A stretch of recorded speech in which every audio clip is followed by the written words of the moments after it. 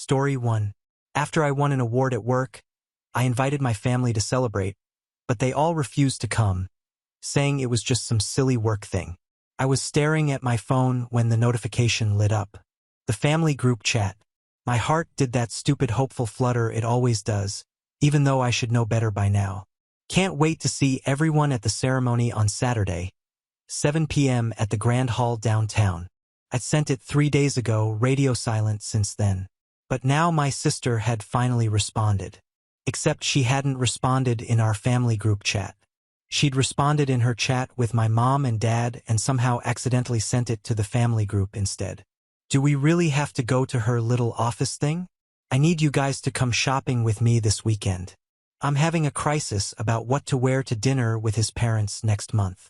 I read it twice, then 3 times. Little office thing. My grandmother's response came within seconds. What ceremony is Natalie talking about? The dots appeared under my mom's name. Disappeared. Appeared again. Finally. Just some work award thing. Nothing major. I watched my grandmother typing. The dots went on forever. When her message finally came through, it was in all caps. Call me right now. I didn't want to call anyone. I wanted to disappear into my couch and pretend I hadn't seen any of this. But my phone was already ringing. Tell me about this ceremony. She said no. Hello. No preamble. It's nothing really. Just Natalie. Her voice had that edge that meant she wasn't playing. Tell me. So I did. I told her about the floods last month. About the emergency displacement crisis. About the 72 hours I'd spent working with the city to prevent 47 families from losing their homes. I'd negotiated emergency housing protections, filed injunctions against predatory landlords trying to exploit the disaster, coordinated with 3 different aid organizations. The legal aid organization was giving me their annual humanitarian award. And your parents said it was nothing major. I felt tears burning behind my eyes. Maybe it isn't. Maybe I'm being dramatic. It's just a plaque and a dinner. Stop, she said. Stop making yourself smaller for them. I pressed my palm against my stomach where the secret I'd been keeping for 4 months was just starting to show. Twins. I'd found out at 8 weeks, right before the floods hit. I'd been waiting for the right moment to tell everyone. Now I just felt stupid for thinking there would ever be a right moment. They do this to you, my grandmother continued, her voice shaking slightly. Your sister needs new shoes.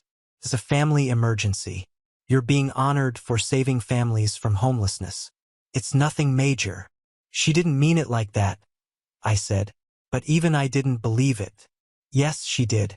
And your parents meant it when they chose shopping over supporting you. She was quiet for a moment. I should have stopped this years ago. I thought they'd realize what they were doing.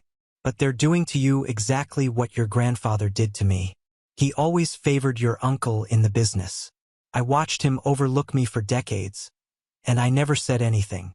Now history is repeating itself, and I'm done being quiet. My sister's next message popped up. Oh my God, I'm so sorry. But seriously, Mom, can we please go shopping? I really need you right now. I needed you too.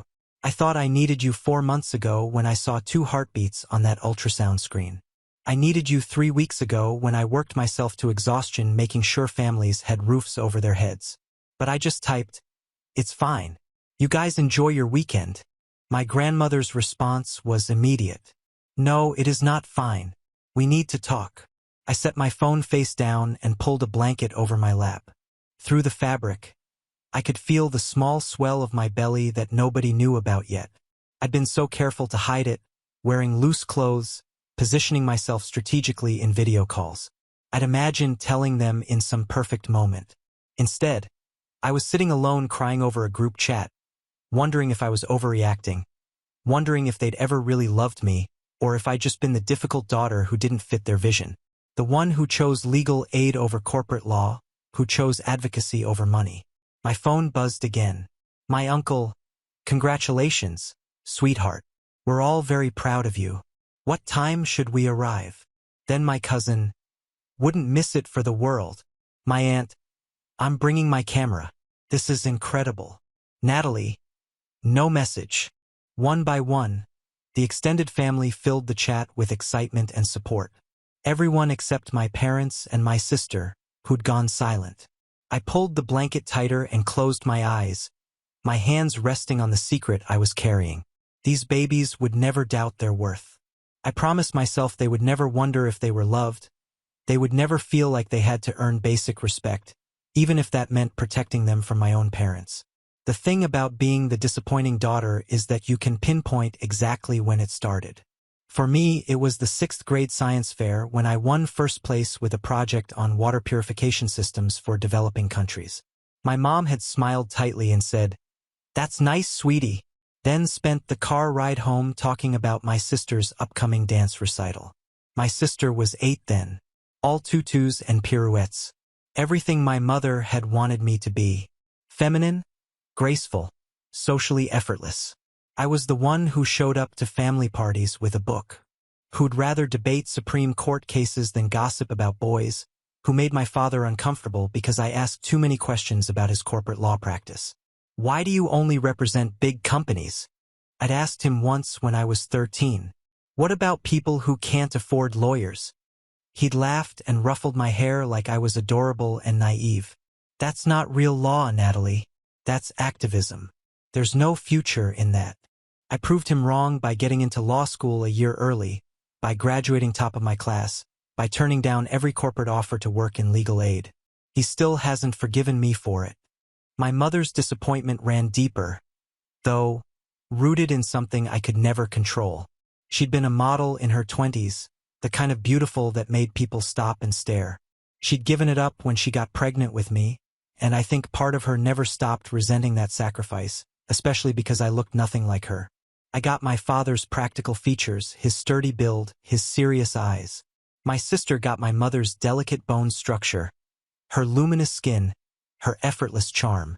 By the time my sister was 16, my mother was living vicariously through her, planning her wardrobe, coaching her on how to pose for photos, pushing her toward the social success she'd never quite achieved herself.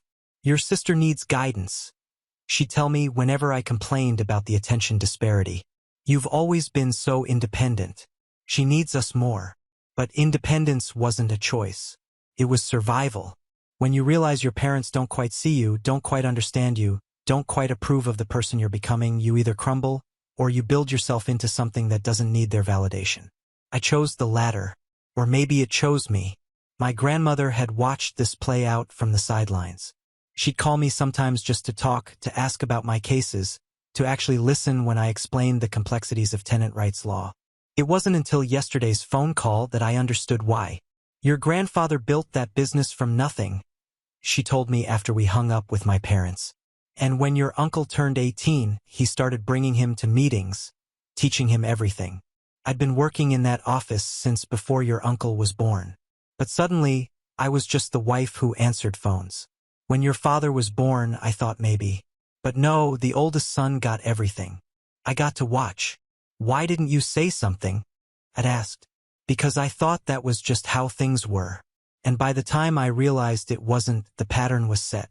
I watched your father grow up seeing women as secondary, and then he married your mother, and she was so beautiful, so perfect for his image. But she'd given up her career. And I think she resented you for inheriting his features instead of hers, for being brilliant instead of beautiful, for not being the daughter she could live through." I'd cried on the phone then, finally hearing someone acknowledge what I'd always felt but never wanted to believe. "And your sister," my grandmother had continued softly. "She knows she's the favorite. She's always known, but favorites are prisoners too. Natalie, she's terrified of losing their approval, of having to stand on her own. Everything she does is about maintaining that position. She can't afford for you to be celebrated because it threatens the only identity she has." Now, sitting in my apartment, I thought about my sister's panic attack last year when our parents suggested she get a job. She'd been 26, living at home, funded by their credit card. The thought of independence had sent her into a spiral that lasted weeks. They'd backed off, called her sensitive, said she needed more time. When I'd moved out at 22, they'd barely helped me pack. My phone buzzed. "My grandmother. I'm coming over tomorrow. We need to talk about Saturday and about those babies you're carrying." Yes, I figured it out. A great-grandmother knows. I smiled despite everything, my hand moving to my stomach. At least someone was paying attention. I didn't sleep that night or the next one. I kept replaying the group chat message in my head, dissecting every word, wondering if I was making too much of it. Maybe they really did have plans. Maybe my sister genuinely needed support. Maybe I was being selfish, expecting them to drop everything for me. At 3 o'clock in the morning on Thursday, I found myself scrolling through old photos on my phone. Christmas mornings where my sister got 3 times as many presents. My high school graduation where they'd left early for her volleyball game. My law school acceptance party that got canceled because she had a bad breakup and needed them. But there were good memories, too. My dad teaching me to ride a bike. My mom braiding my hair before picture day. Family dinners where we all laughed together. Those moments felt real, didn't they? The pregnancy hormones weren't helping. Everything felt amplified, raw. I cry over commercials, then cry because I was crying. My therapist had warned me that the second trimester would bring emotional intensity, but I hadn't expected this constant war between hurt and guilt because I did feel guilty. The extended family was in the group chat now, calling out my parents, demanding explanations. My aunt had posted something cryptic on social media about showing up for the people who matter. My uncle had apparently called my father directly. The whole family knew, and I felt responsible for the chaos. "You're causing drama." My sister had texted me privately. "Can't you just let it go? They're going through a lot right now." "What are they going through?" I'd asked. "Just stuff you wouldn't understand." That was her favorite phrase. You wouldn't understand. As if my feelings were somehow less valid than hers, my struggles less real. But what if she was right? What if I was being over-dramatic? What if the hormones were making me blow this out of proportion? It was just one event. They'd been there for plenty of other things, hadn't they? I tried to remember my college graduation. They'd come, but left right after the ceremony for my sister's birthday dinner. My first big case when my dad had said, "Good for you," and changed the subject. The time I was hospitalized with pneumonia. They'd visited once briefly because my sister had a date she was nervous about. My grandmother showed up Friday afternoon with homemade soup and the kind of no-nonsense energy that made me feel like I could breathe again. "You look terrible," she said, setting the soup on my kitchen counter. "Thanks. I mean it. You're not sleeping. You're second-guessing yourself." She sat down at my small dining table and gestured for me to join her. "Tell me what you're thinking." So I did. I told her everything. The guilt, the confusion, the fear that I was being vindictive instead of just hurt, the worry that I was manufacturing drama, that I was being ungrateful, that I was the problem. "And what if my babies end up being just like me?" I said, my voice cracking. "What if they're serious and bookish and not what my parents want? What if I have to watch my children go through what I went through?" My grandmother reached across the table and took my hand. Her skin was paper-thin, spotted with age, but her grip was firm. "Then you protect them," she said. "That's what I should have done for you. I should have said something when you were young, when the pattern was just starting. Instead, I told myself it would get better, that your parents would realize what they were doing. I was wrong. But what if I'm wrong about them? What if they love me and I just can't see it? Love isn't just a feeling, Natalie. It's action. It's showing up. It's choosing someone even when it's inconvenient." She squeezed my hand. "Do you know what your mother said to me when I called her yesterday?" She said, "You were always so capable, so independent, that you didn't need them the way your sister did. As if needing less attention meant deserving less love." I felt tears sliding down my face. "I tried so hard to be what they wanted." "No, sweetheart. You tried so hard to be good enough for them to love. But that's not how it works. You were always enough. They're the ones who failed to see it." We sat in silence for a while, my grandmother's hand warm in mine. Outside my window, the city moved on. People living their lives, unaware of my small crisis, my breaking family, my uncertain future. "Tomorrow," my grandmother said finally, "you're going to walk into that ceremony with your head high. You're going to accept that award for the incredible work you did. And you're going to let yourself feel proud. Not guilty, not conflicted. Proud." I nodded, but I wasn't sure I believed it yet. The floods had started on a Tuesday. I'd been working late at the office when my phone lit up with emergency alerts, and within an hour, the city's low-income neighborhoods were underwater. I'd driven through rising water to get to the community center, where families were already gathering with whatever they'd managed to grab. I was 12 weeks pregnant then, though nobody knew.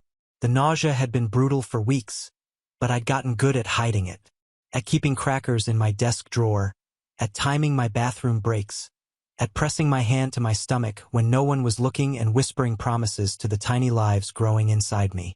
The first night, I'd worked until 4 in the morning coordinating with the city's emergency services, calling every contact I had in housing advocacy, filing emergency motions to prevent landlords from evicting displaced tenants. I'd thrown up twice in the bathroom, once from morning sickness and once from exhaustion, then gone back to making phone calls. By Wednesday afternoon, I'd identified 47 families at immediate risk. Their buildings were damaged, insurance companies were already denying claims, and landlords were circling like vultures with eviction notices. These weren't just statistics. They were people. A grandmother with 3 grandchildren, a single father with a newborn, a family who just started to rebuild after the last disaster. I'd sat in a folding chair at the shelter, my laptop balanced on my knees, drafting injunctions while pregnant women around me tried to soothe crying babies. The irony wasn't lost on me. I was pregnant, too, but I couldn't stop to rest. If I stopped, these families would lose everything. Thursday, the nausea got worse. I'd been standing in front of a judge arguing for emergency housing protections when the courtroom started spinning. I'd gripped the podium, forced myself to focus, made my case. The judge granted the injunction. I'd made it to the bathroom before collapsing. One of my colleagues had found me there 20 minutes later, sitting on the floor with my head between my knees, trying not to pass out. "Are you sick?" she'd asked. "You need to go home." "I can't. The housing authority meeting is in an hour." "These families, Natalie, you're going to kill yourself." I'd almost laughed. I was growing 2 humans while trying to save 47 families from homelessness. Kill myself seemed like an understatement. Friday had been the worst. The building inspectors were finishing their assessments and I'd spent the day running between 3 different locations, carrying boxes of legal documents because the power was out and I couldn't print anything. My back ached. My feet were swollen. I'd been wearing the same clothes for 3 days. I'd been climbing stairs to reach a housing authority office on the 4th floor when it happened. The cramping started suddenly, sharp and terrifying. I dropped the box of documents, papers scattering down the stairs, and pressed both hands to my stomach. "Not now, please. Not now." I'd sat down on the stairs, breathing through the pain, tears streaming down my face. I couldn't lose them. Not after everything. Not when families were depending on me. Not when I'd already imagined their faces, their personalities, their futures. The cramping had lasted 15 minutes. 15 minutes of me sitting alone in a dark stairwell, praying to anyone who might be listening. When it finally stopped, I'd gathered the papers, climbed the stairs, and finished the meeting. Later, in the emergency room, the doctor had looked at me with a mixture of anger and disbelief. "You're pregnant with twins," she'd said, pointing at the ultrasound screen. "And you've been doing what?" "Working. There was an emergency. You are the emergency. Your blood pressure is through the roof. You're dehydrated. You're showing signs of extreme stress." She'd leaned forward. "If you keep this up, you could lose them. Do you understand?" I'd understood, but I'd also understood that 47 families were counting on me, and I was the only one who could help them. So I'd gone back to work. By Saturday, when the last family was safely housed with legal protections in place, I'd worked 102 hours in 5 days. I'd lost 8 pounds. I'd had 3 more false alarm cramping episodes, but everyone was safe. Now, walking into tomorrow's ceremony, everyone would see the photos from that week. Me arguing in court with dark circles under my eyes. Me at the shelter coordinating with aid workers. Me carrying boxes up those stairs. What they wouldn't see in the photos was that I was pregnant, that I was terrified, that I was risking everything. But my family would know once I told them. and their absence would mean something different then. Not just missing a ceremony, but missing the recognition of what I'd sacrificed, what I'd risked, what their future grandchildren had endured. Because I couldn't stop fighting for people who needed help. I touched my stomach where the twins were growing steadier now, stronger. I'd made it through. We'd all made it through. Tomorrow I'd tell everyone. Tomorrow the world would know what this award really meant. Saturday morning, my phone lit up at 8 a.m. "Hi, honey. We won't be able to make it tonight. Your sister really needs us right now. She's going through something difficult. I'm sure you understand. Congratulations on your award." I stared at the message for 5 minutes. The exclamation point felt like a slap. Congratulations, but not enough to actually show up. I typed and deleted 3 different responses. Finally, I just sent back a thumbs-up emoji. My grandmother called immediately. "Don't you dare cancel on yourself." "I'm not. I'll be there." "Good. I'll pick you up at 6. Wear something that makes you feel powerful." I chose a navy dress that hid the small bump but fit well everywhere else. When I looked in the mirror, I almost looked like someone who had it together. The grand hall was more crowded than I'd expected. The floods had brought media attention. There were reporters with cameras, local officials, even television crews. My grandmother arrived right on time, wearing her best suit and the pearls my grandfather had given her 40 years ago. Ready? I wasn't, but I nodded anyway. The extended family had claimed 3 rows near the front. My aunt, uncle, cousins, even relatives I barely knew had shown up. They waved when they saw me, their faces full of genuine pride. My grandmother guided me to a seat reserved for honorees. My parents' empty seats in the family section felt like a black hole. I kept glancing at the door, hoping they'd rush in at the last minute. They didn't. At 7:15, the ceremony began. I was last, the humanitarian award that closed the evening. When my video started playing on the screens, I wasn't prepared. The organization had compiled footage from the flood week, news clips, photos from the shelter, courthouse footage. There I was, exhausted and determined, arguing for families who couldn't argue for themselves. I saw myself carrying boxes up those stairs.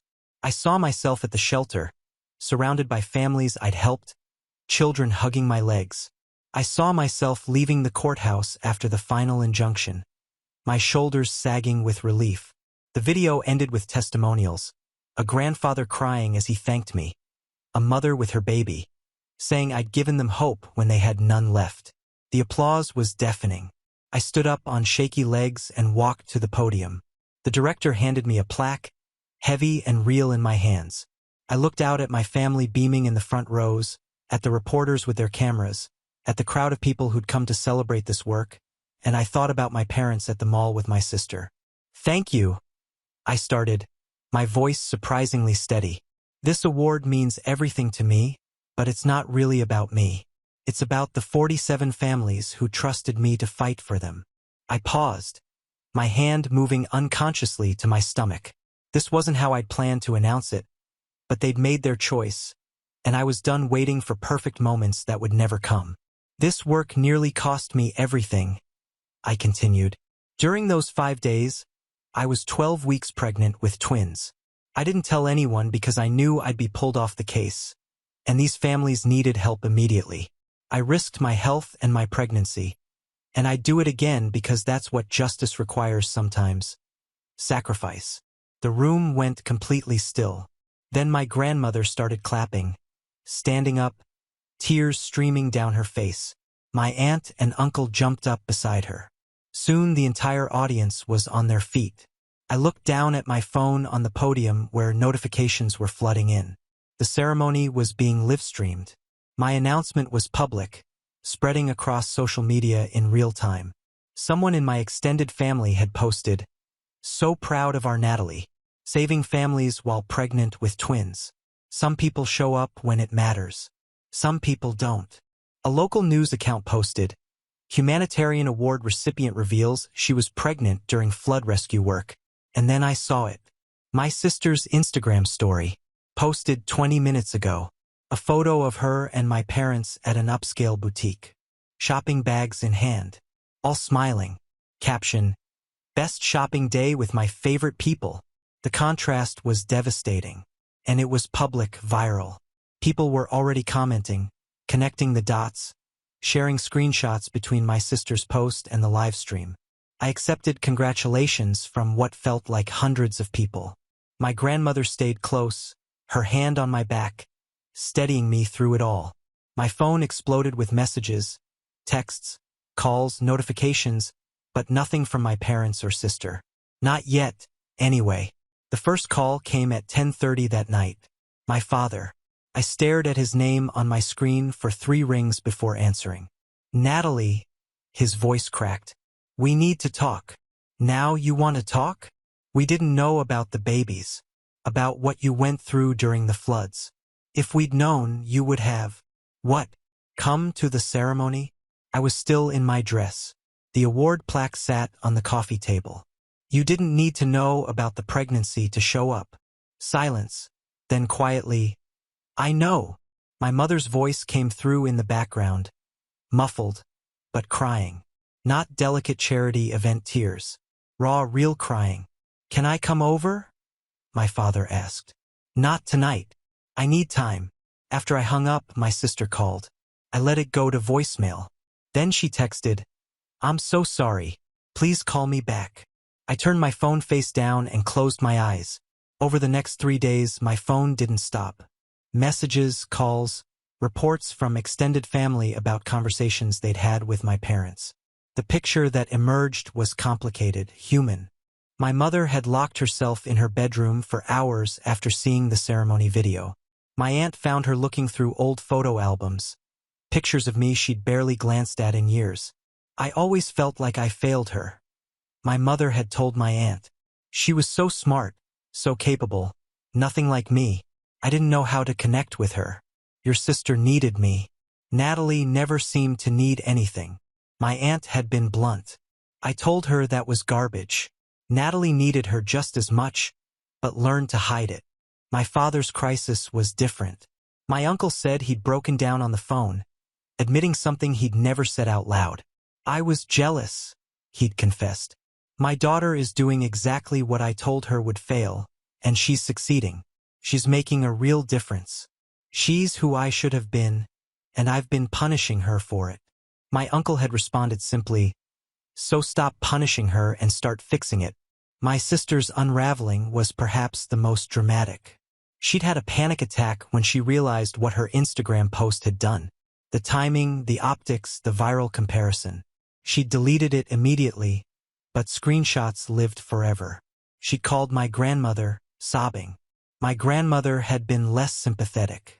You've built your entire identity on being the favorite, my grandmother had told her. You've never had to figure out who you are because you've been too busy maintaining your position. You need to learn who you are when you're not being chosen over someone else. My sister had started therapy twice a week, diving into the realization that her dependence on our parents wasn't just financial, it was existential. She'd never developed her own sense of self because she'd been too busy being the golden child. I don't know who I am without them telling me I'm special, she told my grandmother. I don't know how to do anything on my own. And now I'm the villain in this story and I don't know how to fix it. I listened to all these reports with mixed feelings. Part of me felt vindicated. They were finally seeing what they'd done, finally feeling the consequences. But another part felt uncomfortable with their suffering. They were human. Flawed, yes, but human. My mother's texts became more frequent, more raw. I spent so long trying to relive my youth through your sister that I forgot to see you. I forgot to ask what you needed. I'm so sorry. I saw the video of you carrying those boxes while pregnant. I should have been there helping you. I should have been your mother. I'm ashamed. I'm so ashamed of what I've done to you. My father's texts were shorter, more stilted, like he was struggling with words that didn't come naturally. I was wrong about your work. I was wrong about you. Can we please talk? I need to explain or try to. I'm proud of you. I should have said that years ago. I should have said it every day. My sister's messages were the longest, pages of stream of consciousness apologies and self-reflection. I knew they favored me. I've always known and I liked it, which makes me a terrible person. I was so scared of losing that favoritism that I never questioned if it was right. I'm going to therapy. I'm trying to understand why I am the way I am. I don't expect you to forgive me. I just want you to know I'm trying to be better. I read all of it. I felt all of it, but I didn't respond. Because recognition isn't the same as change. Feeling guilty isn't the same as doing better. They were devastated now, with social pressure and public humiliation forcing them to confront their behavior. But would they still be devastated in 3 months, 6 months, when the attention faded and old patterns became comfortable again? My grandmother said it best when she came over 5 days after the ceremony. "They're hurting," she said, settling into my couch with tea. "That's real. But hurt isn't the same as transformation. Anyone can feel bad when they're caught. The question is whether they'll put in the actual work to change." My grandmother called a family meeting 2 weeks after the ceremony. Not at my parents' house or mine. Neutral ground at her apartment. My parents, my sister, and me. No extended family. This was for immediate family only. I almost didn't go. But my grandmother had asked, and I couldn't say no to her. When I arrived, my parents and sister were already there, sitting on opposite ends of her couch like children called to the principal's office. My mother had lost weight. My father looked exhausted. My sister's expensive highlights were growing out. "Sit," my grandmother said to me, gesturing to an armchair. She remained standing. "I'm going to tell you all a story," she began, "and you're going to listen without interrupting." She told us about my grandfather, about working in his business from the beginning, handling books, managing clients, keeping everything running, about how my uncle turned 18 and suddenly became the heir apparent while she was relegated to administrative tasks. "I told myself it was just how things were," she said, her voice steady, but hands trembling. "That's what women did then. But it wasn't about era or tradition. It was about your grandfather believing sons mattered more than wives." She looked at my father. "You grew up watching your mother be dismissed. You grew up believing that was normal. And then you had 2 daughters and you brought those same patterns into your own family." My father opened his mouth, but my grandmother held up her hand. "I watched you do to Natalie what your father did to me," she continued. "I watched you favor one daughter over the other, and I said nothing. I told myself you'd figure it out. I was wrong to stay silent." She turned to my mother. "You gave up your career for motherhood, a valid choice, but then you tried to live through your younger daughter instead of supporting both children as they actually were." My mother cried silently. "And you," my grandmother said to my sister, "you've been a prisoner of favoritism. You've never developed real strength because you've always had their approval. That's not your fault. Children don't choose these dynamics, but you're an adult now. It's your responsibility to break free." The room was silent, except for my mother's quiet sobs. "Natalie is pregnant with twins, my great-grandchildren, and I will not allow them to grow up in a family that repeats these patterns." She walked to her desk and pulled out a folder. "I've updated my will. Natalie and her children are now primary beneficiaries, not as punishment, but as protection." My father stood up abruptly. "Mom, you don't need to. Sit down," he said. "This isn't about money. It's about accountability. If you want to be part of these children's lives, you will do the work. Real work, consistent therapy, changed behavior, showing up not just when it's convenient, but every time." She looked at each of them. "You will not have access to Natalie or her children unless you prove through sustained action that you've changed. Months of therapy, respecting Natalie's decisions, understanding that trust is rebuilt slowly, if at all." "How long?" my sister asked, her voice small. "As long as it takes," my grandmother said. "This isn't a test with a finish line. This is fundamental change, and Natalie decides at every step whether your efforts are genuine." She placed her hand on my shoulder. "I failed you by staying quiet. I won't fail your children. They will know family is built on consistent love, not conditional approval." My mother spoke, her voice broken. "We love her. We love Natalie. We just didn't know how to show it." "Then learn," my grandmother said simply. "Love is a verb. It requires action." "Can I say something?" I asked quietly. My grandmother nodded. I looked at my parents and sister. I want you in my life. I want you to know your grandchildren. But I can't keep being the one who adapts, who forgives, who makes it easy for you to keep hurting me. If you want back in, you have to do the work. And I get to decide if the work is enough. My father was crying now, too. We'll do whatever it takes. Then start by actually doing it, I said. Not grand gestures, not expensive gifts, just consistent, boring showing up. For months, for years. However long it takes for me to trust you won't disappear the next time I'm not convenient. My grandmother squeezed my shoulder. Meeting adjourned. Everyone out except Natalie. They left quietly, separately. My grandmother and I sat in silence. Thank you, I finally said. I should have done it decades ago, but at least I'm doing it now. At least your babies will grow up protected. I touched my stomach, feeling the flutter of movement. Protected. They would be protected. The nightmare started a week after the family meeting. I'd wake up at 3 a.m., heart racing, convinced I'd made a terrible mistake. In the dreams, my children were grown, asking why they never got to know their grandparents. You took that choice from us, dream daughter would say. I'd wake up gasping, reaching for my phone to call my parents and take it all back. Then I'd remember why I'd set the boundaries, and the guilt would twist into something more complicated. Was I being cruel, taking away their grandchildren as punishment? Would my kids resent me someday? My therapist's office became my refuge. Twice a week, I'd sit on her couch and try to untangle the emotions. Tell me about the guilt, she'd say. I feel like I'm doing to them what they did to me, excluding them. Is that what you're doing? I think about it. No, I'm protecting myself, protecting my children. But it still feels cruel. Protection and punishment can look similar from the outside, she'd say. But they come from different places. Are you cutting them off to hurt them? Or to keep yourself safe? Safe, I'd whisper. But what if I'm wrong? What evidence would you need to believe they've changed? That was the question keeping me up at night. What would be enough? 3 months of therapy? 6? How many times would they need to show up before I could trust they wouldn't disappear again? My best friend found me crying over baby clothes one evening. What's wrong? I bought 2 sets of everything, I said, holding up tiny socks. One to wear, one to save. But what if they ask about their grandparents? What if they want to know why there aren't more people in their baby photos?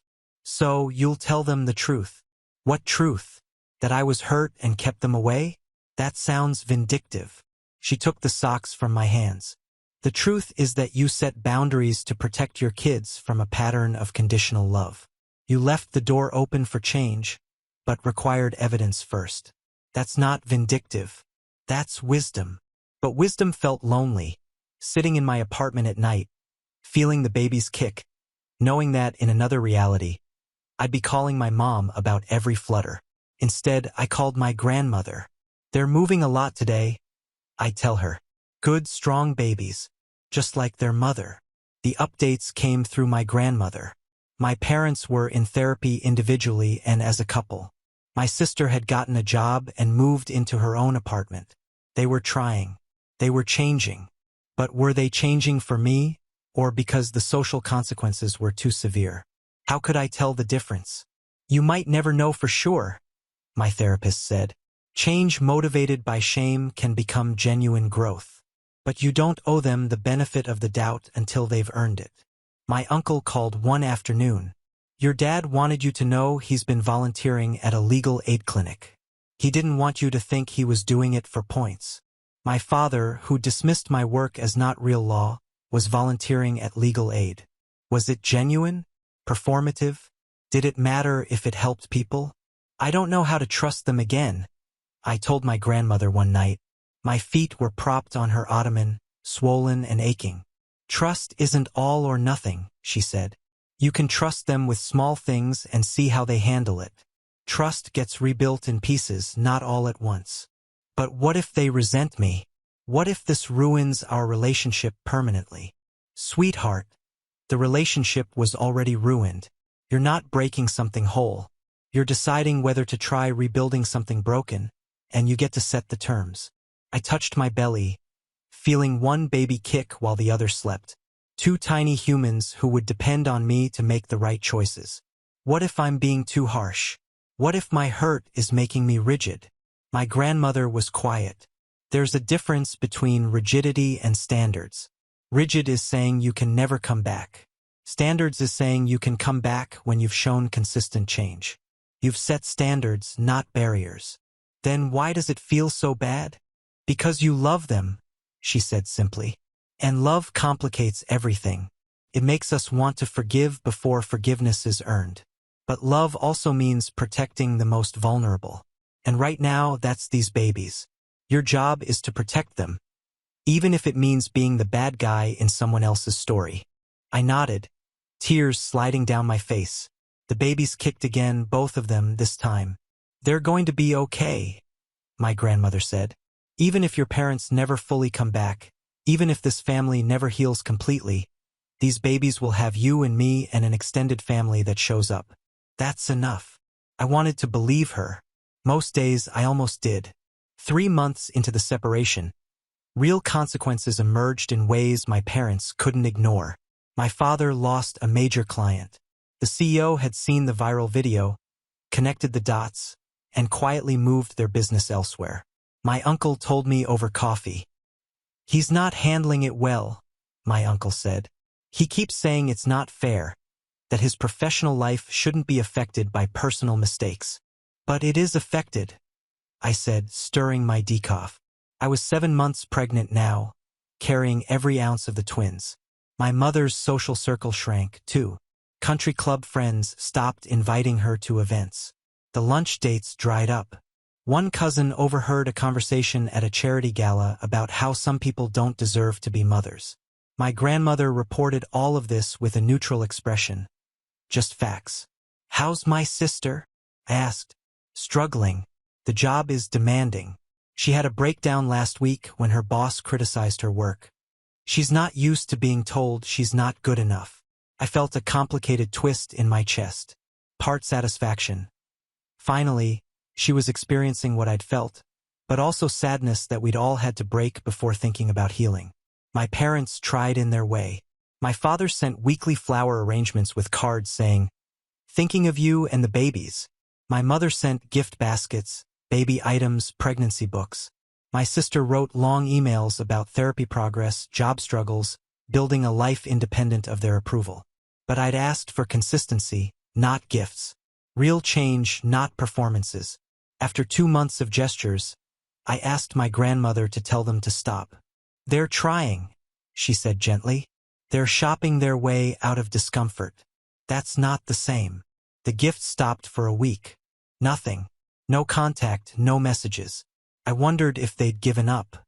Then my uncle called. Your father asked if he could come to one of your prenatal appointments. Not to talk to you, just to sit in the waiting room, to be nearby. He wanted me to ask because he was afraid you'd say no. I thought about it for 3 days. My therapist and I spent an entire session discussing it.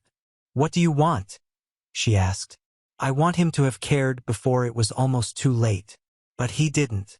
So what do you want now? Finally, I want to see if he can follow a simple boundary. Sit in a waiting room without making it about him. I said yes. With conditions, he could come. He could sit in the waiting room. He could not approach me, speak to me, or make demands.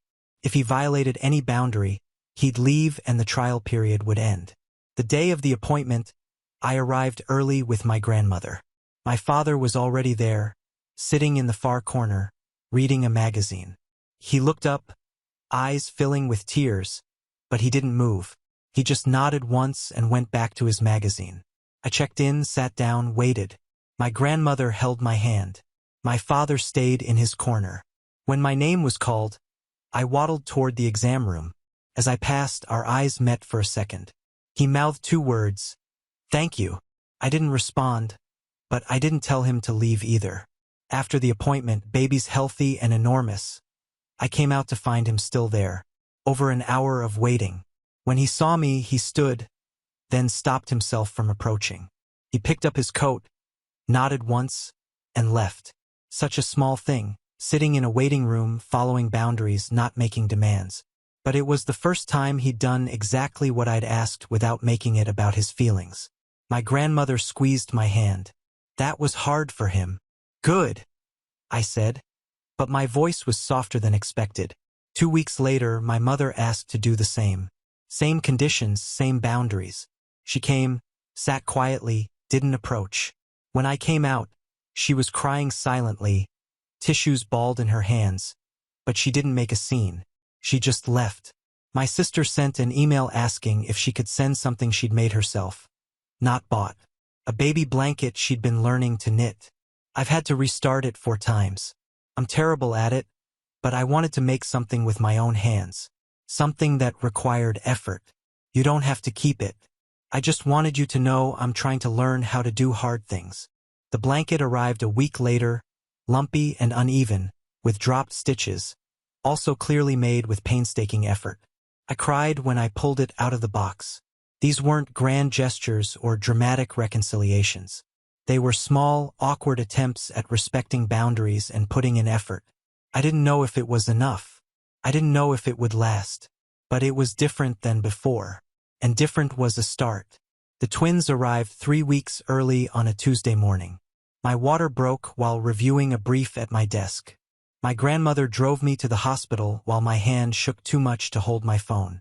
Call the family, I managed between contractions. Which family? She asked carefully. All of them. They should know. The labor was long, 18 hours of contractions and exhaustion. My grandmother stayed the whole time, holding my hand, telling me I was doing great even when I was certain I was dying. My aunt and uncle arrived around hour 6. My cousins during hour 10. The waiting room filled with extended family who'd shown up at the ceremony, who'd called and visited throughout the pregnancy. My parents and sister arrived separately around hour 12. My grandmother went out to speak with them. They're asking if they can see her, she reported back. I told them that was up to you. I was too exhausted to think straight. Not yet. After the babies are born, maybe. At 2 o'clock in the morning, my daughter was born. 3 minutes later, my son followed. Small but healthy, crying loudly, perfect in every impossible way. When the nurse placed them in my arms, one on each side, I understood why my grandmother had fought so hard. These tiny humans were mine to protect, mine to keep safe from anything that could hurt them, even from their own grandparents. The extended family came in first in small groups. They held the babies, took pictures, cried happy tears. My aunt whispered that my parents were still waiting. 14 hours now. Do you want to see them? She asked gently. I looked at my children, sleeping peacefully, unaware of the complicated dynamics surrounding them. Yes, but separately, one at a time, only a few minutes. My father came in first. He stood in the doorway, staring at the babies, tears streaming down his face. He'd aged in 6 months. More gray hair, deeper lines. Natalie, he said, voice breaking. They're beautiful. You can come closer, but don't touch them yet. He approached slowly, looked down at the sleeping twins, tears falling faster. I'm so sorry for everything, for missing so much, for failing you. I didn't respond, just watched him look at his grandchildren. I know I have to earn my way back, he said. I'm in therapy twice a week, volunteering at the legal aid clinic, trying to understand why I became the kind of father who could miss his daughter's biggest moments. That's good, but it's only been 6 months. I need to see consistency over years. He nodded, wiping his eyes. Whatever it takes, however long. I let him stay 5 more minutes before asking him to leave. My mother came in next, hands shaking, face swollen from crying. Oh, Natalie, they're perfect. You can look, but don't touch. She nodded, moved closer, stared at them, then looked at me. I've started therapy too, twice a week. We're working on why I projected onto your sister. Why I couldn't see you for who you were. That's what your therapist says. What do you say? I say she's right. I was a terrible mother to you. I'm ashamed and determined to be better. They deserve better. You deserved better. I let her stay a bit longer, then asked her to leave. My sister came in last, looking exhausted and anxious. "Hi," she said softly. "Hi." She approached carefully. "They're so small, 6 pounds each. I made them something else." She pulled out a package. Matching hats. Not perfect, but I made them. I unwrapped them. 2 tiny knitted hats, uneven but made with obvious care. "Thank you." I got the job at the nonprofit that helps displaced families. Working there for 2 months. "I thought you should know." I looked at her. "Why that job?" "Because I wanted to understand what you do, why it matters." I met a mother last week who cried because we helped her keep her apartment. She said we saved her family, and I thought about you doing that every day. And now you understand. I'm starting to. About privilege, about what I've taken for granted. About who I could be if I actually tried. She looked at me with red-rimmed eyes. "I know I can't undo the past, but I'm trying to be someone these babies wouldn't be ashamed to know." I felt tears sliding down my face. "That's going to take time." "I know. I'm ready." After she left, I was alone with my babies and grandmother. The room was quiet except for their soft breathing. "You did well," my grandmother said. "Did I? Letting them see the babies? Was that a mistake?" "No, it was a boundary. They met their grandchildren on your terms, with your conditions. That's how trust rebuilds, carefully, slowly, with clear expectations." I touched each baby's tiny hand. "What now?" "Now they prove themselves. Monthly supervised visits, continued therapy, respect for your decisions. If they can do that consistently, then maybe in a year or 2 things can grow. And if they can't, then these babies will grow up surrounded by the family who showed up. They'll be loved. They'll be fine." I nodded, exhausted and cautiously hopeful. My parents had hurt me deeply, but they were trying. The question was whether trying would turn into being. Only time would tell. 2 years passed in the way time does with young children, simultaneously crawling and flying. My twins were now toddlers with opinions and personalities and an alarming ability to climb everything. My parents had kept their promises. Therapy every week, monthly supervised visits that became every other week after the first year. Showing up to small moments. First steps, first words, birthdays. They followed every boundary, never pushed for more than I was willing to give. But distance remained, a formality that hadn't existed before. The twins called my grandmother Grandma. She babysat every Tuesday, knew their favorite songs, was the one they ran to for comfort. My parents were Linda and Robert. Names, not titles. I'd never explicitly told the twins to call them that. It just happened when you're not really someone's grandparent in function, only biology. My father noticed. I saw the way his face fell every time my son toddled past him, calling Grandma to my grandmother. But he never complained, never demanded, just kept showing up, kept being respectful. My mother had gone back to school for social work. "I want to understand people better," she told me during one visit. "I want to be able to help the way you help people." She volunteered at a women's shelter now, 18 months consistently, long past the point where anyone was watching. My sister had perhaps changed most dramatically. She'd kept the nonprofit job, got promoted, started dating someone who worked in sustainable housing. She sent the twins' birthday cards she made herself, crafted with obvious effort and questionable artistic skill. But our bond remained fragile. We were cordial. We could talk about work or weather. We saw each other at family events, but we weren't really sisters. We were 2 people who shared DNA and a complicated past, trying to build something from ruins while knowing some things might stay broken forever. "Do you think you'll ever forgive them?" my best friend asked while our kids played at the park. I watched my twins on the slide, my grandmother on a nearby bench, my parents standing at a respectful distance. "I don't know if it's about forgiveness," I said. "It's about acceptance. Accepting that they hurt me. Accepting that they're trying. Accepting that effort doesn't erase harm, but it also matters." "Do the kids notice the distance?" "Not yet. They're too young. But they will eventually." My father had started a foundation funding legal aid organizations. He'd named it after me, the Natalie Foundation. I'd asked him not to, but he'd done it anyway. One of the few times he'd pushed back. I need people to know my daughter taught me what really matters, he'd said when I confronted him. Felt complicated. Genuine effort, yes, but also absolution he hadn't fully earned. Everything felt complicated these days. My mother had asked carefully if she could take the twins to the aquarium. With me present, but letting her lead, I'd said yes, watched her fumble through the outing nervously, checking constantly, making sure she was doing everything right. She was trying so hard it was almost painful to watch. Afterward, my daughter had held my mother's hand walking to the car, just reached up and took it naturally.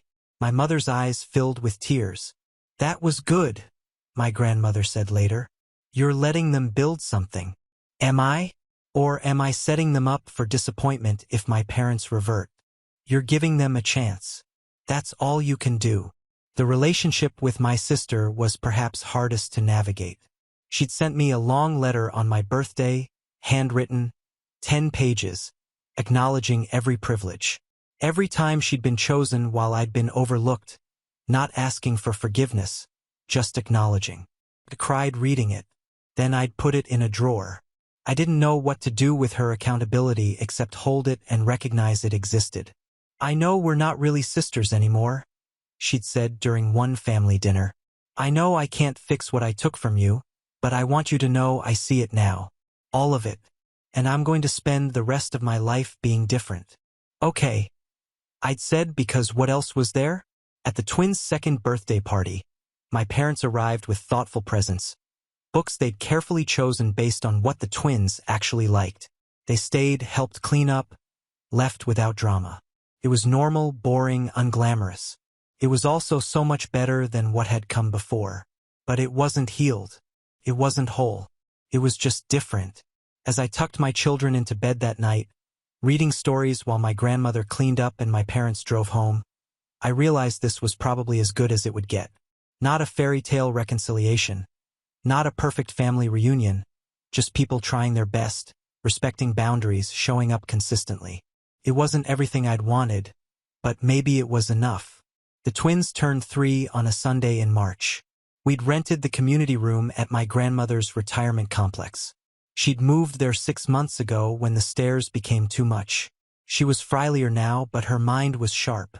The room was packed. My aunt and uncle who'd shown up at the ceremony, my cousins and their children, the extended family who'd filled that waiting room. My best friend, colleagues who'd become friends, and in the corner, keeping respectful distance, my parents and sister. 3 years since that group chat. 3 years of therapy, boundaries, supervised visits, and slow reconstruction. The dynamic had settled into something stable, if not warm.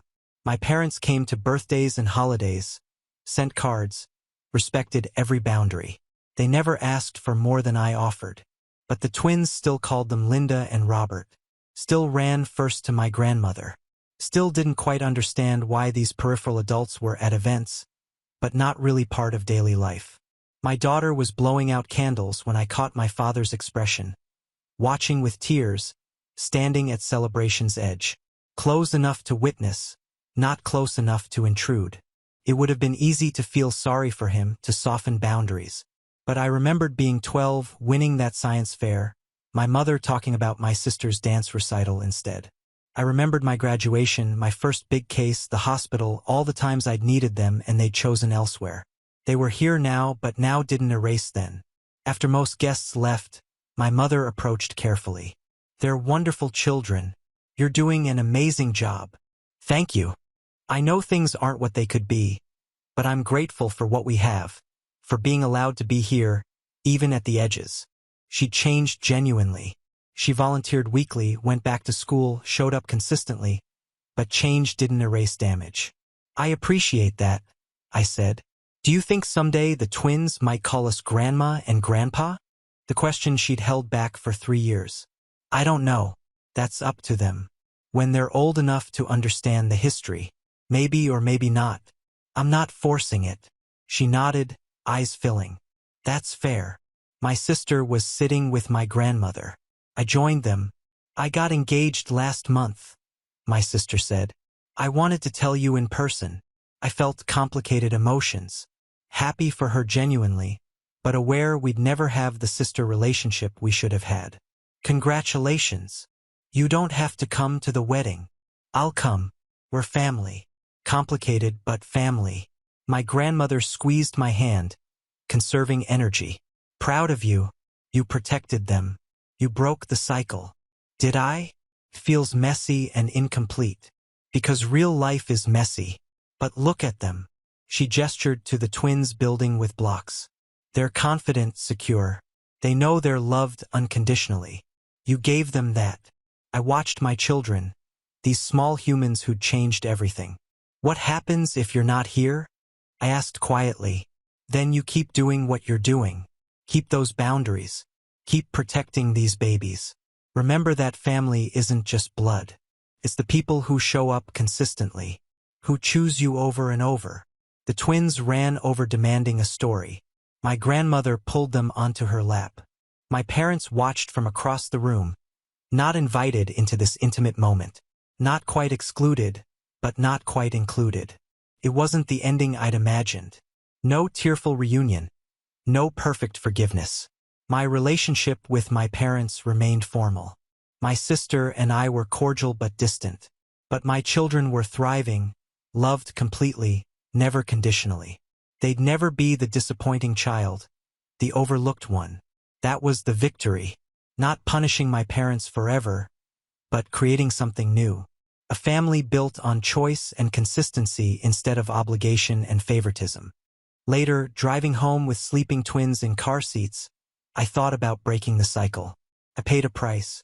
The loss of the family I'd wanted, the distance, the knowledge that some things were permanently broken. But I'd gained integrity, boundaries, self-respect, and children who would never doubt their worth. The twins grew up knowing Linda and Robert were people who'd made mistakes and were working to do better. They called my grandmother Grandma until she passed peacefully when they were 7. Surrounded by family who genuinely loved her. They understood eventually that family is complicated, but consistency matters more than perfection. My parents remained peripheral but present. My sister and I developed cordial friendship, not sisterhood, but something honest. The extended family remained the core, the safe haven. My father's foundation continued funding legal aid work. My mother kept volunteering at the shelter. My sister married and eventually had children of her own, breaking cycles in her own way. The twins grew into confident children who never questioned their worth.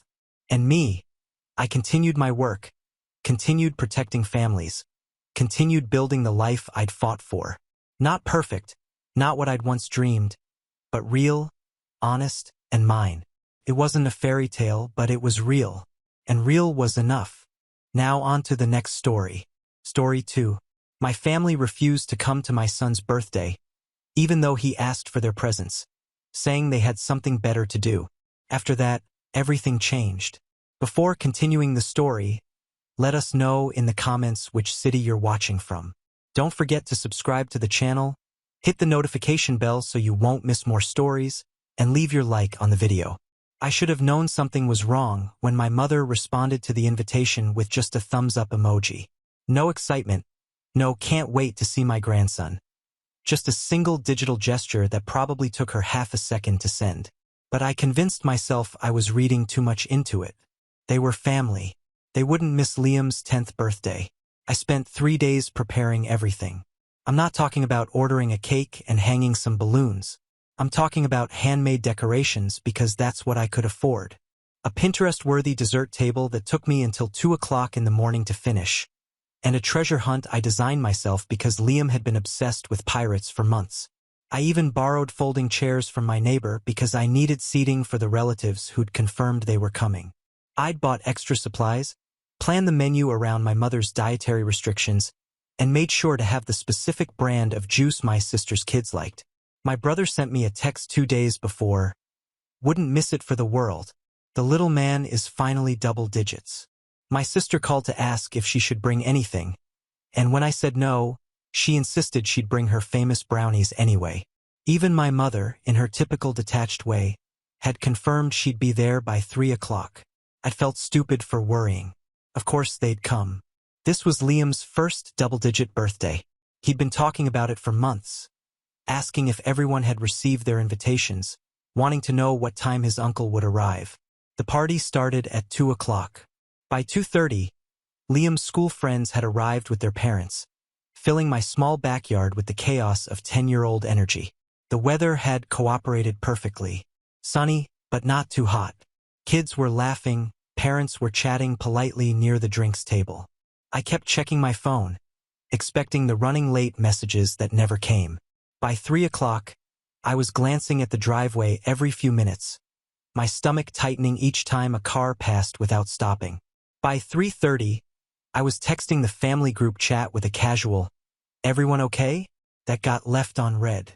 Liam didn't seem to notice at first. He was too busy being a pirate captain, leading his crew of classmates on the treasure hunt I'd stayed up creating. But I noticed. I noticed the empty chairs I'd borrowed. I noticed the extra cake slices that wouldn't be eaten.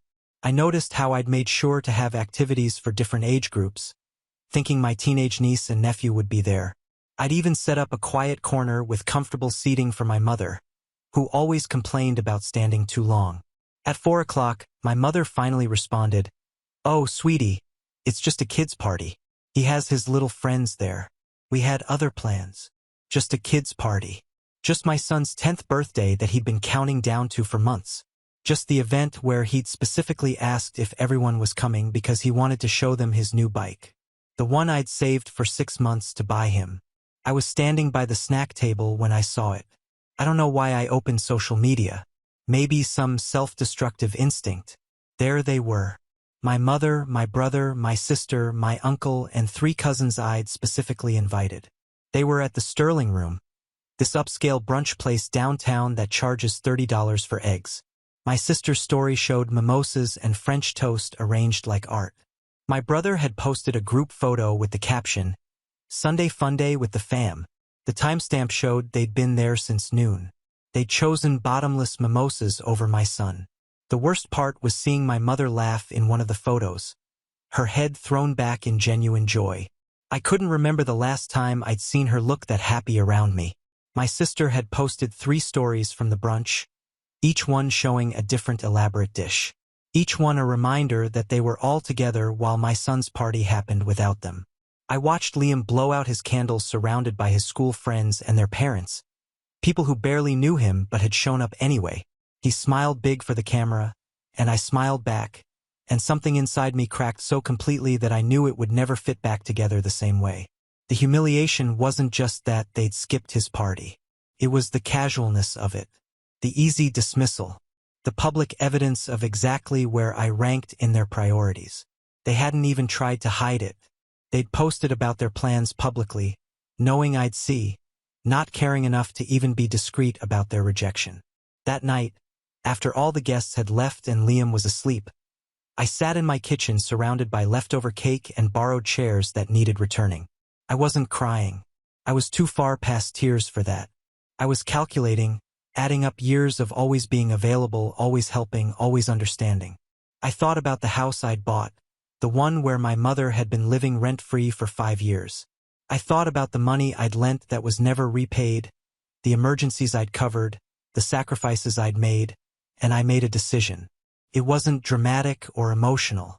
It was cold and clear and certain. This was going to end all of it. I just needed to figure out exactly how. The pattern started long before I even realized I was trapped in it. I was 22 when my mother first asked to borrow money, just $200 for an unexpected car repair. She'd pay me back by the end of the month, she promised.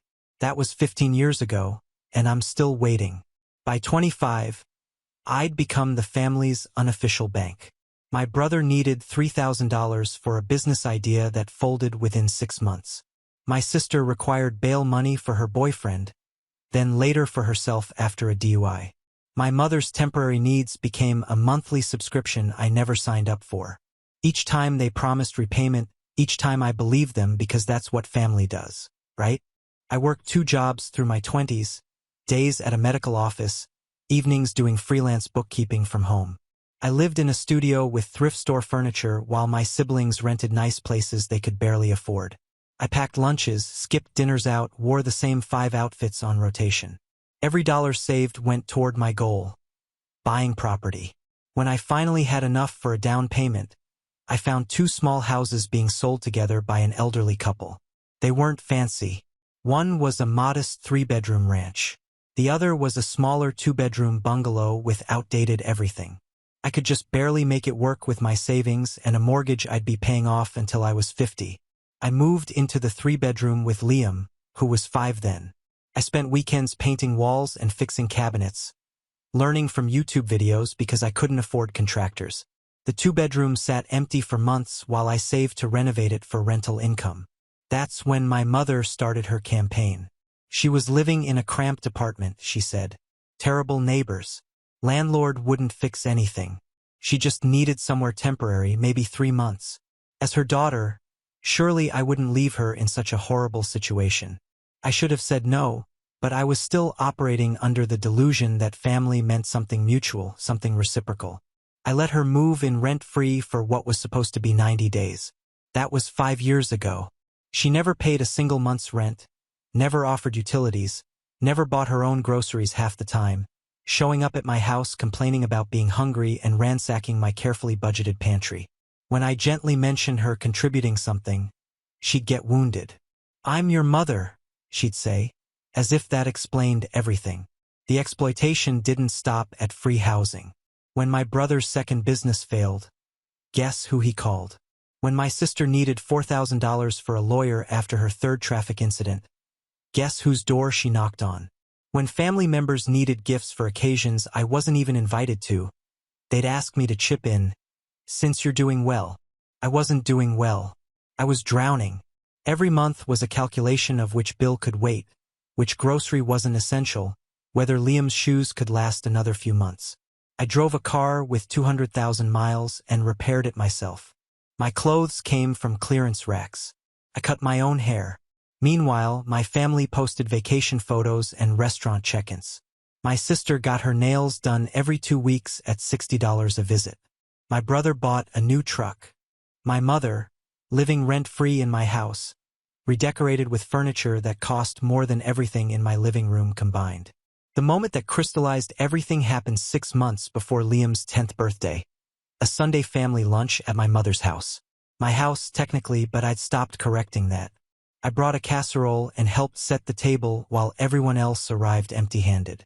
After lunch, my mother didn't ask. She told, "The dishes need doing.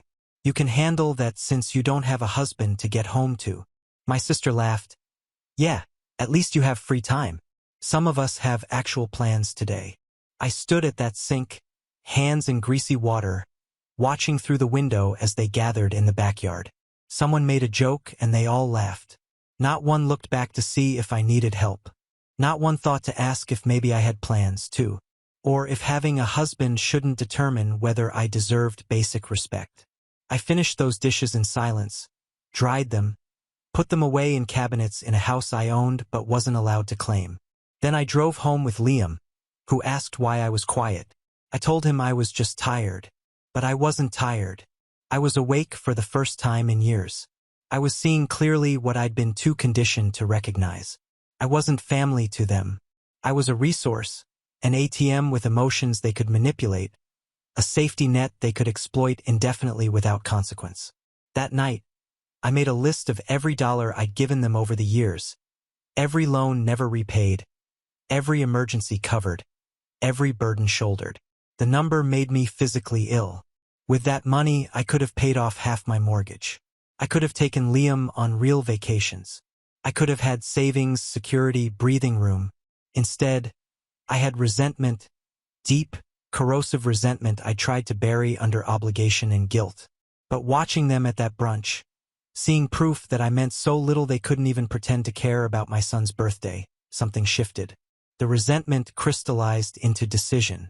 I thought maybe the silent week after the party would give them time to reflect. Maybe someone would apologize. Maybe my mother would acknowledge how much they'd hurt Liam. I wasn't expecting grand gestures, just basic decency. Instead, the following Saturday morning, my sister sent a cheerful message like nothing had happened. "Barbecue at Mom's next Saturday. It's going to be amazing." My mother had sent a detailed list of what everyone needed to bring, organized by name with bullet points. My brother, 2 liters of soda and ice. My sister, 1 store-bought dessert. My uncle, hamburger buns and condiments. My cousins, chips and dip. Then, at the bottom in bold, my name followed by 3 pounds of premium steak, specialty charcoal, imported beer, a fruit platter, and decorative centerpieces. The specialty items alone would cost over $200. Everyone else's contributions combined might reach $60. I read it 3 times waiting for someone to acknowledge the absurdity. But messages kept coming, upbeat and enthusiastic. Not one person questioned why I was expected to provide items costing 5 times what everyone else would spend. My brother sent a voice message, his tone casual. Don't overthink the list. You know Mom just wants it nice. Plus, it's not like you have plans anyway. You never do anything on weekends. That landed like a slap. You never do anything on weekends. As if the weekends didn't count. As if my life only mattered when it served them. Nobody mentioned Liam's party. Nobody acknowledged that a week ago they'd abandoned a 10-year-old who'd been counting down to see them. The cognitive dissonance was stunning. They could skip my son's birthday for mimosas and then expect me to fund their barbecue without any self-awareness. I typed a simple sentence. I won't be attending and I won't be providing the items on the list. The response was immediate. My phone buzzed like an angry hornet. My mother called. I let it go to voicemail. She called again. I declined. Then came the text.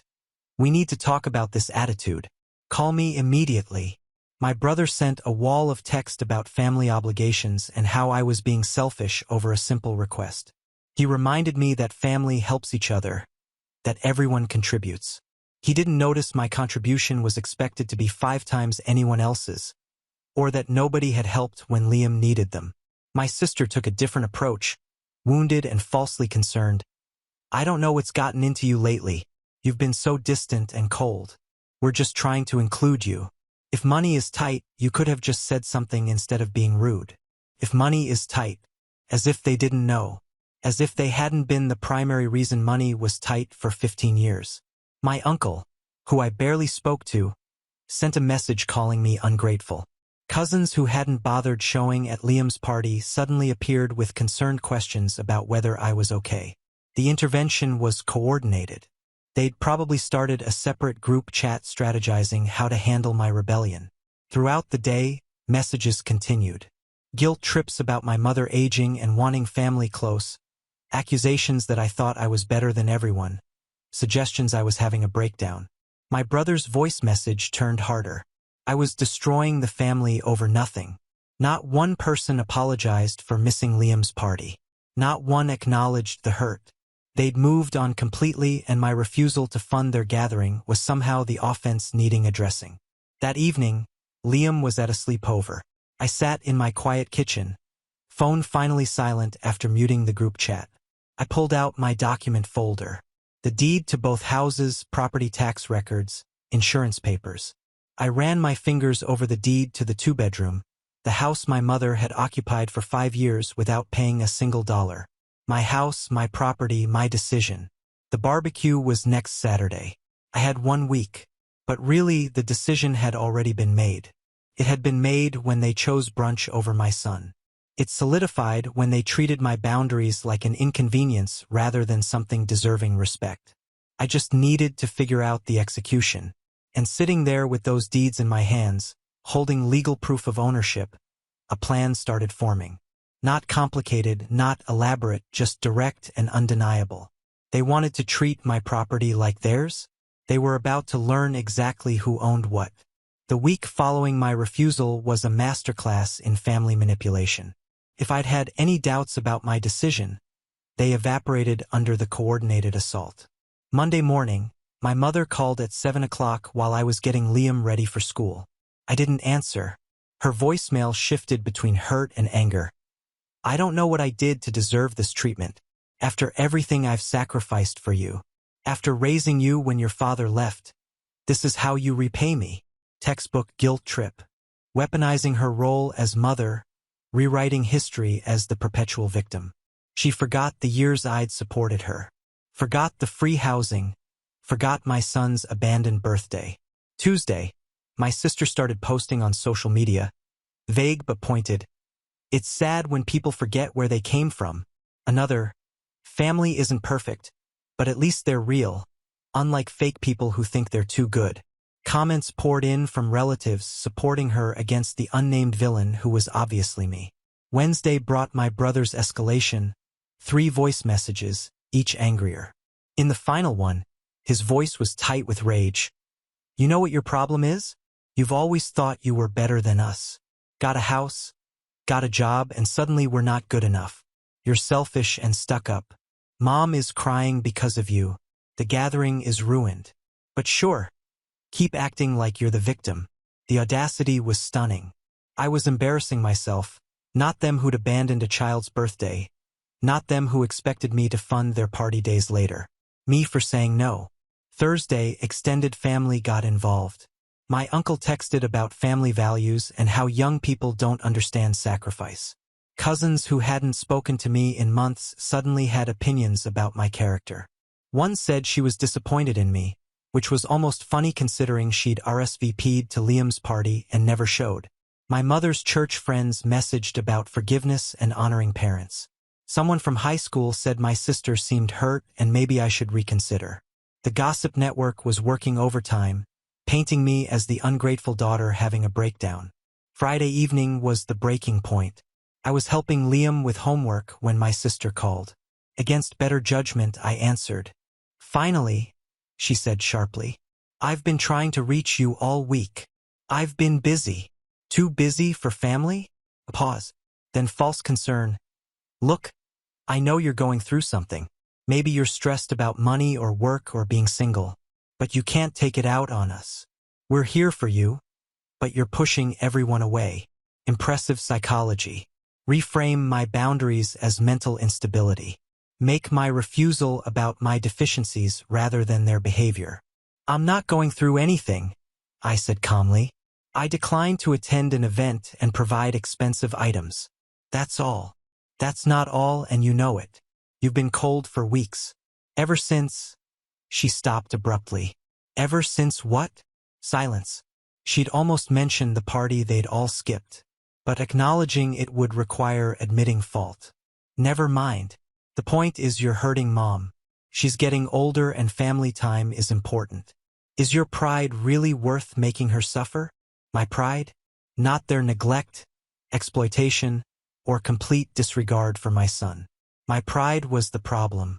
I need to go. Liam needs help with homework. Of course, Liam. Her tone turned bitter.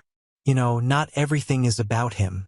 Maybe if you'd put the same energy into family relationships as you do into being a martyr mom, we wouldn't be here.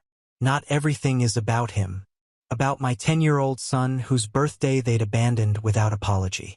That sentence crystallized everything perfectly. I hung up without responding.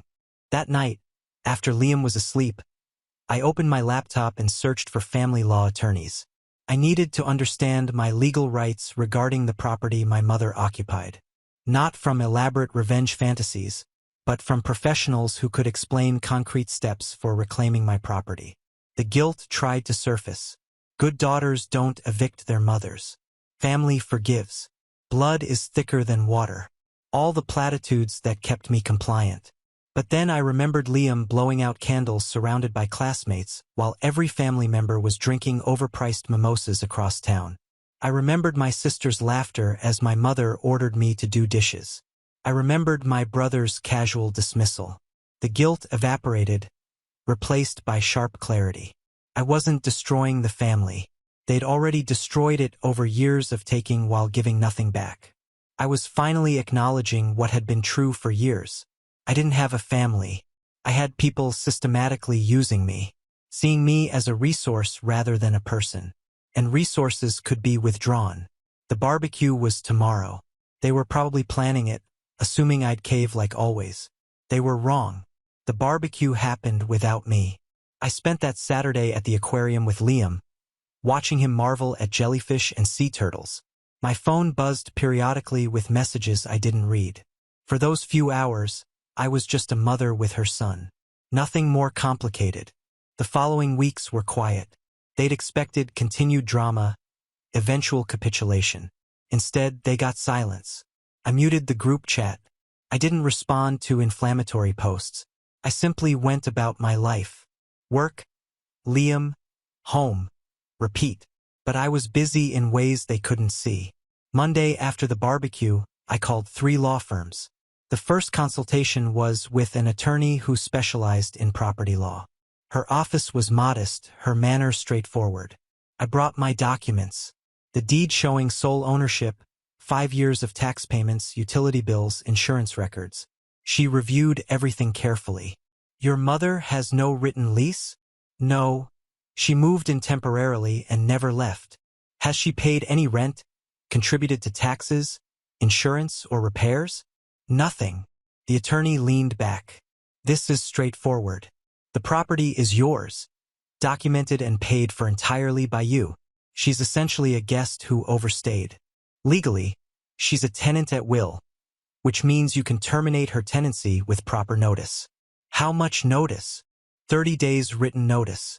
After that, if she refuses to leave, you file for eviction through the courts. With your documentation, it's an open and shut case.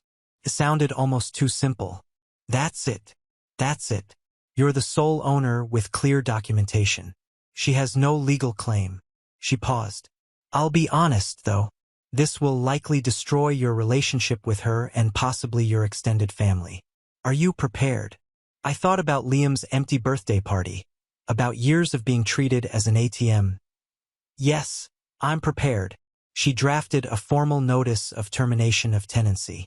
30 days from service, my mother would need to vacate. The attorney recommended having it served by a process server to ensure proper documentation. I chose the process server. I wanted this handled professionally, with no room for argument. Next was the practical side. I called the utility company and confirmed all accounts were in my name. I verified I could request service changes as the property owner.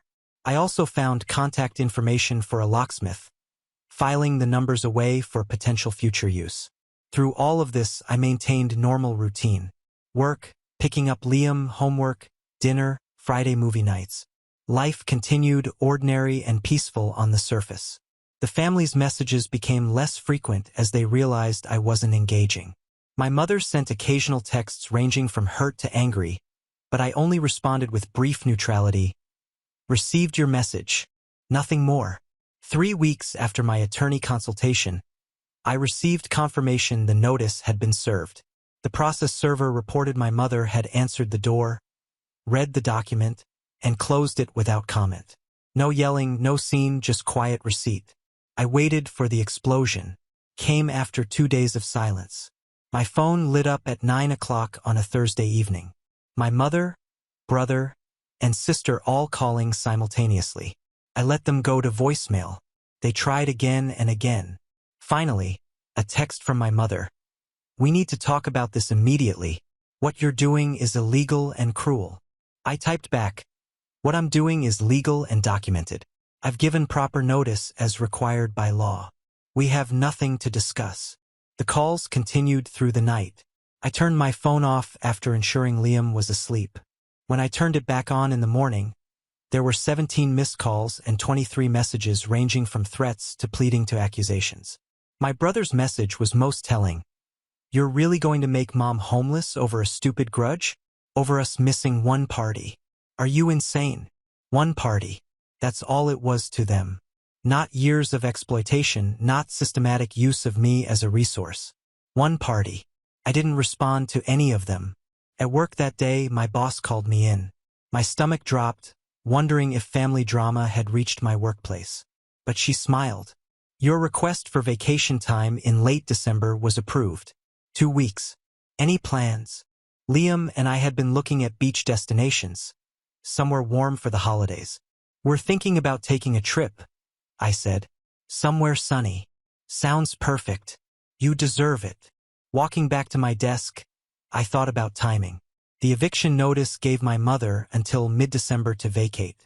My vacation was the last 2 weeks of December through New Year's.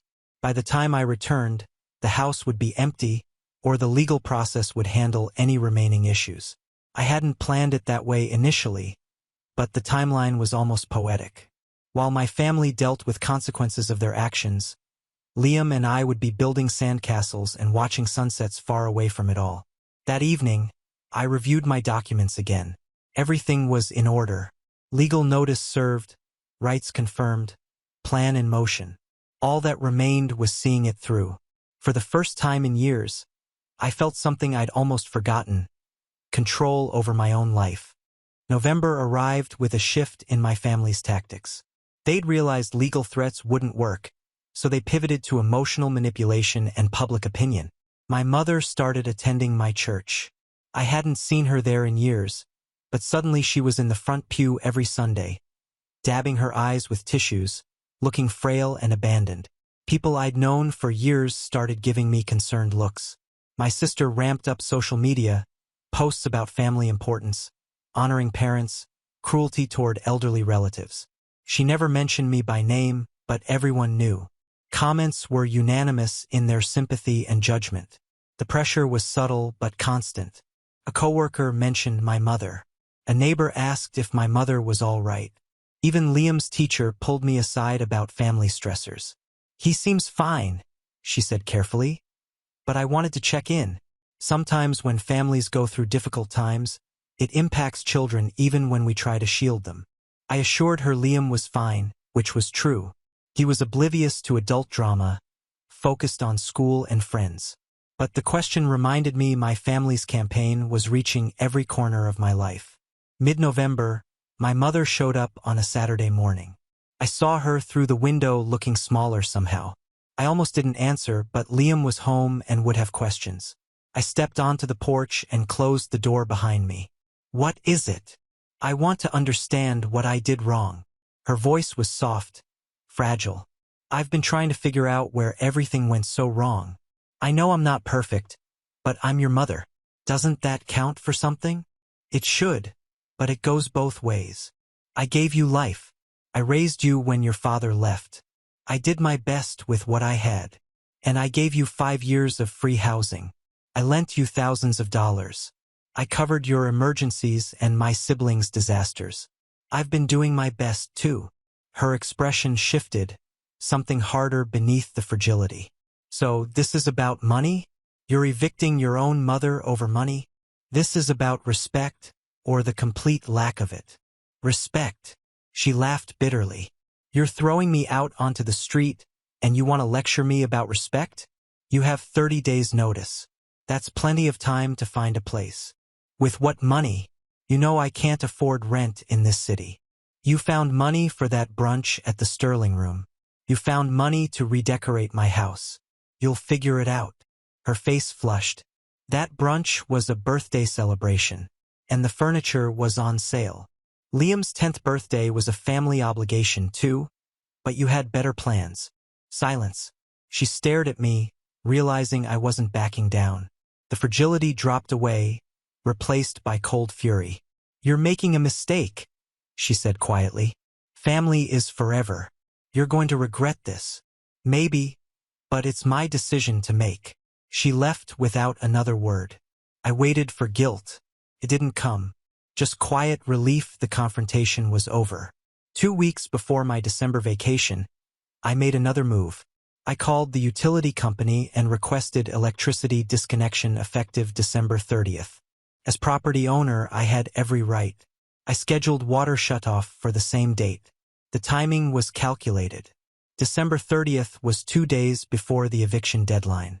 If my mother was still there, she'd be without power in winter. It would make staying uncomfortable and potentially unsafe. Around the same time, I mentioned holiday plans to Liam. "We're going somewhere warm for Christmas break. Somewhere with a beach." His eyes lit up. "Really? Like an actual beach vacation?" "Really. Just you and me. Will the family come?" "No, buddy. Just us this time." He seemed fine with that, already chattering about dolphins and surfing. The resilience of children is remarkable. The week before leaving, I received a certified letter from an attorney representing my mother. Reading it, I almost laughed. It claimed I was violating elder abuse laws, that I had a duty to provide for her, that cutting utilities was endangerment. It threatened legal action unless I rescinded the notice. I forwarded it to my attorney, who called within an hour. "This is complete nonsense. she said flatly. There's no legal obligation for adult children to provide housing to parents. The elder abuse claim is laughable.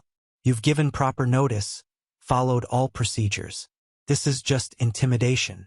So, I don't need to do anything? I'll send a response citing relevant laws. But no, don't worry. This is a Hail Mary that won't go anywhere. 3 days before my flight, I mentioned vacation dates at work, loud enough for people to hear. Small talk, innocent, but I knew how offices worked.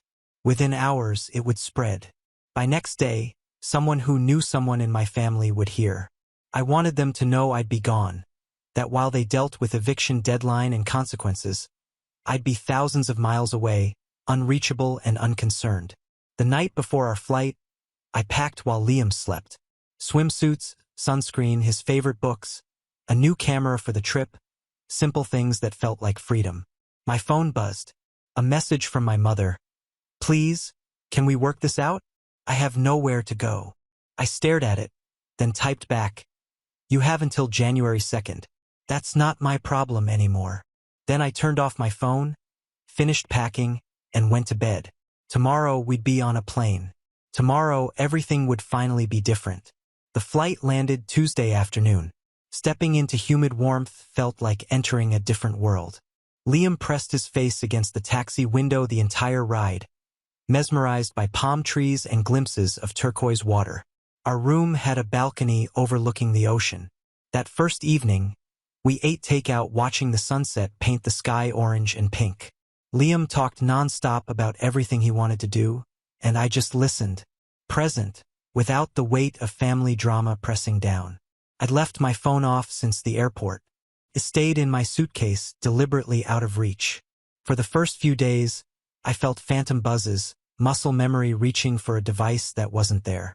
But gradually, the urge faded. We spent Christmas Day on the beach.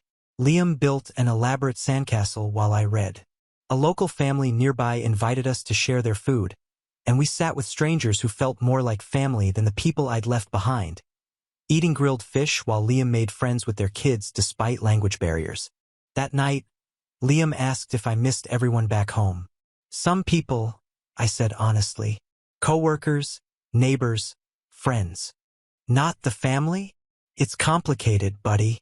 Sometimes people who are supposed to care about us don't show it in the ways we need. And that's okay to feel sad about. He nodded. I kind of missed them at my party, but this is way more fun. Out of the mouths of children. This simple vacation was better than any family gathering I'd endured in years. December 30th arrived with brilliant sunshine. While Liam snorkeled in the hotel pool, I finally turned on my phone. The device took minutes to load missed notifications. Messages, voicemails, emails, all piling up. I didn't read them in detail. I scrolled through, getting the general narrative. Panic from my mother as utility shutoff approached. Angry messages from my siblings about my cruelty. Appeals from relatives. Threats about legal action. Then, time-stamped late yesterday evening, a message from my brother. She's moving out. Hope you're happy. I felt nothing. No triumph, no guilt, no satisfaction. Just quiet completion. A chapter closing. I saved the messages for my attorney, then put the phone away. Whatever drama was unfolding back home was happening without me. New Year's Eve felt significant. Liam and I joined the hotel's beachfront celebration. Fireworks over water, couples dancing, families gathered. At midnight, as the sky exploded in color, Liam hugged me tight. This is the best vacation ever, he said. Yeah, I agreed, tears in my eyes. It really is.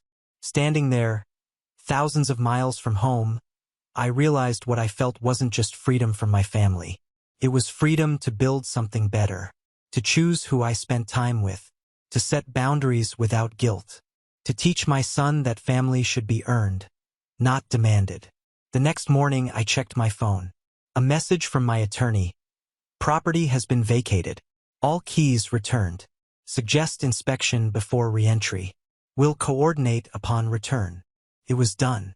Actually, completely done. My neighbor had messaged. 2. Saw moving trucks at the rental property yesterday. Everything okay? I typed back. Everything's fine. Just some changes. Thanks for checking. The remaining days passed in a blur of sun and salt water and simple happiness. We visited markets, tried foods we couldn't pronounce, collected shells Liam insisted we bring home. We talked about everything and nothing, the kind of rambling conversations that happen when you're not rushing between obligations. On our last evening, Liam asked, "Can we do this again next year?" "Absolutely," I said, and I meant it. This would be our new tradition. Not stressful family gatherings where I was treated like an ATM. Not holidays trying to meet impossible expectations. Just us. Somewhere warm, building actually happy memories. The flight home felt different. I wasn't running away anymore. I was returning to a life I'd reclaimed. A future I was choosing deliberately. Landing back in cold January air, I turned my phone on properly. Messages had slowed to a trickle. A few from relatives asking when we could talk. One from my mother. "I hope you can live with what you've done." Could. That was the thing they didn't understand. I could live with it perfectly well. Better than I'd been living with years of exploitation and disrespect. Driving home, Liam fell asleep in the back seat, exhausted and happy. I glanced at him in the rearview mirror. This kid deserved a mother who prioritized his well-being over family obligation. Who understood that sometimes love means setting boundaries, even when those boundaries hurt. The rental property sat empty, waiting for its next chapter. My house felt quieter somehow, more peaceful. I unpacked our bags, hung Liam's drawings on the refrigerator, and felt something I hadn't experienced in years. It felt like I was home, actually home. Not just in a building I owned, but in a life I'd chosen. And that made all the difference. The first week of January passed in deceptive quiet. I returned to work. Liam went back to school. Life resumed its rhythm. But underneath, I knew a storm was gathering. It broke on a Friday evening. Someone started pounding on my front door. Not knocking, pounding. I looked through the peephole. My brother, face red, jaw tight. Behind him, my sister, arms crossed, expression hard. I opened the door, but kept the chain lock engaged. "We need to talk," my brother said, voice barely controlled. "There's nothing to discuss." "Nothing to discuss? You kicked Mom out in winter. She's on my couch. Do you have any idea what you've done? She had 30 days notice. What she does with that time isn't my responsibility." My sister pushed forward. "You cut off electricity and water in December. What kind of person does that?" "The kind who owns the property and gave proper legal notice." "She's family," my brother spat. "You don't treat family like this." The hypocrisy was almost funny. "You mean like skipping my son's 10th birthday for brunch?" Silence. My sister's mouth opened, then closed. "That's what this is about," she finally said. "A birthday party? You destroyed our mother's life over a kid's party." I reclaimed my property after years of being used. The party was just when I finally saw clearly what you think of me and my son. This is insane. We had prior plans. Adults understand that. Adults also apologize when they hurt someone. You've done neither. My sister's expression shifted to something uglier. "Maybe we didn't come because we're tired of you acting like a martyr. Poor single mom struggling so hard. It's exhausting. You chose to have a kid on your own. That's not our problem." The words hung brutal in their honesty. At least now we were past pretense. "You're right," I said calmly. "It's not your problem, and my property isn't free housing anymore. Now, please leave." "We're not done." "Yes, we are. You're on my property. If you don't leave, I'll call the police." I pulled out my phone. My brother stared at me like he'd never seen me before. "This is going to blow up in your face," he said quietly. "Family doesn't forget." "Good. Then we'll all remember clearly where we stand." After they left, I stood shaking from adrenaline. Liam appeared from his room where I'd asked him to stay. "Was that my uncle and aunt?" "Yes." "They sounded angry." "They are. But it's not your problem. Adult stuff." He nodded, troubled. "Are we still family with them? How do you explain that family isn't always what it should be?" Sometimes families grow apart. Sometimes that's for the best. The following week, my mother tried getting the church involved. The pastor called. Kind but uncomfortable. Your mother is very distressed. She feels you've abandoned her. With respect, this is a private family matter. From a spiritual perspective, we're called to honor our parents. I showed mercy for 5 years of free housing. I showed forgiveness for countless loans never repaid. At some point, mercy becomes enabling. He was quiet. I see you've thought about this deeply. I won't presume to judge. I have found peace. That's what they can't understand. After that, I blocked my family's numbers. All of them. Complete severance. The rental property inspection happened mid-January. My attorney accompanied me. My mother had left it surprisingly clean. No damage, nothing malicious. Just vacant rooms echoing with 5 years of free occupancy. I hired cleaners, repainted walls neutral, replaced cheap blinds. The transformation was remarkable. It stopped being my mother's place and became just a rental property with potential. Applications came in within days. I found myself drawn to one. A young family with 2 small children. Working parents with solid references. Their cover letter mentioned they'd been searching for months for something in a safe neighborhood with a yard. Something resonated. Maybe because I remembered being that young family, struggling for stability. I approved their application. The day they moved in, I stopped by to hand over keys. Their kids ran around the backyard, squealing with excitement. The mother had tears in her eyes. Thank you. You have no idea what this means. We've been in a cramped apartment for 3 years. This is perfect. Watching them settle in, watching their kids claim the space with joy, I felt unexpected satisfaction. Not from revenge, but from creating something good from the ashes of something toxic. That evening, Liam asked if we could invite the new neighbors for dinner. Their kids seem cool, he said. I smiled. Yeah, buddy. That's a great idea. New beginnings, I thought. For everyone. February brought an unexpected complication. My mother, unwilling to accept defeat, escalated in the only way she had left. Legal action. The lawsuit papers arrived on a Thursday. I stood in my kitchen reading claims that were almost creative in their absurdity. She was suing for wrongful eviction, elder abandonment, emotional distress, and seeking compensation for years of unpaid caregiving services to her grandson.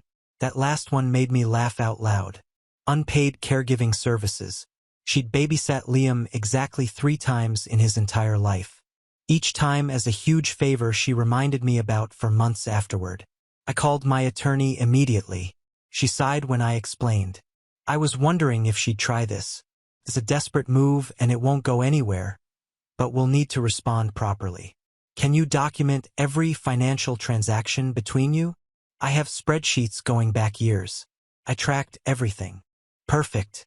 Bring them in. We'll build a counterclaim for the money you're owed. Sometimes the best defense is a good offense. The discovery process was enlightening. My mother's attorney had to provide financial records, and what emerged was a picture of someone living beyond her means while crying poverty to me. Luxury purchases, weekend trips, salon appointments that cost more than my monthly grocery budget. My attorney compiled everything into a counterclaim. $15,000 in unpaid loans, 5 years of fair market rent she never paid, and interest. The total came to over $70,000. This is conservative, my attorney said. We could argue for more, but this is defensible and documented. When her attorney sees this, the lawsuit will likely disappear. She was right.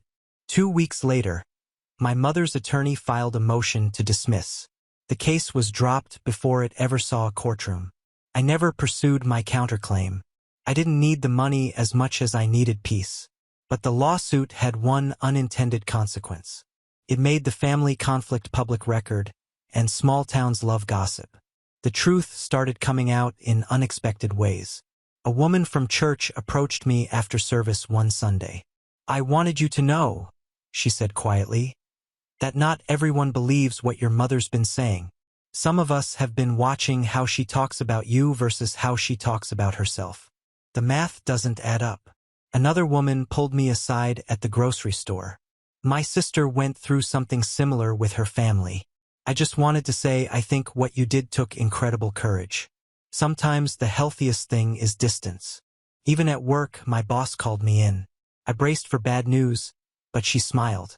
I heard about your family situation. I'm not going to pry, but if you need flexibility with scheduling or time off for legal matters, just let me know. And between us, my mother lived with me for 2 years rent-free and it nearly destroyed my marriage.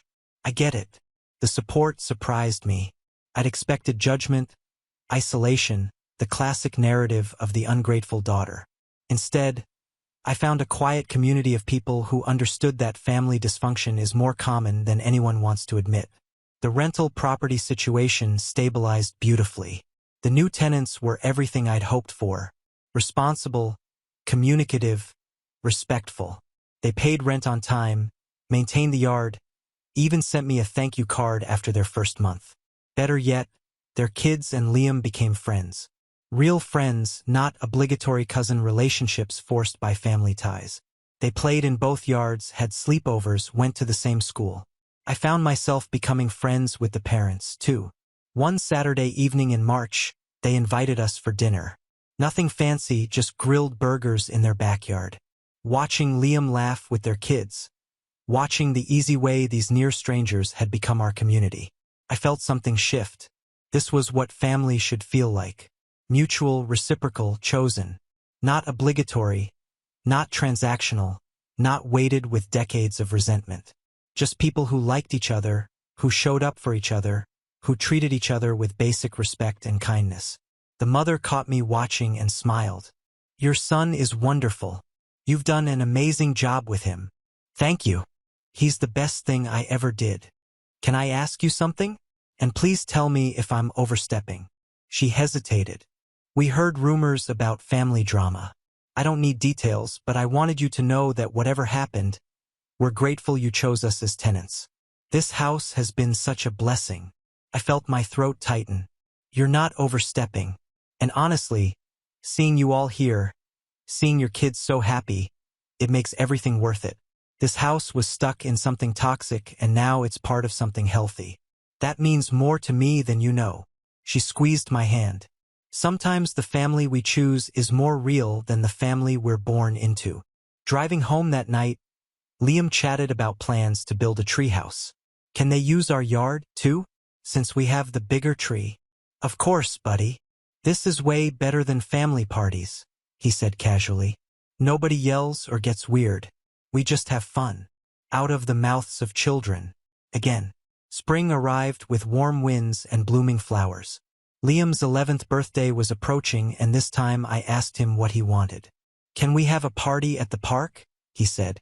With my school friends and maybe the neighbors' kids. Nothing big, just pizza and cake. That sounds perfect. No elaborate planning trying to impress people who wouldn't appreciate it. No anxiety about who would or wouldn't show up. Just a simple celebration with people who actually cared about him. Simple, honest, real. That's what freedom felt like. The months following the lawsuit's dismissal brought a strange kind of peace. Not the absence of conflict, but the absence of anticipation. I no longer woke up wondering what demand would come next. My family had gone completely silent. No more calls, no messages, no campaigns. At first, I waited for the other shoe to drop, but weeks turned into months and the silence held. Through mutual acquaintances, I heard fragments.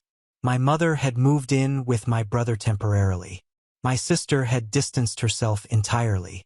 The extended family had moved on to other dramas. I was yesterday's news, and that felt like victory. Liam's 11th birthday party happened on a beautiful Saturday in late April. We'd rented a pavilion at the park, kept everything simple. Pizza, cake, basic decorations. No stress, no elaborate plans. 20 kids showed up. Every single one had RSVP'd and every single one came. Their parents stayed, chatting easily. The neighbors brought their children and everyone blended together. When it was time for cake, everyone gathered singing. Liam's face was radiant, surrounded by people who'd chosen to be there. He blew out his candles and I saw no shadow of disappointment. He was present fully and completely in a moment that was actually happy. After the party, one of the other mothers approached me. This was such a great party. So refreshing to see something simple and genuine. I laughed. I learned the hard way that elaborate doesn't equal meaningful. Well, it worked. Your son seems really happy and well-adjusted. That compliment meant more than she probably realized. Despite everything, Liam was thriving. In May, I ran into my sister at the grocery store. We'd successfully avoided each other for months. We both froze at opposite ends of produce.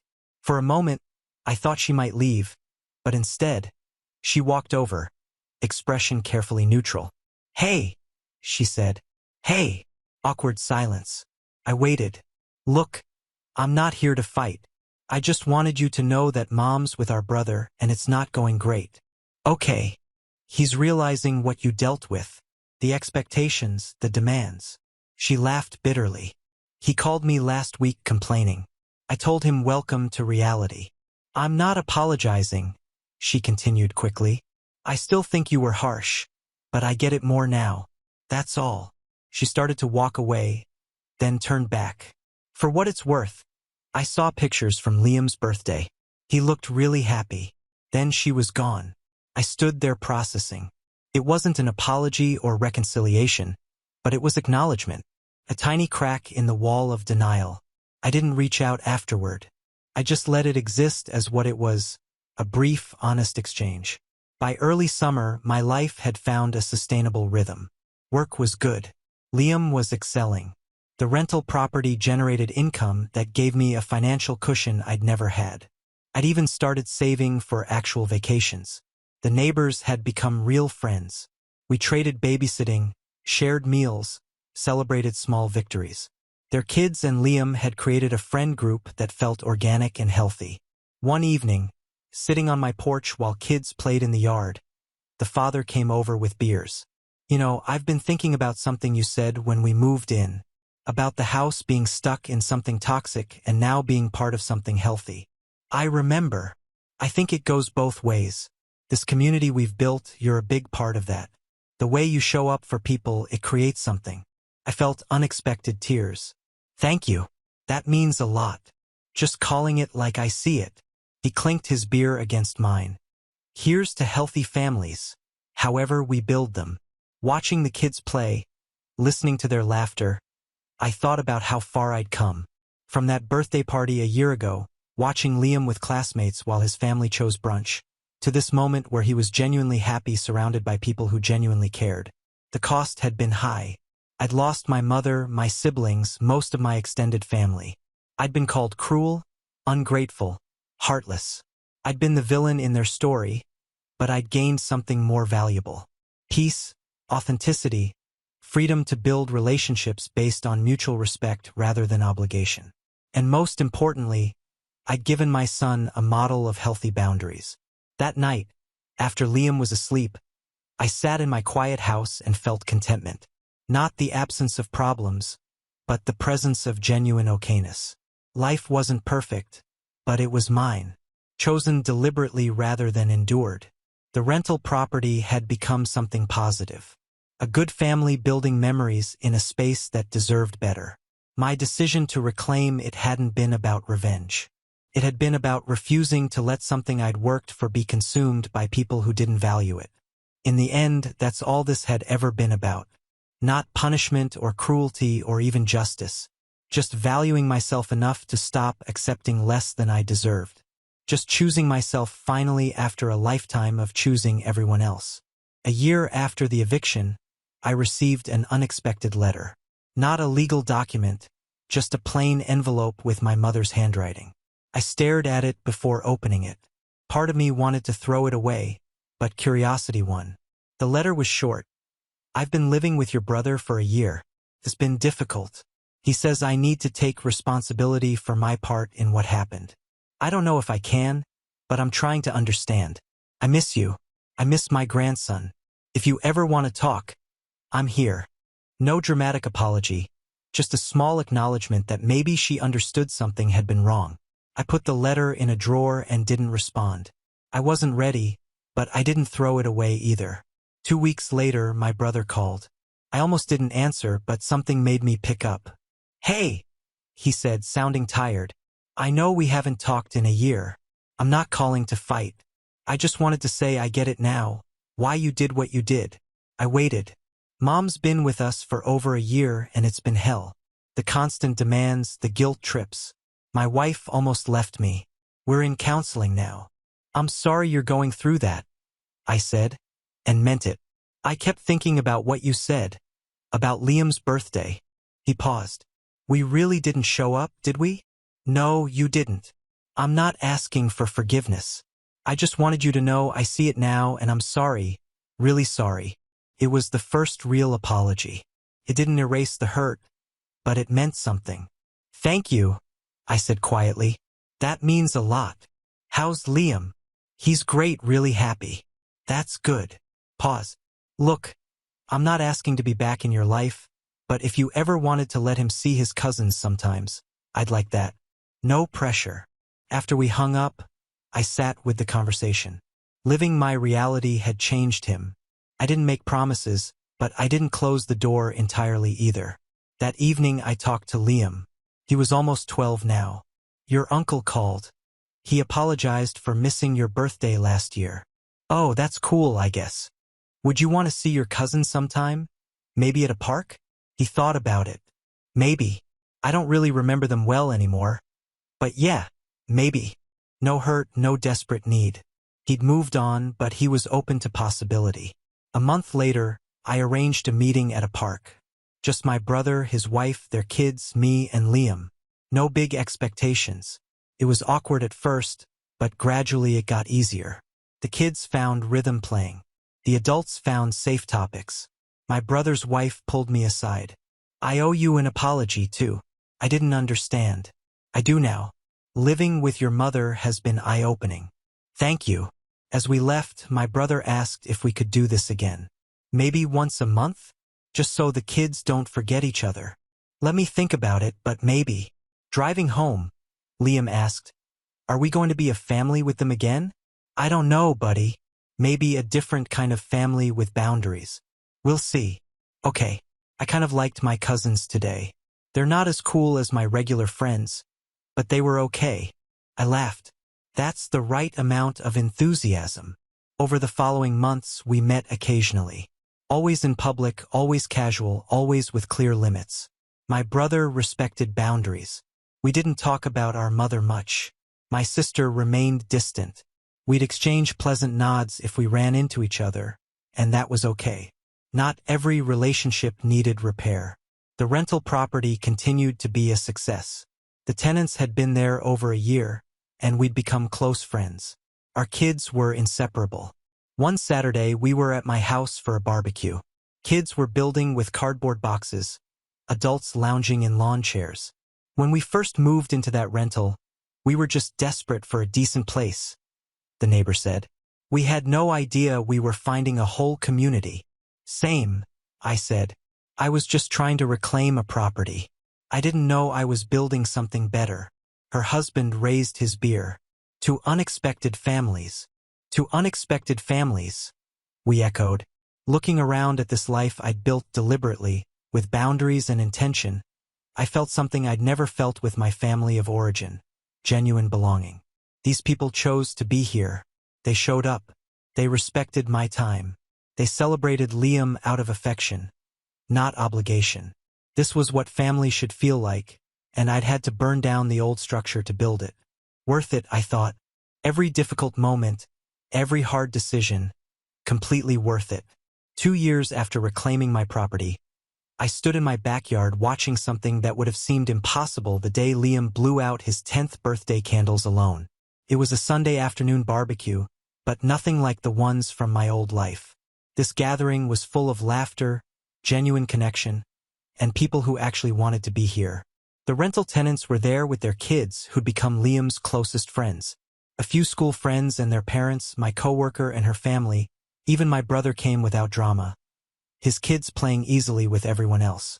Liam, now 12, was showing younger kids how to build the perfect burger. He'd developed this confidence, this easy way of moving through the world.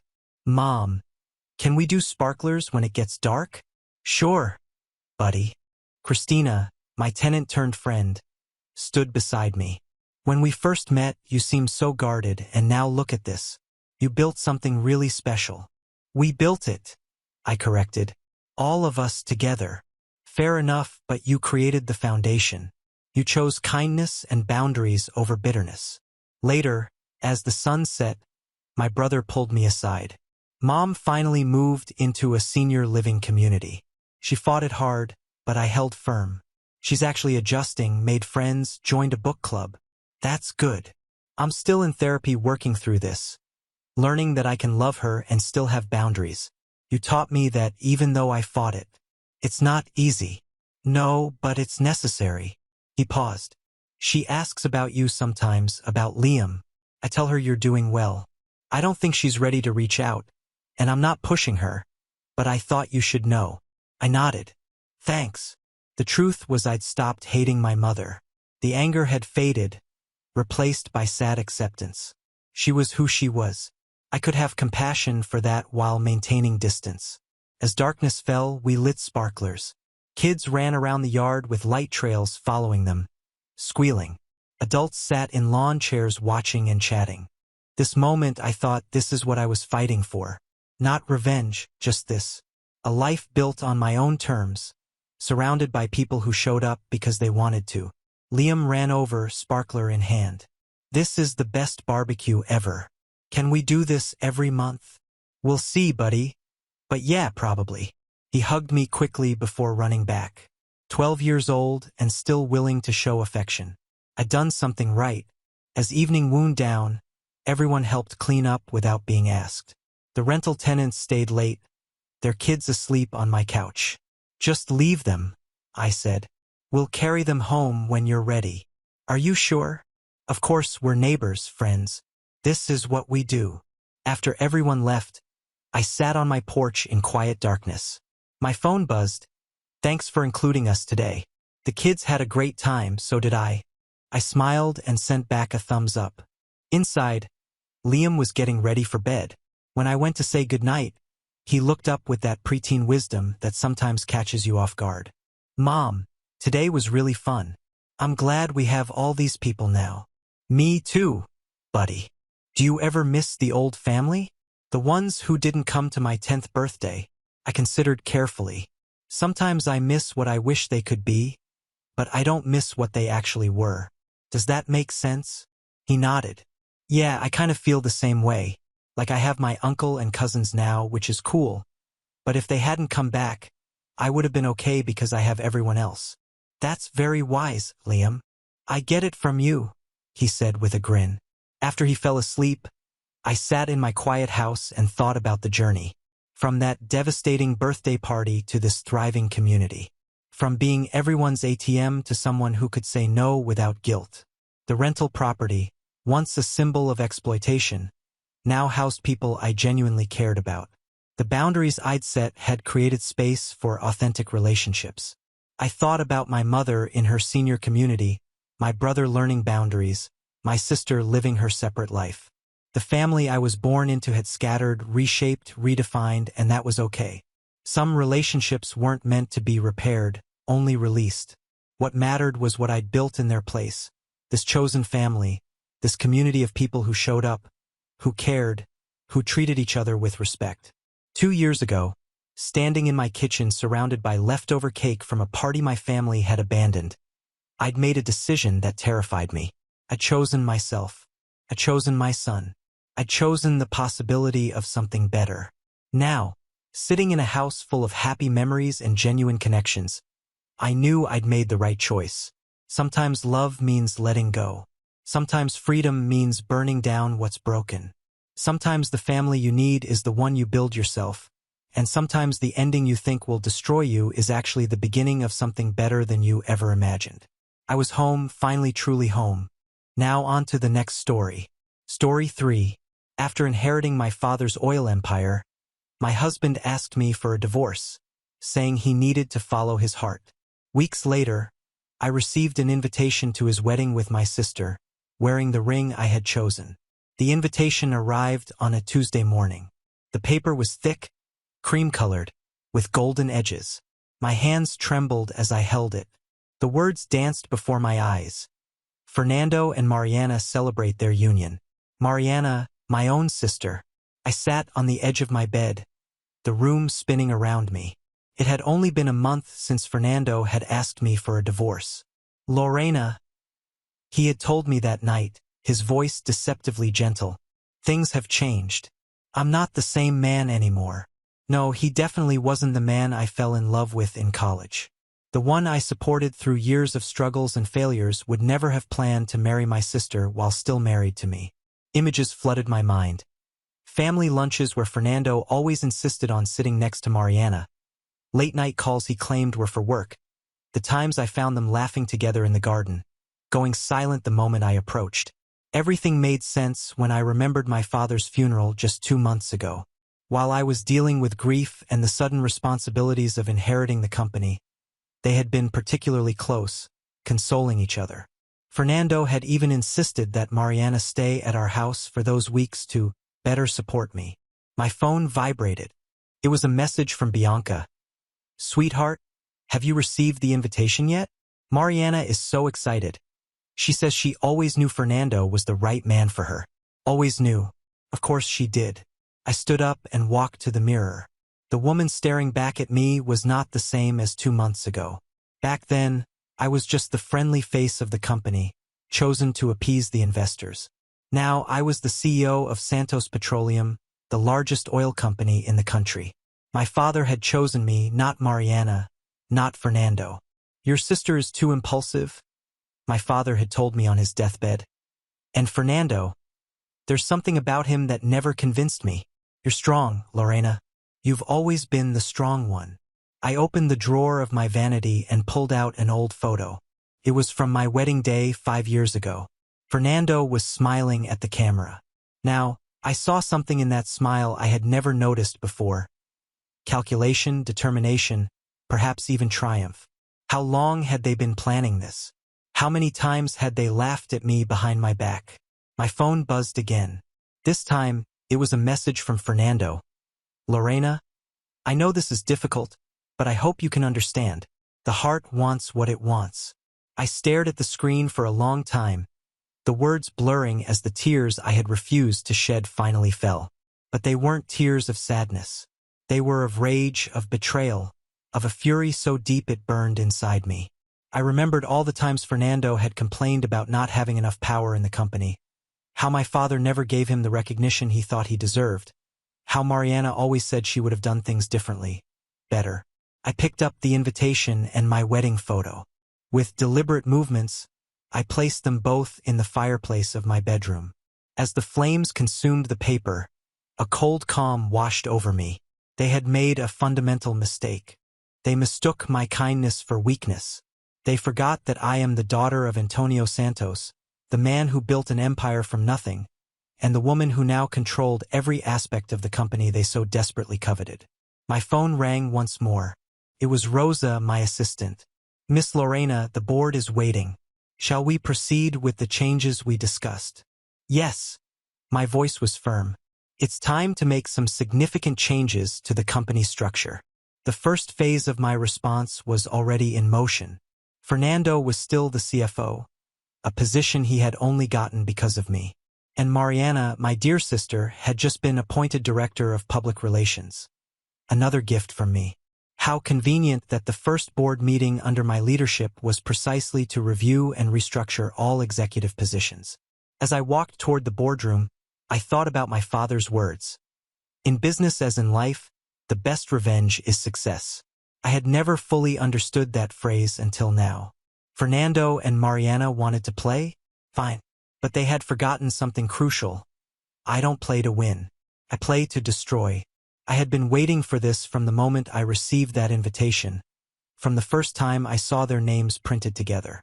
I knew this day would come, not because Fernando felt any real regret, but because men like him don't regret, they just miscalculate. And Fernando miscalculated. I knew it the second I walked into the boardroom that morning. All eyes were on me as I took my seat at the head of the table, the seat that was rightfully mine. The silence was almost deafening. Some board members knew what was coming. Others were eager to see how I would handle the situation. But the most interesting one was Fernando. He hadn't expected this. He thought Mariana would inherit the company. It was obvious now. The shock in his eyes, the slight sweat on his forehead, the way he clenched his fingers against the table. Mariana wasn't present at this meeting. She was never included in high-level discussions.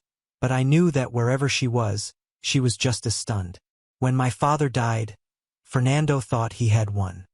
He believed Mariana was the obvious choice, the sweet, charming daughter he could manipulate at will. He was convinced that by marrying her, he would gain full control of Santos Petroleum. But he forgot one very important detail. I am the heir. I am the one my father chose. And now, with my new position secured, it was time to make that crystal clear. The meeting went exactly as I expected. I laid out the necessary structural changes for the company's future. A polite way of saying cleaning house. Fernando was the first to fall.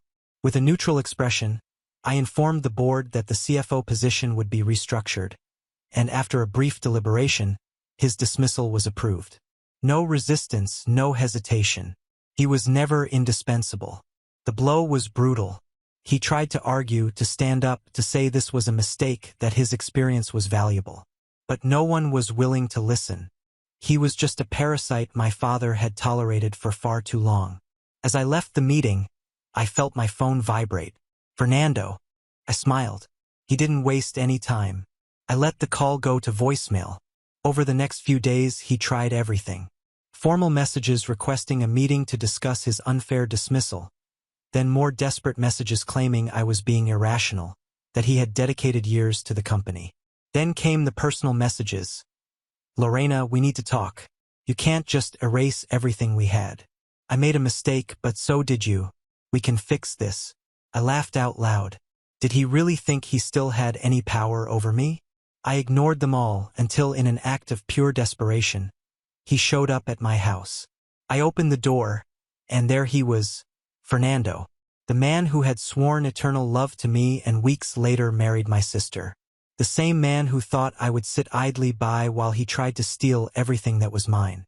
But now he was different. His arrogance was gone. His face looked tired, his expression pleading. Lorena, he began, but I raised my hand, stopping him. Why are you here, Fernando? I asked coldly. He ran a hand through his hair, clearly uncomfortable. I made a mistake, he said, forcing a weak smile. I thought I knew what I wanted, but I was wrong. I miss you. I rolled my eyes. Oh, so now you miss me? How convenient. What happened? Fernando, Mariana didn't inherit the company like you expected. He lowered his head. She's not you. I laughed. I laughed hard. Of course she's not. And you just realized that now? You thought I'd sit back and do nothing while you tried to destroy me? You bet everything on Mariana inheriting the company. Didn't you? He didn't answer, but he didn't have to. I already knew. You played your hand wrong, Fernando. You bet everything on the wrong person. And now you've lost everything.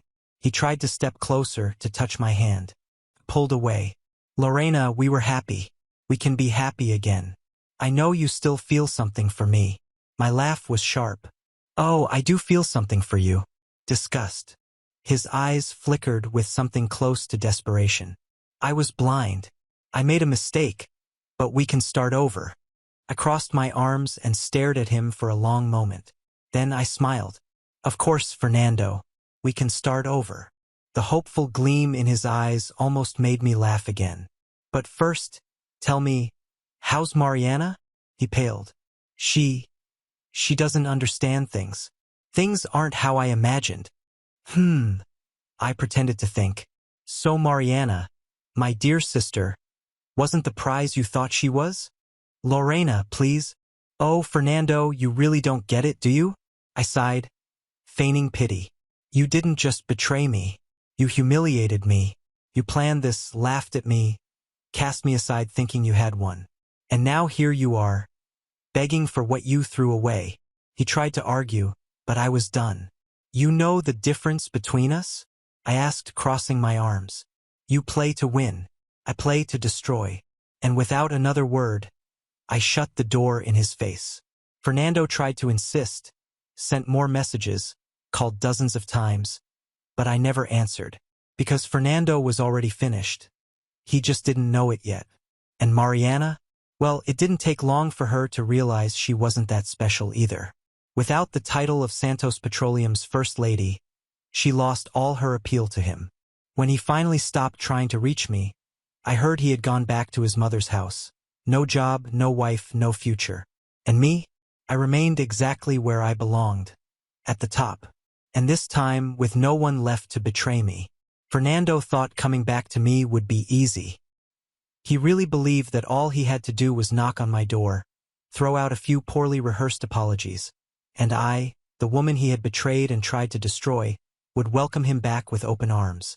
It was almost comical, but I wasn't interested in simply turning him away. I wanted him to feel it.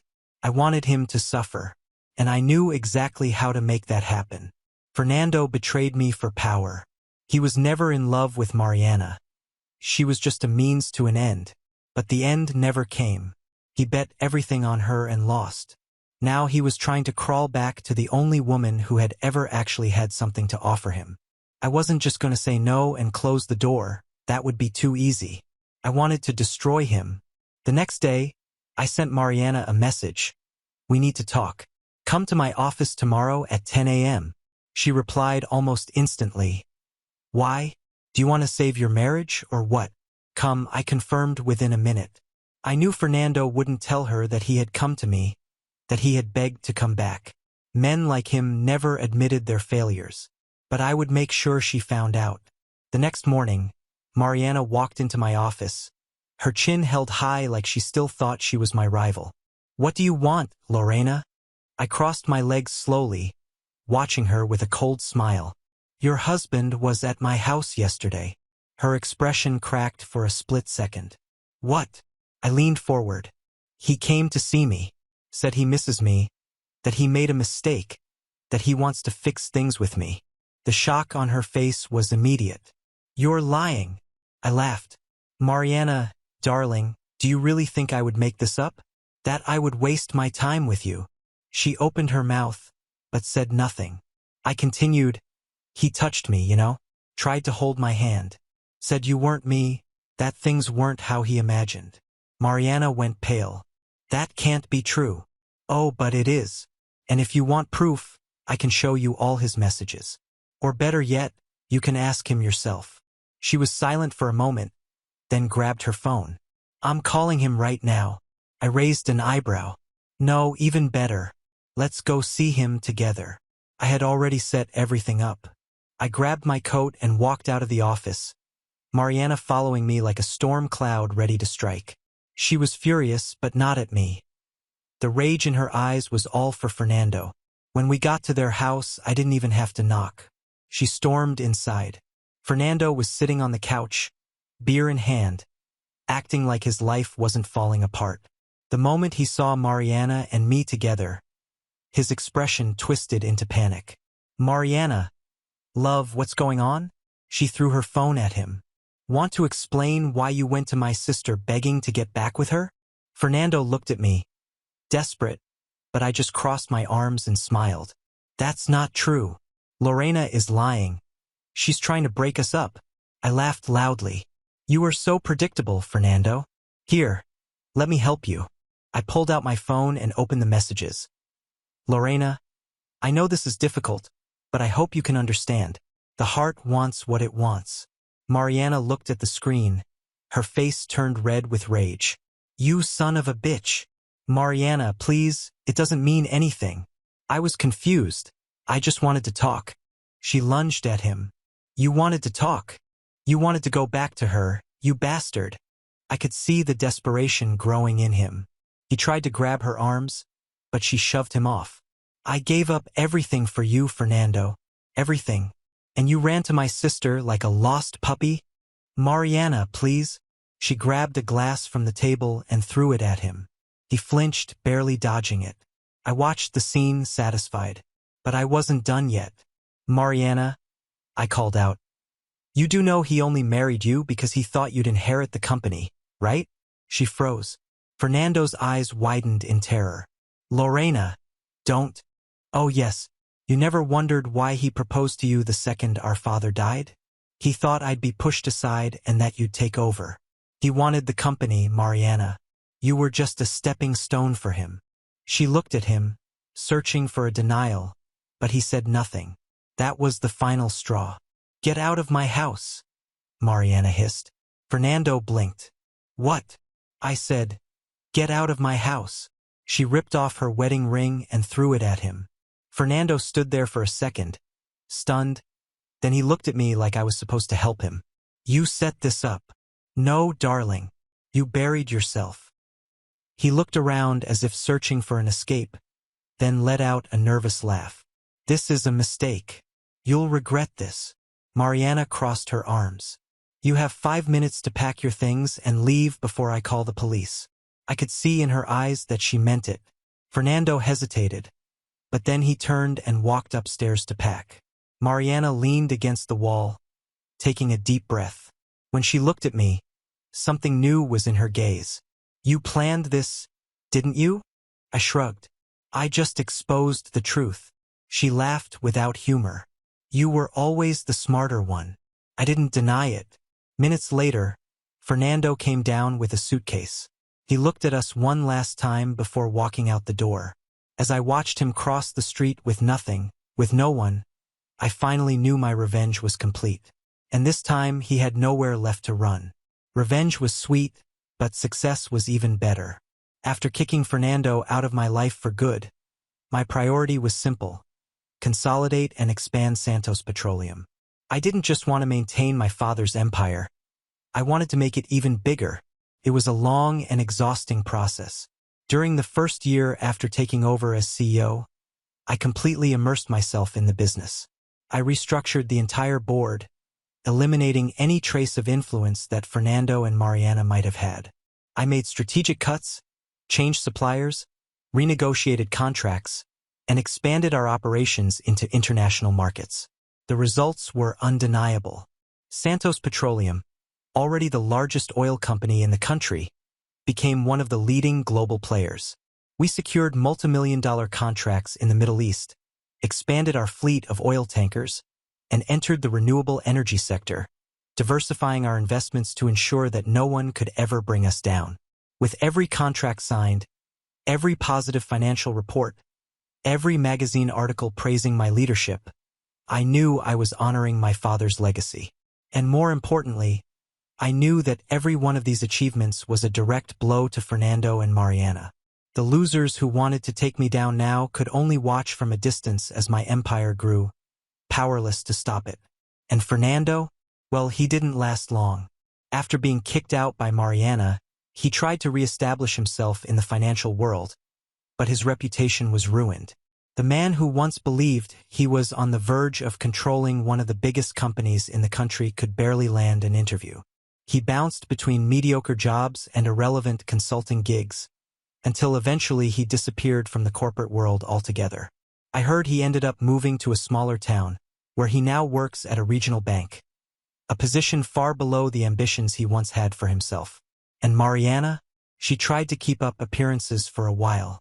She pretended to still be an influential socialite, attempted to break into event planning and marketing, but her credibility was gone.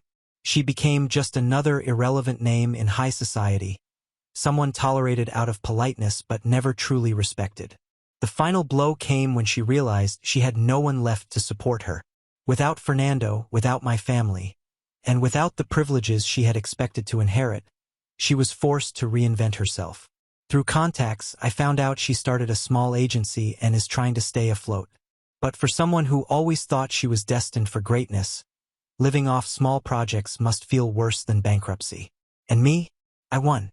But the truth was, after so much time focusing on business and revenge, I realized something was missing. That's when I met Miguel. He wasn't part of the corporate world. He was an environmental engineer working on sustainable projects, and we first met at a renewable energy conference. He didn't know who I was, and he didn't care about my wealth or the empire I controlled. It was refreshing. Our relationship started naturally, no games, no manipulations. For the first time in years, I allowed myself to relax, to trust. With him, I learned that my life didn't have to be just about business and revenge. Slowly, I started making room for other things. I still led Santos Petroleum, but now with a vision for the future, investing not just in profit, but in innovation and sustainability. Miguel and I worked together on clean energy projects, ensuring that my father's company didn't just dominate the industry, but evolved into something even greater. My life was complete. And Fernando? He tried one last time. I once received a message from him. It was pathetic, a half apology mixed with a weak attempt to see if there was still any chance for him. I didn't respond. He didn't deserve even that. The last I heard of him, he was divorced for the second time and living a mediocre life. He never regained the influence he had so desperately craved. And Mariana? She never truly recovered. We don't speak anymore, but deep down, I know she still blames herself for betting on Fernando and losing everything. I, on the other hand, moved forward. I have an empire, true love, and the certainty that I did justice, not just for myself but for my father's legacy. In the end, everyone got what they deserved. And me? I simply lived. Now on to the next story. Story 4. I'm Lucas, 29, and I've always been the responsible one, which is family code for the person we lean on until he snaps. I grew up in a split-level house where the carpet still smelled faintly like old shampoo and lemon cleaner from my mother's weekend rituals, where everything had its place except accountability. My mom, Elena, has a smile that can be mistaken for warmth if you've only met her once. It's a thin-line smile, the kind she fixes under bright kitchen lights while offering second helpings, as if hospitality were the same as love. My older brother, Adrian, is 32 and lives his life like it's a group project where he contributes the presentation slides 15 minutes before class, except somebody else writes the slides and pays for the laptop.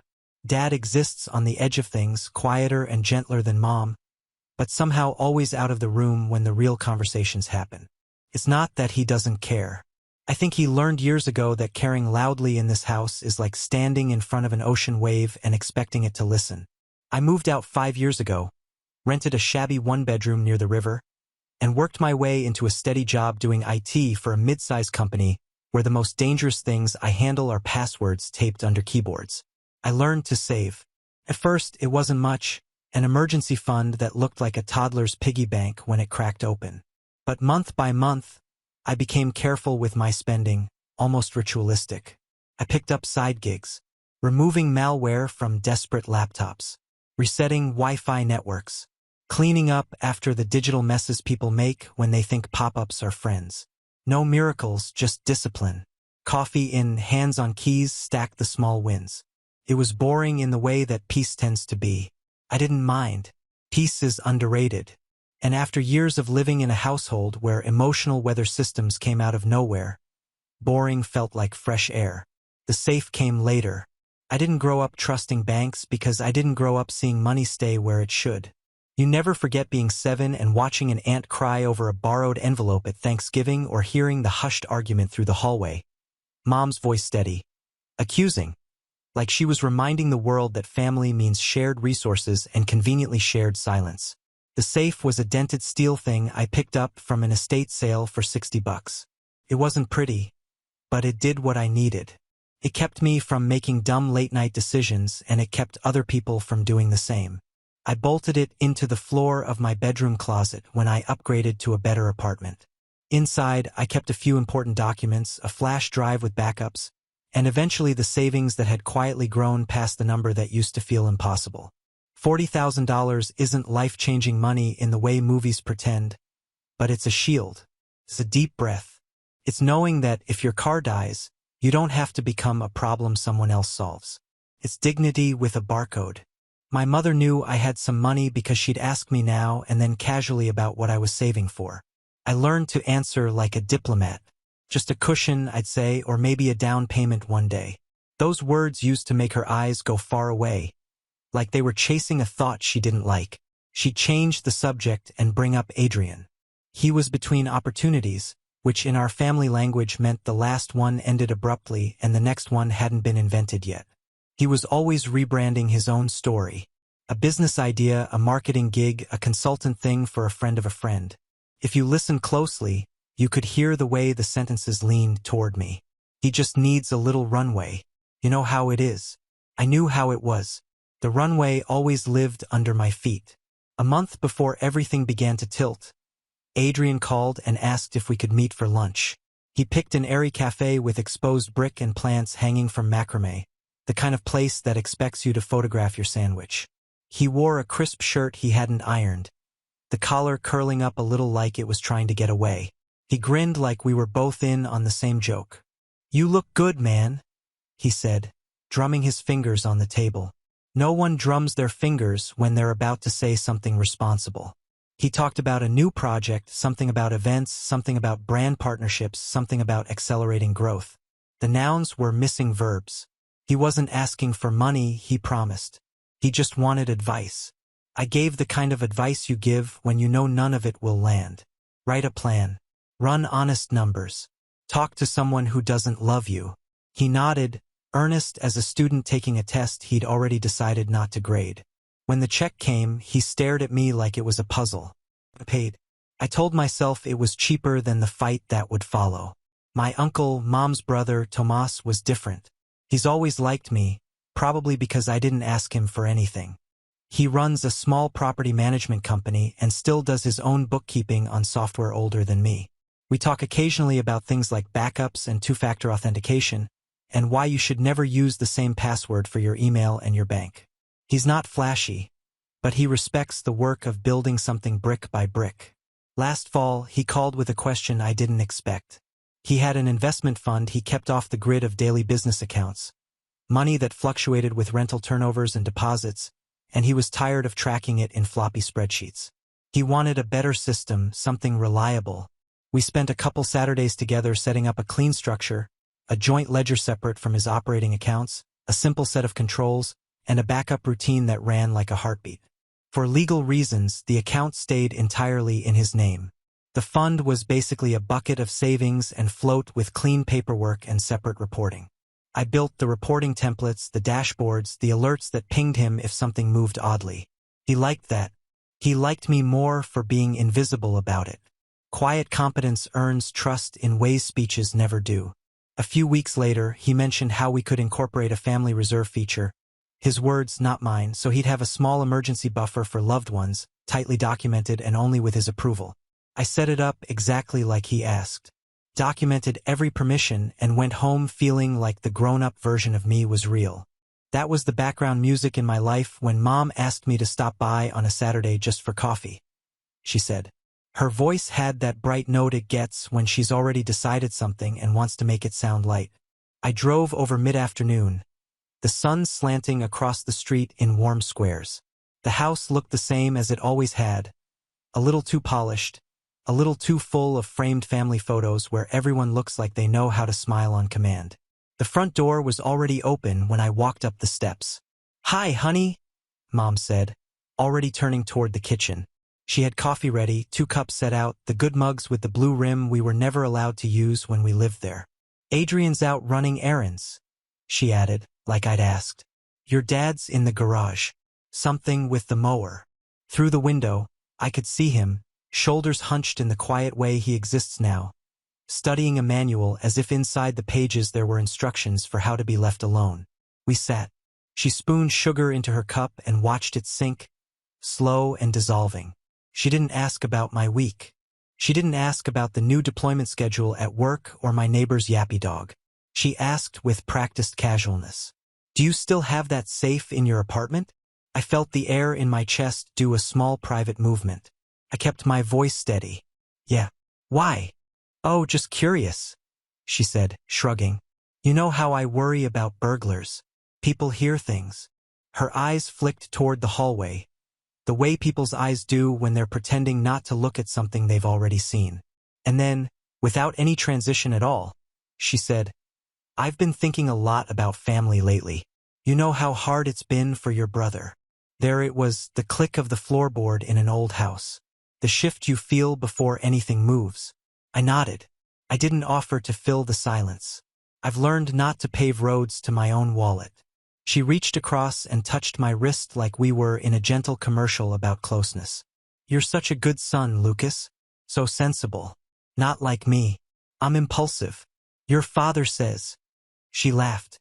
It didn't touch her eyes. I did something this week. I'm not sure you'll understand. Not right away. But it was the right thing for this family. For us. I waited. Somewhere outside, a neighbor's car door thunked shut. The clock in the living room clicked through a second that felt longer than the others. She smiled, almost bashful. I found the keys to your safe. My brain did that thing where a thought arrives like a glass falling off a counter, there and broken at the same time. I didn't respond. She filled the space with that soft voice she uses when she's about to step on your neck. You left them at our place around Christmas. Remember that little brass key ring? I put it on the hook by the garage and forgot all about it. Saw it the other day and thought, how silly of Lucas to leave something so important. I meant to call you. She took a sip of coffee she didn't need and set the cup down with precise care. A dancer placing a prop. Anyway, I drove over while you were at work. I know your landlord, lovely man. He let me in when I told him I was your mother and I needed to check something in your apartment. I brought cookies, she added like it mattered. For a second, I couldn't figure out which feeling to choose. Anger, obviously. Violation, yes. But something else pressed through. This stunned disbelief at how normal her tone was. The sugar still glowed at the bottom of her cup like sand in shallow water. I took your 40,000, she said, as if she were saying she'd borrowed a book. It was suffocating him, Lucas. That kind of pressure. You don't know what anxiety can do to a person. He hasn't been sleeping. He's been so stressed. You can see it in his skin. And you? Well, you're stable. You'll make it back in no time. You owe the family that much. She tilted her head and the smile sharpened. We do for each other. That's what we've always done. Something in me went very still. The way a lake flattens under a sudden windbreak. I thought about the safe's weight. The feeling of my hands tightening the bolts. The way the metal had warmed over the years as if it were a living thing. I thought about every night I'd said no to a dinner out. Every weekend I took an extra shift fixing laptops with coffee cup rings on the lids. I thought about how the money represented a promise I made to myself back when I was tired of needing permission to feel secure. My mouth tasted like pennies. I didn't say anything at first. She took my silence as agreement. She always has. I'm glad you're not making a scene, she cooed. See, this is why I can count on you. You understand what sacrifice looks like. And you'll see how much better Adrian does now that he can breathe. He'll repay it, of course, once he's on his feet. We're all on the same team. On the same team. I let the words sit. The clock clicked. Somewhere in the garage, Dad's wrench slipped and clattered on concrete. It echoed in the kitchen like another kind of truth. I just nodded and said, if you say so. The words surprised me, but they fit. I didn't raise my voice. I didn't ask how she got past the secondary lock on the safe or why she thought any of this was acceptable. I said it the way you acknowledge a forecast you already saw on your phone. Predictable, inevitable, and still annoying enough to ruin your plans. If she heard the quiet in it, she pretended not to. Her smile widened, relieved. Good, she said. Good. I knew you'd be mature about it. She stood, smoothed her sweater, and immediately started talking about dinner. Stay, she said. I'm making lemon chicken. Your brother said he might swing by later. He'll be so grateful when he hears how understanding you were. This is going to be a turning point for him. I stared at the window over the sink, the one that looks out at the backyard where we used to play catch. I watched two sparrows fuss at the edge of the fence like they were arguing about a map. In that moment, the kitchen felt small and bright and airless, like a stage set. I thought about all the ways I could respond, how each path would invite its own set of consequences. Rage would be satisfying and useless. Pleading would be demeaning and useless. Logic would be elegant and useless. My mother collects guilt like some people collect stamps. She knows every shade and where to press it. So I sat there and let the quiet do what it does. Make space for a next step that didn't look like a tantrum. That was when the front door opened without a knock. It was Uncle Tomas, hat in hand, looking the way he always looks, like a man who knows where every tool is in a garage and can fix anything except the people who live above it. "Elena," he called, stepping into the living room before he saw me. "Do you have a minute?" I was nearby and wanted to ask. He stopped in the doorway when he recognized me. His face brightened. "Lucas." "Hey, kiddo." Mom's posture shifted. She doesn't like surprise visits. They don't fit on the schedule she keeps in her head. "Tomas," she said, her voice light again. "What a pleasant surprise." He held up an envelope and tapped it against his palm. "Quick thing," he said. "I'm reconciling the float accounts for the rentals and the family reserve bucket you helped me set up. Remember? Just wanted to ask a simple question. Where's the investment fund I trusted you with?" Time stretched. The question hung there like a picture frame that hadn't been nailed properly. I watched the change in my mother's face, how the color left it slowly at first and then all at once, the way a tide recedes. She looked at him, then at me, and I could see her scanning possibilities like a chess player 6 moves deep and still losing. She opened and closed her mouth. Her smile returned, weaker, as if it didn't fit anymore. "What do you mean?" she asked, trying to laugh. "I don't have any of your funds, Tomas." "What are you talking about?" Tomas frowned. "The family reserve feature. Remember, we talked about limiting access. Last week I saw movements. Maybe just making sure everything's tidy. It's probably nothing, but you said you wanted transparency. We agreed on it." I leaned forward, elbows on the table, and felt the world click into a place that finally made sense. I didn't raise my voice. I didn't have to. I just leaned in close enough that my mother could see exactly how calm I was. And I whispered 3 words, quiet as falling snow, clear as glass. "Check the logs." I watched him blink, then nod, confusion turning into a thin, focused line across his brow.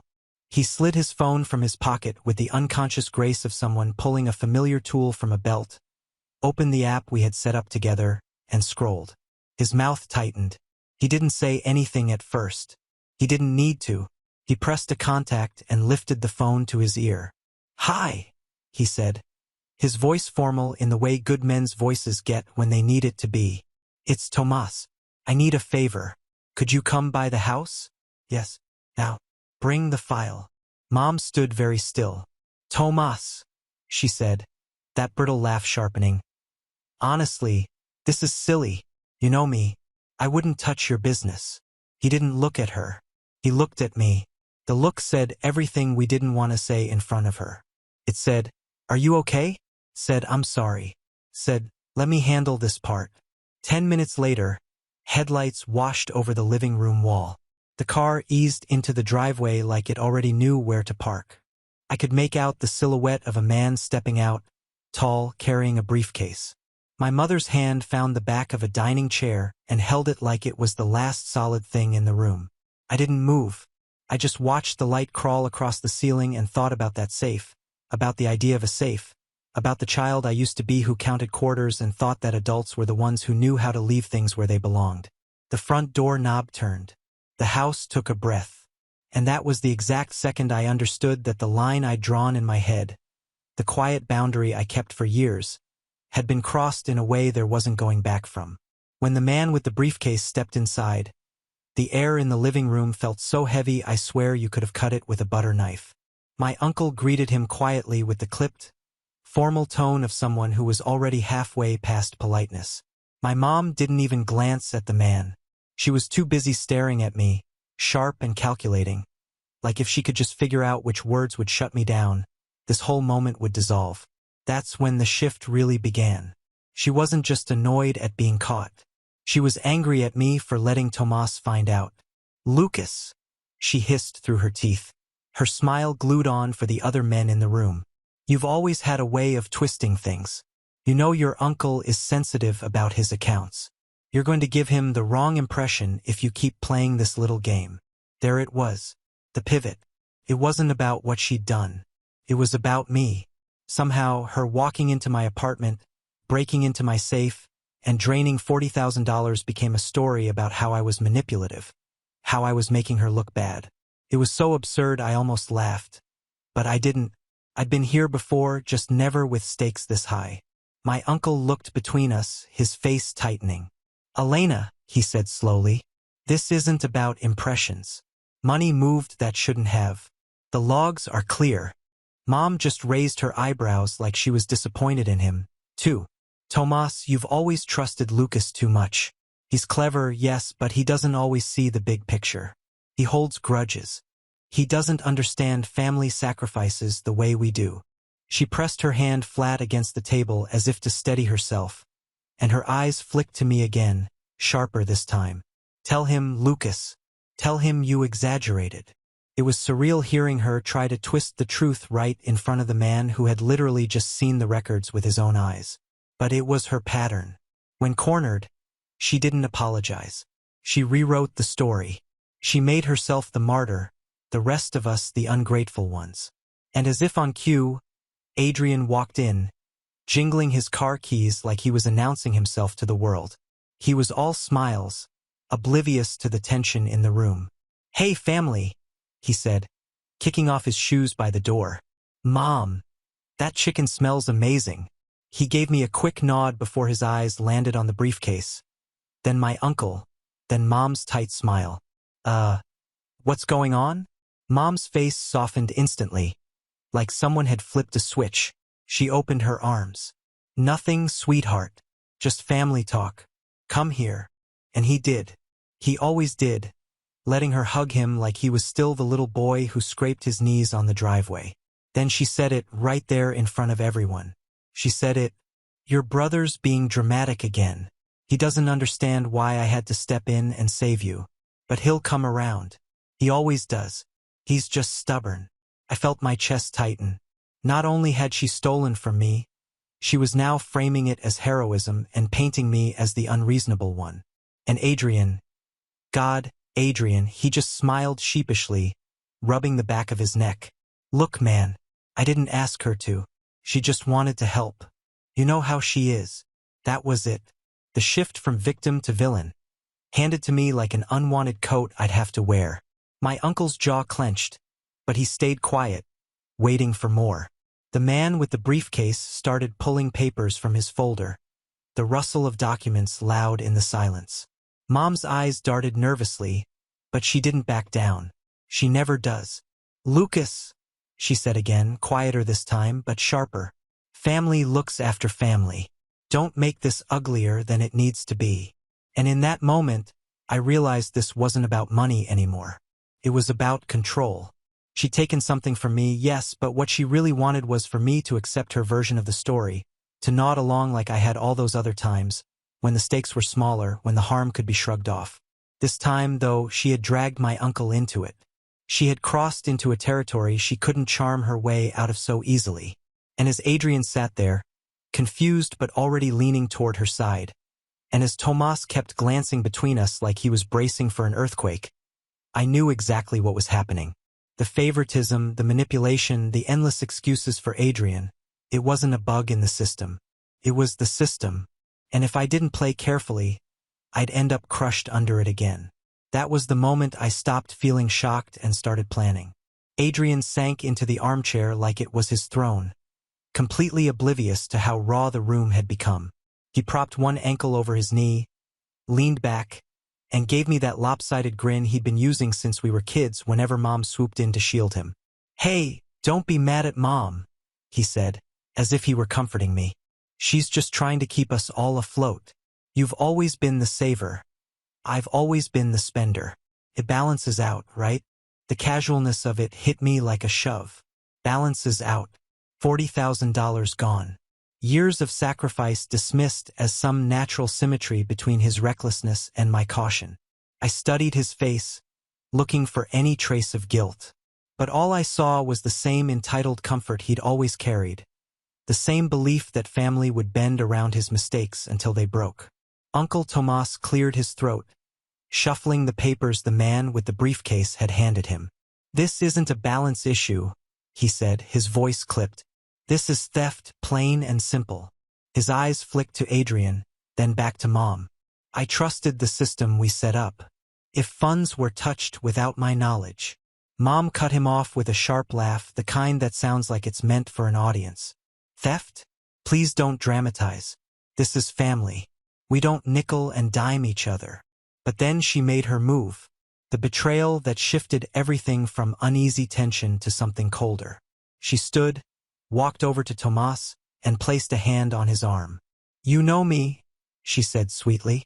"You know I'd never do anything to hurt you. But Lucas," her eyes turned on me like knives. "He's been bitter. He never forgave us for helping Adrian through college. And I wouldn't be surprised if he's been adjusting things in your accounts to make me look bad." For a second, I thought I'd misheard. My mother had just accused me in front of Tomas and an outside witness of embezzling from his investment fund. Not only had she stolen my savings, she was now setting me up as the fall guy for her own theft. Tomas froze, his jaw tightening. "Elena," he said slowly, "are you suggesting your son manipulated the logs I've been reviewing?" She leaned in closer to him, her voice dropping to that conspiratorial whisper she'd used my entire life to turn one relative against another. "He's always been good with computers. Too good. You know how clever he is. And when he feels slighted, well, he can hold on to resentment." I felt the floor drop out from under me. This wasn't just favoritism anymore. This wasn't just covering for Adrian. This was my own mother trying to destroy the trust I'd built with the one relative who believed in me. And for what? To keep Adrian comfortable? To keep herself from being exposed? Adrian shifted uncomfortably in his chair. "Mom, come on. That's a bit much." Lucas wouldn't. He stopped when she shot him a look, the same look that had silenced him his entire life. He looked down, rubbed the back of his neck again, and muttered, "Well, he does know how to code stuff. I don't really get it." The betrayal cut deeper because it wasn't just her words. It was the way Adrian let them hang in the air unchallenged, letting me twist under suspicion. The man with the briefcase spoke up finally, his voice firm. "For the record, Mrs. Elena, the logs cannot be manipulated from outside the secured system. Every action is time-stamped, and we have redundant copies. Your son didn't tamper with anything. Damage was already done." My uncle's eyes had clouded with doubt. My brother sat quietly, letting the suggestion linger. And my mother? She sat back down, satisfied, sipping her coffee like she hadn't just tried to rewrite the entire narrative of my life in front of the only people who could expose her. That was the moment something broke in me. The trust one had kept alive, fragile and stubborn, finally snapped. It wasn't about the money anymore. It wasn't even about Adrian. It was about my mother looking me in the eye and deciding that protecting her favorite child and her own image was worth sacrificing me completely. I sat there, calm on the outside, but inside I was already rewriting the rules. This wasn't about surviving her manipulation anymore. It was about ending it. The ride home that night was the longest drive of my life. I kept both hands tied on the steering wheel, watching the streetlights flash across the windshield like they were mocking me. I couldn't hear the radio over the noise in my head. Every word replayed. Mom's smirk when she said she saved Adrian. The way she leaned on Tomas and tried to paint me as the manipulator. Adrian sitting in that armchair and letting it all happen. My throat was dry, but my palms were slick with sweat. I remember thinking, so, this is it. This is what betrayal feels like when it's not just a punchline in a family argument, but a knife slipped between your ribs by the very people who raised you. When I got back to my apartment, I walked straight to the closet. The safe was still there, bolted down, heavier than it looked. I knelt down and turned the handle, even though I already knew what I'd find. Emptiness. The inside smelled faintly of steel and paper. The documents were still there, neat and untouched, but the envelope was gone along with the years I'd spent building it. I sat on the floor, my back against the closet door, and just let the weight of it press down on me.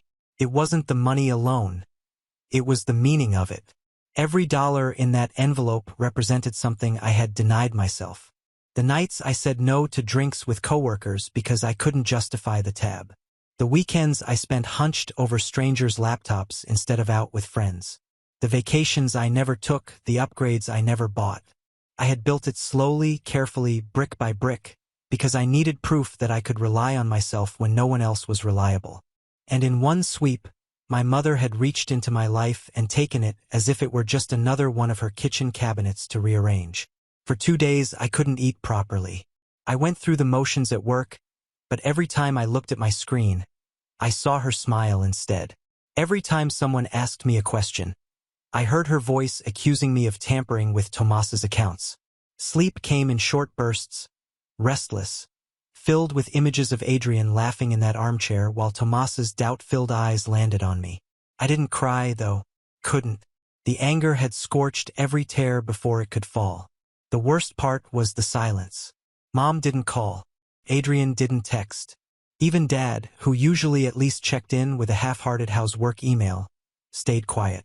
It was like I'd been cut out of the script, as though I had been cast as the villain in their family play, and the best way to deal with me was to erase me altogether. And for a while, I let myself believe it. I dragged myself through the days with the dull ache of someone who realizes the ground under him was never solid to begin with. But somewhere in that silence, something shifted. On the third night, sitting alone in my kitchen with the hum of the refrigerator as my only company, I realized I wasn't entirely powerless. Yes, she had taken my savings. Yes, she had tried to smear me in front of Tomas. But in her arrogance, she had also revealed something. She thought she still held control, that I would swallow this betrayal the way I had swallowed all the smaller ones. And for the first time in my life, I didn't feel like swallowing anything. So I started small.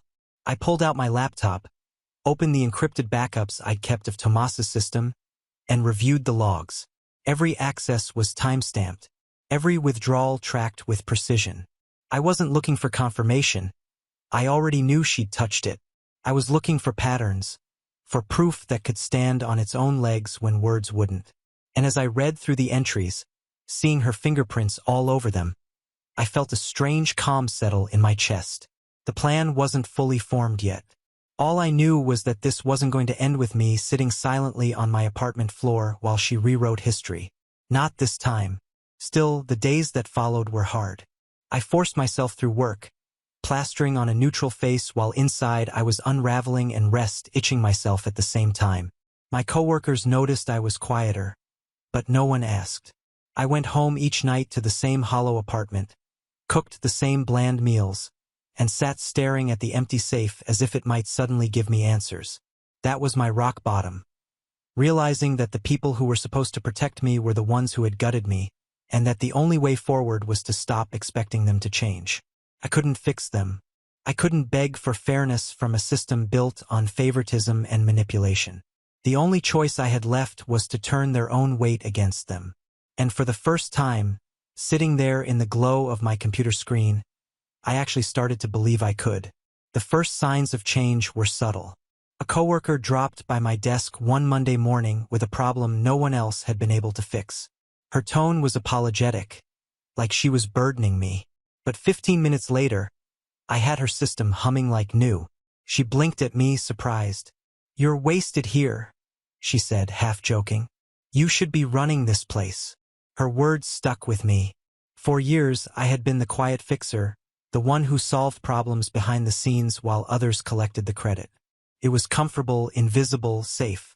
But after what had happened with my mother, the idea of invisibility no longer felt like safety. Felt like surrender. So when an internal job posting came up for a senior systems role, I applied. Not because I thought I would get it, but because I needed to do something that proved I wasn't going to keep playing small. 2 weeks later, I was in a glass-walled office sitting across from a manager who asked sharp questions. Instead of hedging, I answered plainly. I spoke about the systems I'd built for Tomas, the backups, the alerts. I didn't mention my mother. I didn't mention betrayal.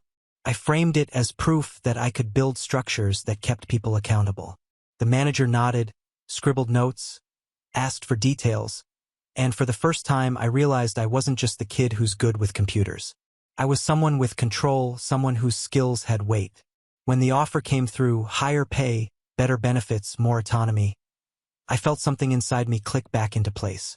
The number on the contract didn't erase the empty safe in my apartment, but it reminded me I could rebuild faster this time, smarter this time. With the raise came a shift in my habits. I stopped turning down invitations. I let myself accept a drink after work, I bought a better chair for my apartment instead of another bargain bin one that wobbled. I signed up for a class I'd been putting off, not because I needed it, but because I wanted it. Each choice was small, but together they stitched a new rhythm into my life. And as my own life brightened, I noticed the cracks widening in the family facade. Adrian called one night, his voice restless. "Hey man, I know things are tense, but I could use a little help, just until I get this new gig going." I listened without interrupting the way I always used to. But this time, when he finished, I said, "I'm not your safety net anymore." Silence stretched on the line. He tried to laugh it off, but I didn't budge. When I hung up, I realized my hands weren't even shaking. Tomas, meanwhile, began reaching out more often, not with suspicion, but with trust. He invited me to help him modernize more of his systems. What had started as a side favor grew into a consulting arrangement. He insisted on paying me, and the checks, though modest, were steady. "Better me giving this to you than wasting it on some firm that doesn't care," he said. His trust was a lifeline. It reminded me that my mother's attempt to poison that bond had failed. By spring, my apartment no longer felt hollow. The safe was still there, but I stopped staring at its emptiness like it was a wound. Instead, I focused on filling new accounts, clean and separate, ones no one else knew about. My savings ticked upward again, faster now with my new role and consulting work. It wasn't just money. It was momentum, and with momentum came confidence. I stopped lowering my voice when talking about my job around family. I let Tomas brag about my work when relatives gathered. Mom would tighten her smile, but she never corrected him. Adrian would shift uncomfortably, but he didn't challenge it. And Dad? Well, Dad still mostly stayed quiet, but one evening after dinner, he pulled me aside and muttered, "I'm proud of you." It wasn't much, but from him it was seismic. Yet, even in this rise, I knew the story wasn't finished. My mother had taken something from me that couldn't be returned, and she had tried to bury me under her lies. I wasn't naive enough to think she'd stop just because I was rebuilding. No, if anything, her grip would tighten when she realized I was slipping out of it. And that strangely gave me clarity. The higher I climbed, the clearer I saw the landscape. For the first time, I wasn't reacting to her moves. I was preparing my own. Momentum has a way of opening doors you never even noticed before. By the time summer rolled around, I wasn't just surviving anymore. I was gathering leverage piece by piece, almost without realizing it at first. My new role at work had me managing not just systems but compliance checks. That meant I had access to audit tools, reporting frameworks, and the kind of quiet power most people ignore because it hides in spreadsheets. The same instincts that once made me cautious about my own savings now made me sharp in recognizing patterns, trails, and loopholes.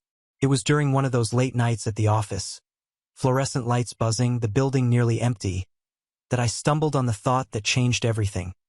People like my mother never assume the system will hold them accountable.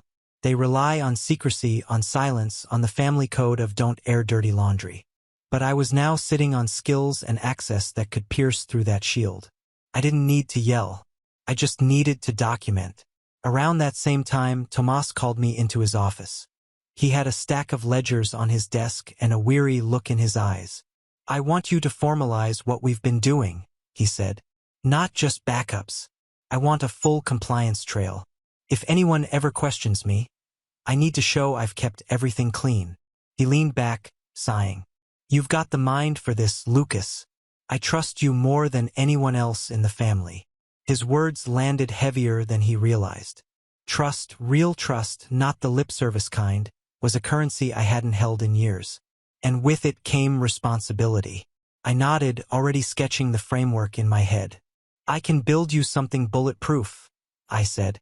By the end of the month, Tomas's family reserve system wasn't just a side project anymore. It was airtight. Multi-layered access, rolling backups, and automated anomaly detection that flagged any odd movement. It logged who, when, and how. Nothing could slip through unnoticed now. And in building it, I realized something. I'd created a mirror of the very thing my mother had violated in me. Only this time, it wasn't a dented steel safe in an apartment closet. This was a fortress she couldn't charm or guilt her way into. Then came the moment of pure accident or maybe fate. While cleaning up some alerts one evening, I traced back a small irregularity that had gone unaddressed from the earlier chaos. It wasn't large, just a fraction of what Mom had stolen from me. But the log was clear. The access came from her, through Tomas's family reserve account. My stomach tightened as I realized I was staring at proof.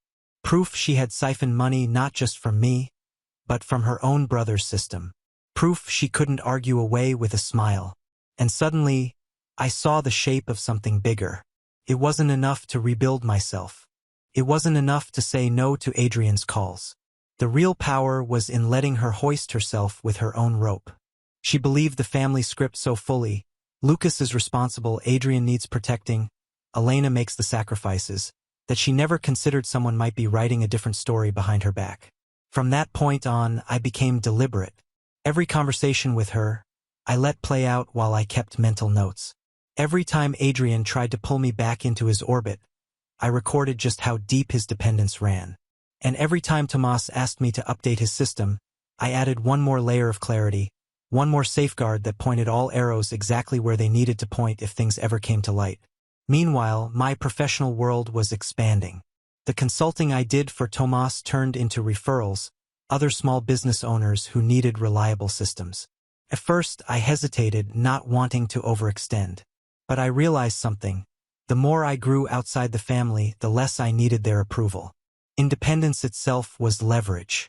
Money was part of it, yes, but reputation, that was the true fortress. It dawned on me then. Revenge wasn't going to be about shouting her down at a dinner table or storming out in anger. It was going to be quiet, methodical, undeniable. She had built her entire identity on being the one in control, the one pulling strings. And now, for the first time, the strings weren't in her hands anymore. I didn't have every detail yet, but I had the position. I had the skills. And most importantly, I had the proof. All that was left was waiting for the right moment, because I knew sooner or later, she would give me one. She always did. The moment came on a rainy Sunday in late September. I hadn't planned it for that day, at least not consciously. But life has a way of handing you the exact stage you need when the script is already written. Mom had called earlier in the week, her voice syrupy sweet, inviting me to a family dinner, just like old times. I almost declined, but something in her tone told me it wasn't just dinner. It was a performance, and if she wanted an audience, well, I was ready to play my part. When I arrived, the table was set like it was Thanksgiving. Linen tablecloth, the good plates, candles flickering even though it was still daylight. Adrian was already there, sprawled in his seat with a glass of wine he hadn't poured himself.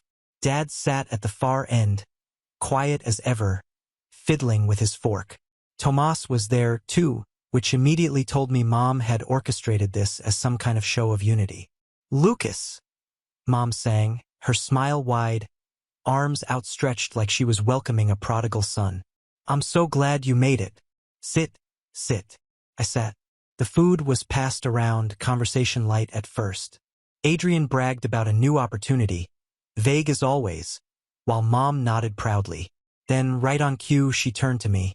"You know," she said, dabbing her mouth with a napkin, "I've been thinking a lot about how families weather storms. Adrian is finally getting back on track, thanks to all of us pulling together." Her eyes flicked to me like knives hidden in silk. "Even if some of us don't always appreciate the sacrifices others make." There it was, the setup. She was going to spin her theft as family heroism again in front of Tomas, in front of Dad, with Adrian as her proof of success. I felt the familiar anger rise, but this time I didn't let it show. I just smiled faintly and sipped my water. "Tomas," she continued, "I'm sure you understand. Sometimes we have to move resources around for the greater good. I've always believed in taking care of each other, even if certain people," her eyes landed on me again, "would rather hoard than help. The audacity of it might have floored me once, but not now. Not with what I had." I leaned back in my chair, calm, deliberate. "That's an interesting philosophy, Mom. Speaking of taking care of each other, have you checked your logs lately, Tomas?" The room stilled. Tomas frowned. "Logs? I reached into my bag and placed a slim folder on the table. I'd printed everything, the timestamps, the access records, the transfers. Neat, undeniable. Yes, I said evenly. The ones we set up for your reserve accounts. I brought a copy just in case. Adrian shifted uncomfortably, looking from me to Mom. She laughed too quickly. Oh, Lucas, honestly, always dramatizing. What are you trying to prove? Nothing, I said. I don't need to prove anything. The records speak for themselves. I slid the folder toward Tomas. Every access, every transfer. You'll notice some familiar fingerprints. Tomas opened it, scanning quickly, his face darkening as he read. The room filled with the quiet sound of paper rustling, the weight of silence pressing down harder with each page. Finally, he looked up, his eyes hard on my mother. Elena, he said, his voice low and sharp. You told me Lucas was tampering. But these are your entries, your credentials, your actions. Her smile faltered, then snapped back on like brittle glass. That's ridiculous. He's clever with computers, Tomas, you know that. He could have. Tomas cut her off. Don't. The system has redundancies. He couldn't fake these if he tried. You lied to me. You lied about him. He pushed the folder back across the table with disgust. Adrian sat down his wine glass, his face pale. Mom, is this true? She opened her mouth, but no words came out. For once, the performance had no lines left. I didn't gloat. I didn't raise my voice. I just sat there, steady and calm, the way she never expected me to be. You wanted to talk about sacrifices, I said quietly. Here's the truth. I built my own life from the ground up. I worked for what I had. And when you stole it, you tried to destroy my reputation to cover your tracks. You can spin whatever story you want, but the facts don't bend for you anymore. Tomas shoved back his chair and stood. I can't believe this, he muttered, shaking his head. All these years, Elena, and you'd sink this low. He turned to me. I'll handle this. But then his voice softened. You've done more for this family than anyone gives you credit for. Don't let her take that from you again. Mom reached for him, her voice rising, but he pulled his arm away. Dad finally looked up from his fork, his eyes wide with something between shock and shame. Adrian sat frozen, as if the reality had finally crashed through his comfortable haze. And me? I just folded my hands in my lap, steady as stone, and watched the empire of manipulation she had built over decades start to crumble in front of her. That was the revenge. Not shouting her down, not storming out, but letting the truth speak louder than she ever could. The fallout came faster than I expected. Tomas didn't storm out right then. He stayed long enough to make his position clear. This isn't just between you and Lucas, Elena, he said, standing with the folder still in his hand. You tampered with my accounts. That's not family business. That's fraud. I could take this to the authorities tomorrow and you'd have no defense. Mom's face drained of color. She tried to stand, to reach for him again, but he stepped back. Don't, he snapped, sharper than I'd ever heard from him. You've burned enough bridges. Don't think you can charm your way out of this one. Adrian looked like someone had pulled the floor out from under him. His usual swagger evaporated. Wait, he stammered. So, the debts? The money Mom used? Yes, I said, my voice steady. The car you drive, the rent you didn't pay, the tabs you ran up. She covered it with my savings. And then she dipped into Tomas's reserve to hide the trail. She didn't just rescue you, Adrian. She made me pay for it twice. He blinked, his mouth opening and closing, no words coming out. Finally, he slumped back into his chair, his eyes fixed on the table. For once, he had nothing to say. Dad, who had been silent all night, finally spoke.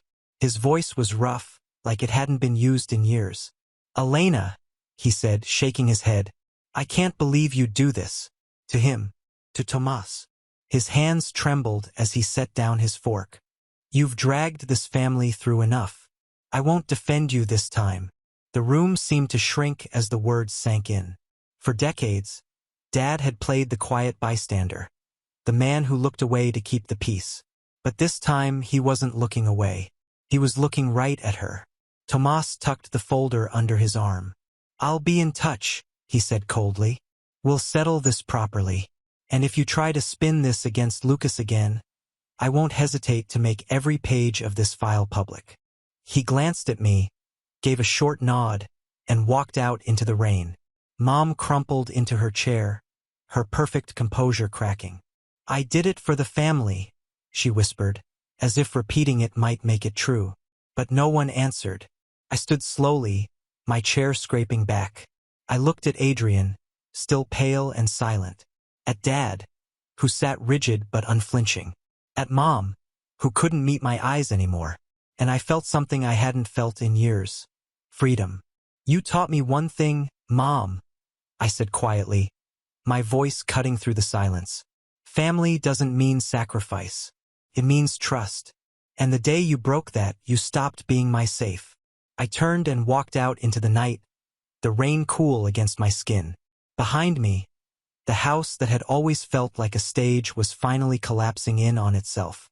For the first time, I wasn't the quiet, responsible one holding everything together. I was the one who walked away and I didn't look back. Now on to the next story. Story 5. My name's Callum. I'm 35, an architect by trade, and apparently just the guy who gets the photos.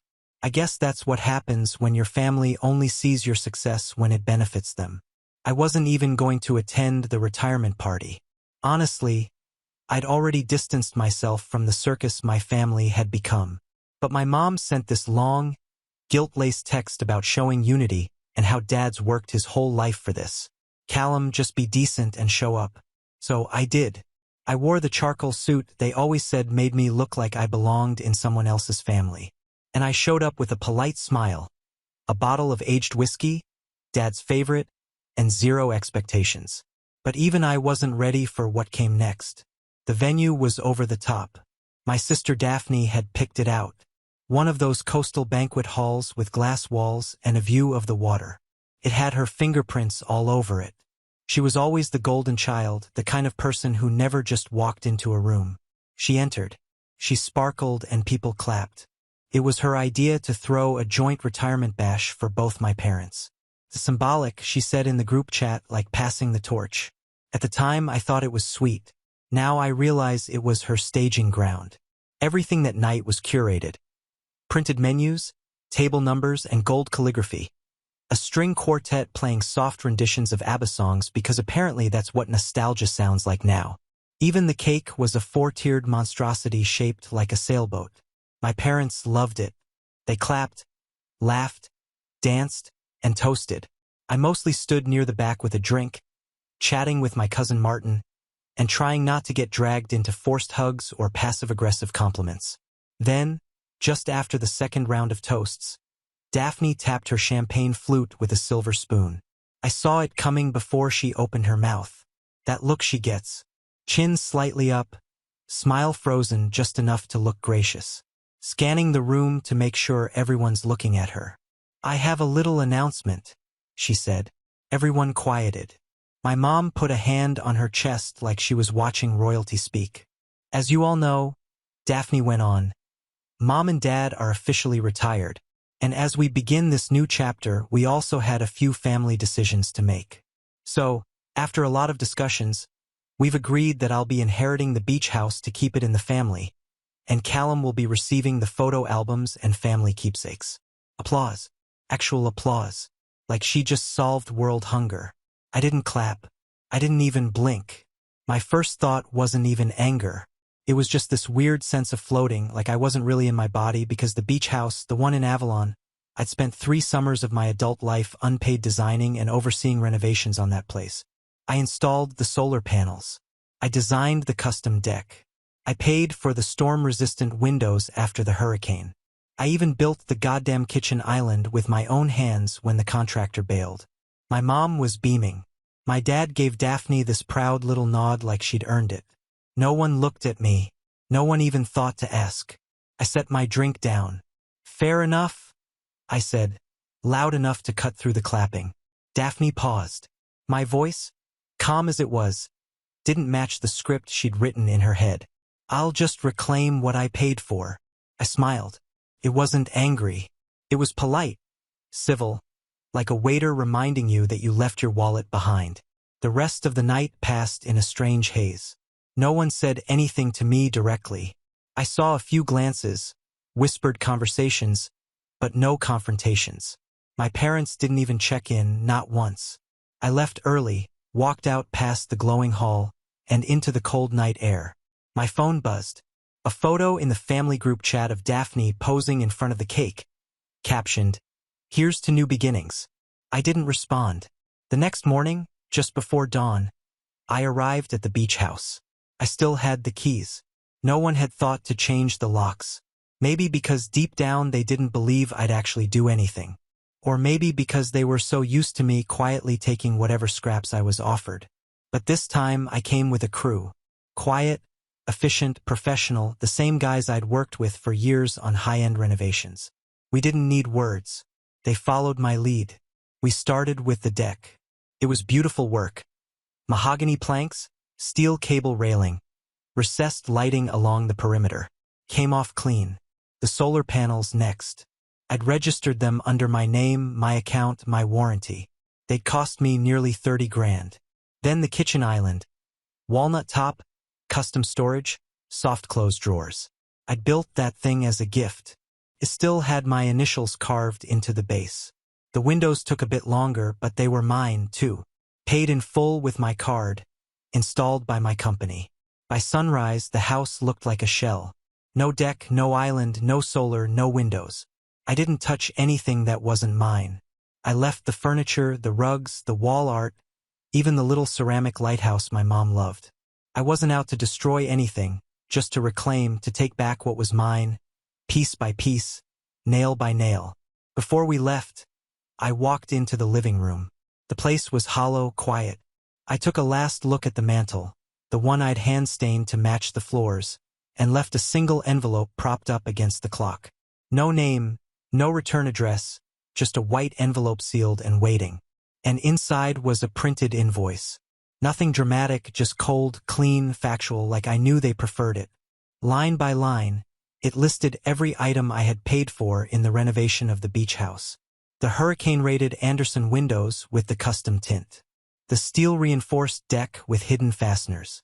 The off-grid solar panel system complete with backup batteries. The walnut slab island with artisan hardware. Even the LED lighting I'd installed throughout the exterior walkways.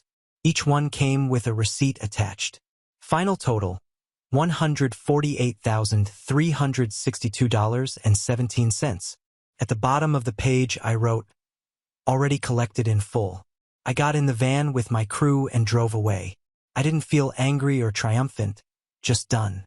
Something in me clicked off, like I'd been holding up a rotten beam for too long and finally let it crash. I spent the rest of that Sunday at my apartment, ignoring my phone. No one had messaged me yet, not even Daphne, which surprised me. I thought for sure I'd at least get a sarcastic nice tantrum, but the silence stretched. Monday morning, it started. First was my mom calling around 6:50 a.m., which she only ever did when someone died or when she was preparing to unleash some guilt-drenched emotional blackmail. I didn't answer. She left a voicemail. "Callum, what is the meaning of this? We went to the beach house and... just call me please." No apology, no acknowledgement that they'd blindsided me in front of an entire party. Just confusion that their gift to Daphne now looked like a gutted model home. Then came the group chat. Daphne dropped a photo, a wide shot of the house with blue tarps slapped over the window holes and what looked like a rental grill standing in place of the missing kitchen island. She didn't say anything, just posted it. A few minutes later, Dad chimed in with, "We need to talk." No punctuation. That was his thing when he was mad. Still, I said nothing.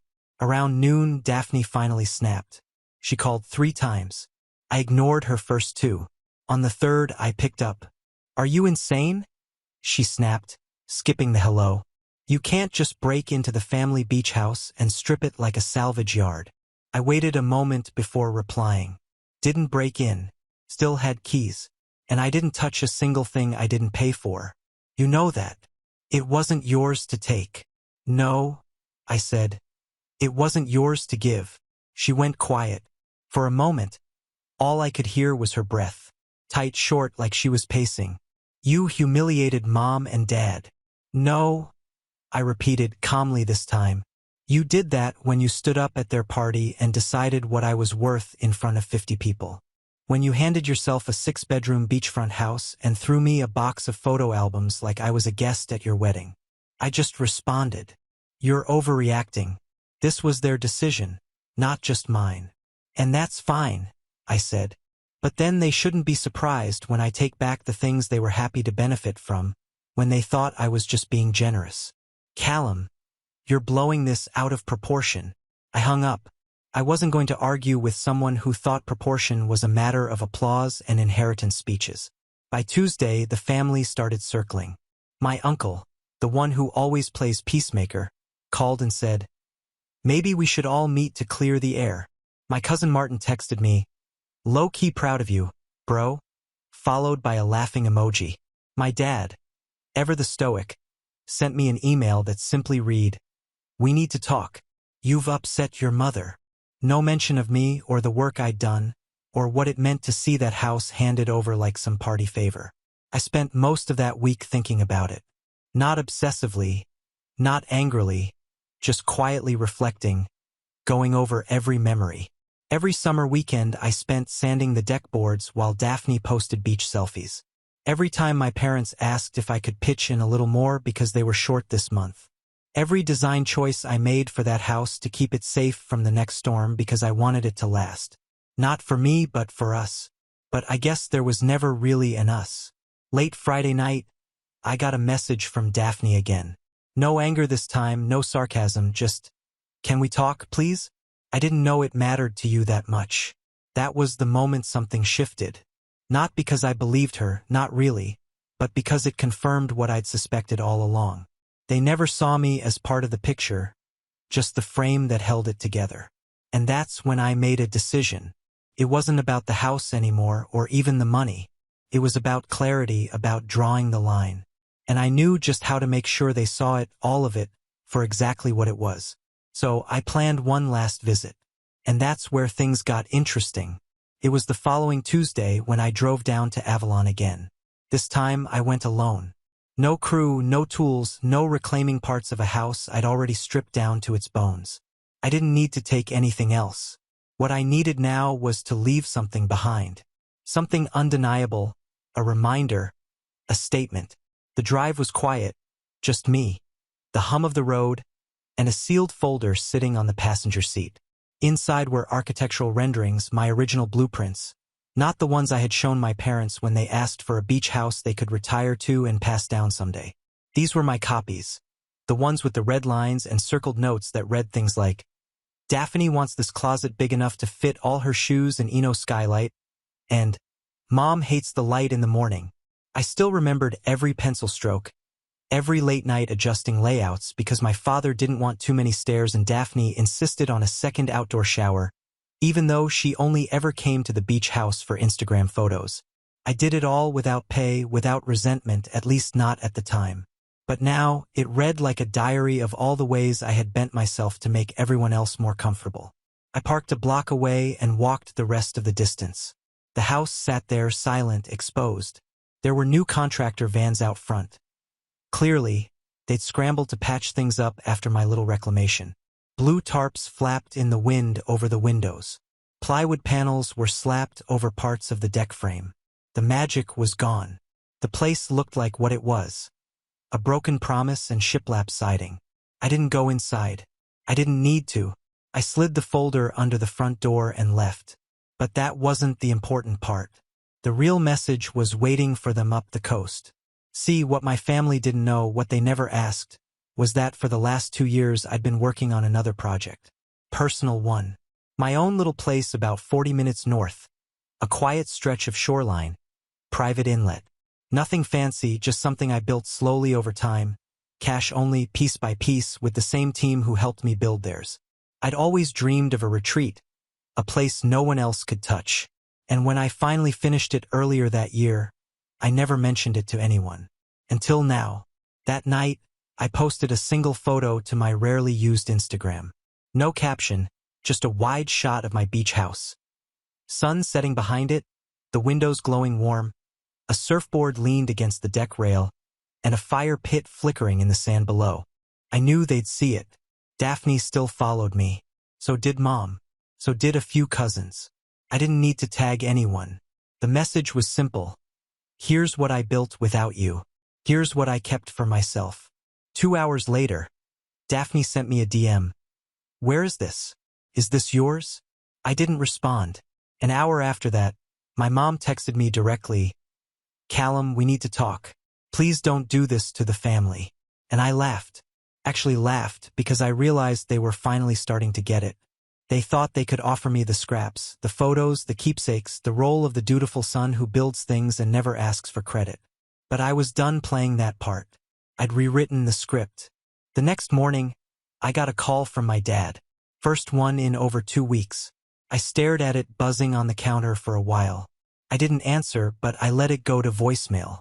His voice was calm. Too calm.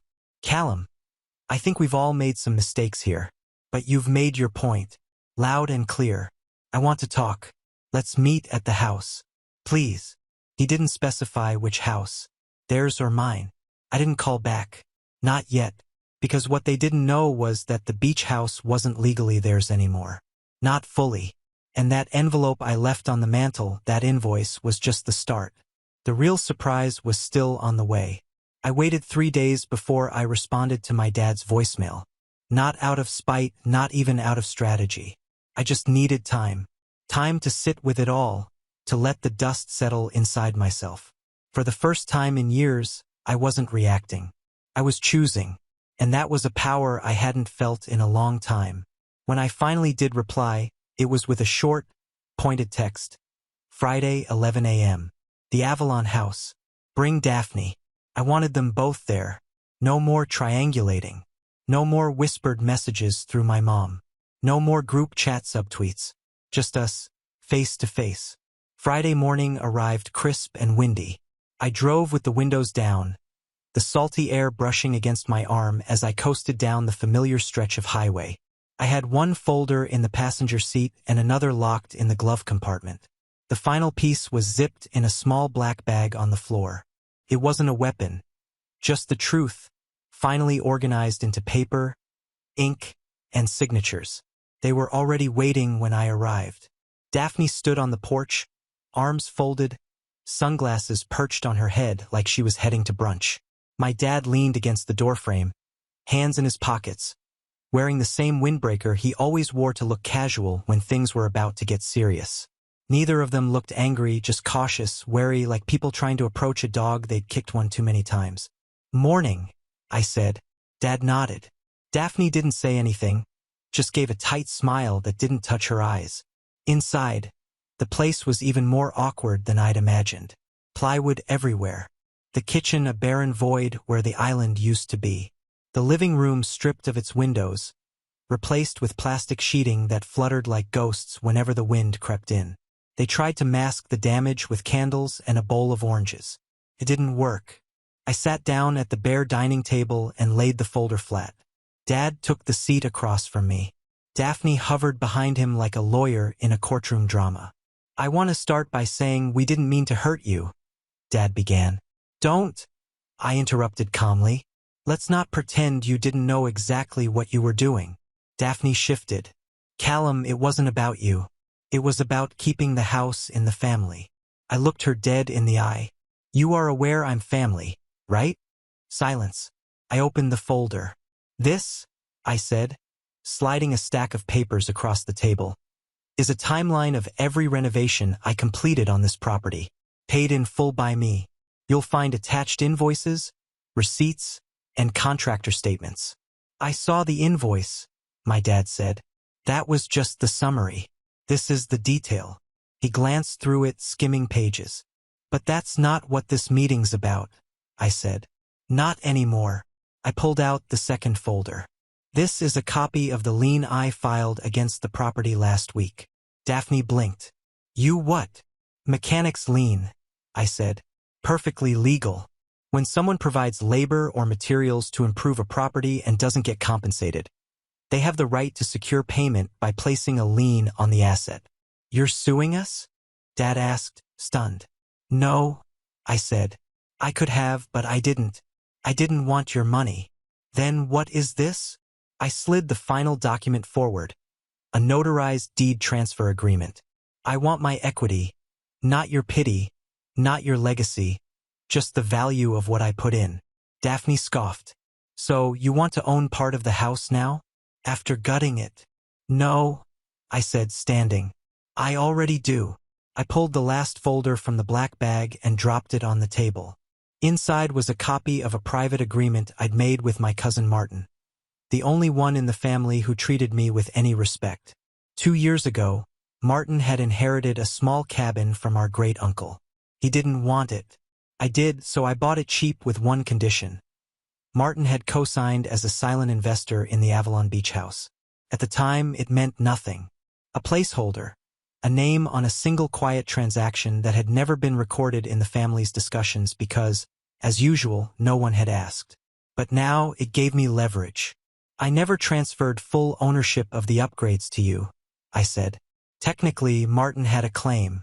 I bought him out last month. So now that claim is mine. 52%. Daphne's face went pale. You're lying. I smiled. I'm not. Dad leaned forward, scanning the documents. His lips moved silently as he read, and for the first time since the party, he looked old. Not retired and glowing, but small, fragile, like the authority he'd clung to had finally slipped through his fingers. I don't want to live here, I said. I don't even want the memories. But I'll be damned if I let you pretend I was never part of this house. So what now? Dad asked. You want us to buy you out? I shook my head. No, I've already made arrangements. I handed him a final envelope. This one bore the logo of a real estate firm, one that specialized in luxury flips and distressed beachfront properties. Inside was a signed letter of intent. I had sold my share to a development group. They were going to tear it down and build a modern duplex. You sold your half? Daphne hissed. Are you insane? It was never half. It was controlling interest, which means they have the right to make changes, initiate redevelopment, and petition the court for a forced sale if necessary. Which they will. You're destroying the family beach house, Dad said quietly. No, I said. You destroyed it when you decided it belonged to everyone but me. There was a long silence. I let it sit, let the weight of it fill the room. I wanted them to feel the walls closing in just a little. Not out of revenge, but out of justice, out of honesty. You could have talked to us, my father finally said. I did. For years. Every time I drove down, every time I paid for something without asking to be reimbursed, every time I showed up and got pushed aside like a contractor, not a son. They didn't argue after that. I stood, gathered the empty folders, and said, I'll be staying at my place up the coast. The developers will reach out this week. You can try to fight the petition, but I wouldn't waste your money. As I turned to leave, Daphne finally found her voice again. Was it worth it? I paused. You tell me, I said. You got the beach house. I just took back everything you thought came free with it. And then I walked out. The sale went through 5 months later. They fought it, of course, tried to drag it out, claimed sentimental value, but in the end, the numbers spoke louder. Developers bulldozed the house by the end of the year. All that remained was a single brick engraved with a quote my mother used to love. Home is where the heart is. Martin sent it to me in a box with no note. I keep it on the shelf in my own beach house now, not as a souvenir, but as a reminder. Sometimes, to build something truly your own, you have to burn down the lies that came before it. And make sure the next house has your name on every single brick. Now on to the next story. Story 6. I've had enough of my parents, honestly. I've been fed up for years, but this one takes the cake. This whole situation started with a vacation, a luxury vacation no less, and the worst part? I paid for it. But of course, that's not the story. The real story is how I ended up walking away from it mid-trip, after I realized just how far they'd pushed me. Let me backtrack a bit. My name's James, I'm 26, and for as long as I can remember, I've always been the kind of person who wanted to make my parents proud. The only problem is, no matter what I did, nothing was ever good enough for them. I could ace every test in school, win every competition, land every job, but there was always something else added at the end of every compliment. You did great on that project, but you should have gotten a promotion already. Or, that's a nice paycheck, but you could be making more if you weren't so focused on that side hustle. It's exhausting. But here's the thing. I'm not a failure. I'm doing well for myself now. I have a decent job, and I've been working my tail off for years to get to a place where I don't have to worry about money or living paycheck to paycheck. I've put in the work, and yet there's this constant feeling with my parents that nothing's ever enough, that I should always be doing more. So when my parents started talking about this luxury vacation they wanted to take, I wasn't exactly thrilled. We're talking about a 5-star resort, a private beach, fancy dinners every night, and spa treatments on the regular. It was expensive, and they wanted me to foot the bill. You'd think I'd just say no, right? But that's not how my parents operate. There's a lot of guilt tripping involved, a lot of "you don't want us to be miserable, do you? And we worked so hard to give you everything, and now we just want to enjoy a nice vacation together." After months of hearing the same thing, I finally caved. I figured, okay, maybe it'll be a nice break. Maybe, just maybe, it would be a chance for us to bond. The problem? I wasn't just paying for my part of the trip. I was paying for everything. Sure, I could afford it, but the whole time I was dreading it. And when we finally got to the resort, it only got worse. The first night, my parents didn't even bother to hide it. As soon as we were seated at the dinner table, my mom glanced at the menu and said, "It's so nice to have a son who can afford this kind of thing. We can't even imagine spending this much on ourselves." My dad, not missing a beat, said, "Yeah, we would have never done this if it weren't for you." They both laughed like it was some kind of joke. It wasn't funny. It was humiliating. They weren't even trying to make me feel appreciated. They were rubbing it in my face. Every time I went to pay for something, they'd make a comment about how much I was helping them out. I was the big hero who was paying for their lavish getaway, and they didn't even care enough to pretend like they were grateful. But the worst part? It was all just the same old game, the same old dynamic. I was the provider and they were the takers, and it was never going to be enough for them.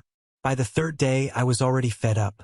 Every meal, every spa visit, every excursion we went on, I was the one pulling out my card. They barely said thank you. Instead, they just casually mentioned how nice it was to have a son who made it, but that I still had a long way to go. As if the vacation was some kind of test.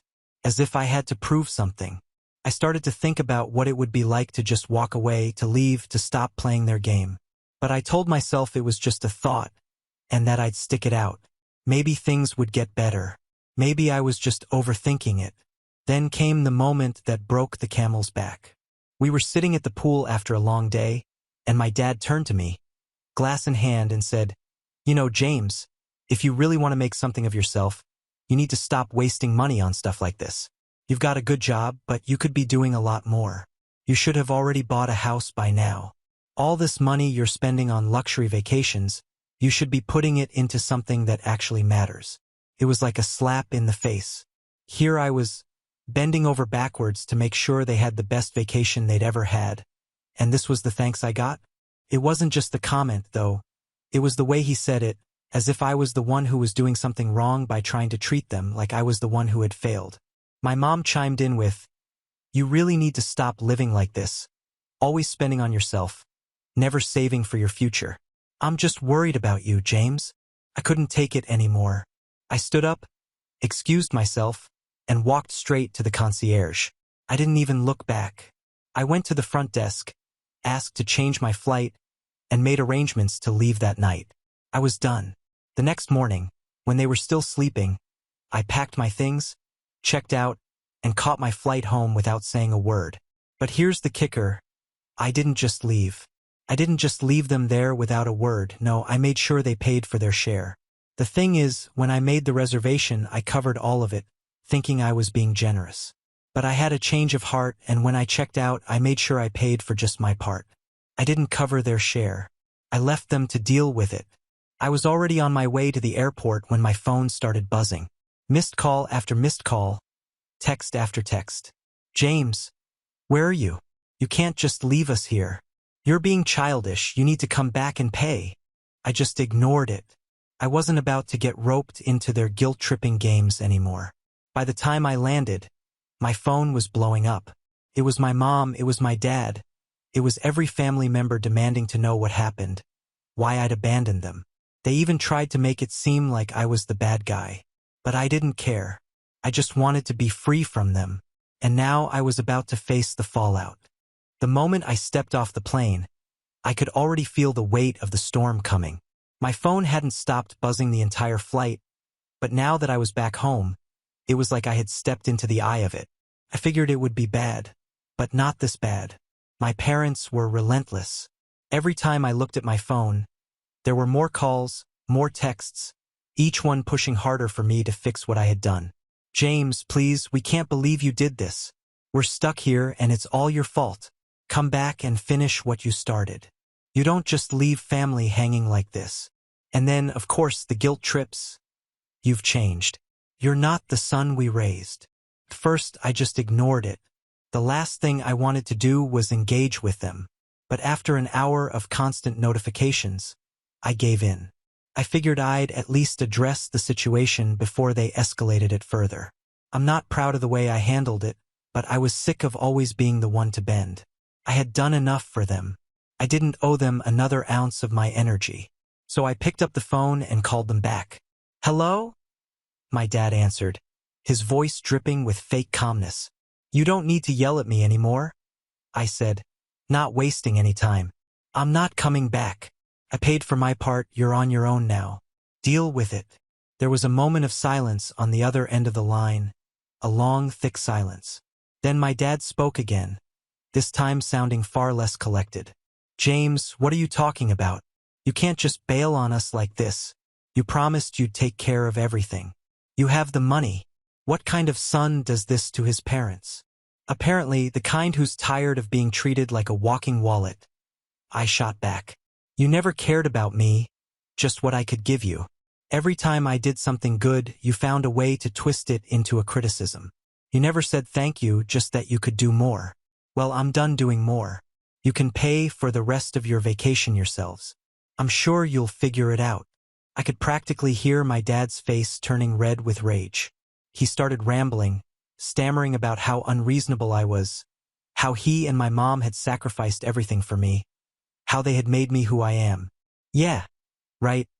I cut him off, my voice dripping with sarcasm. You've done such a great job.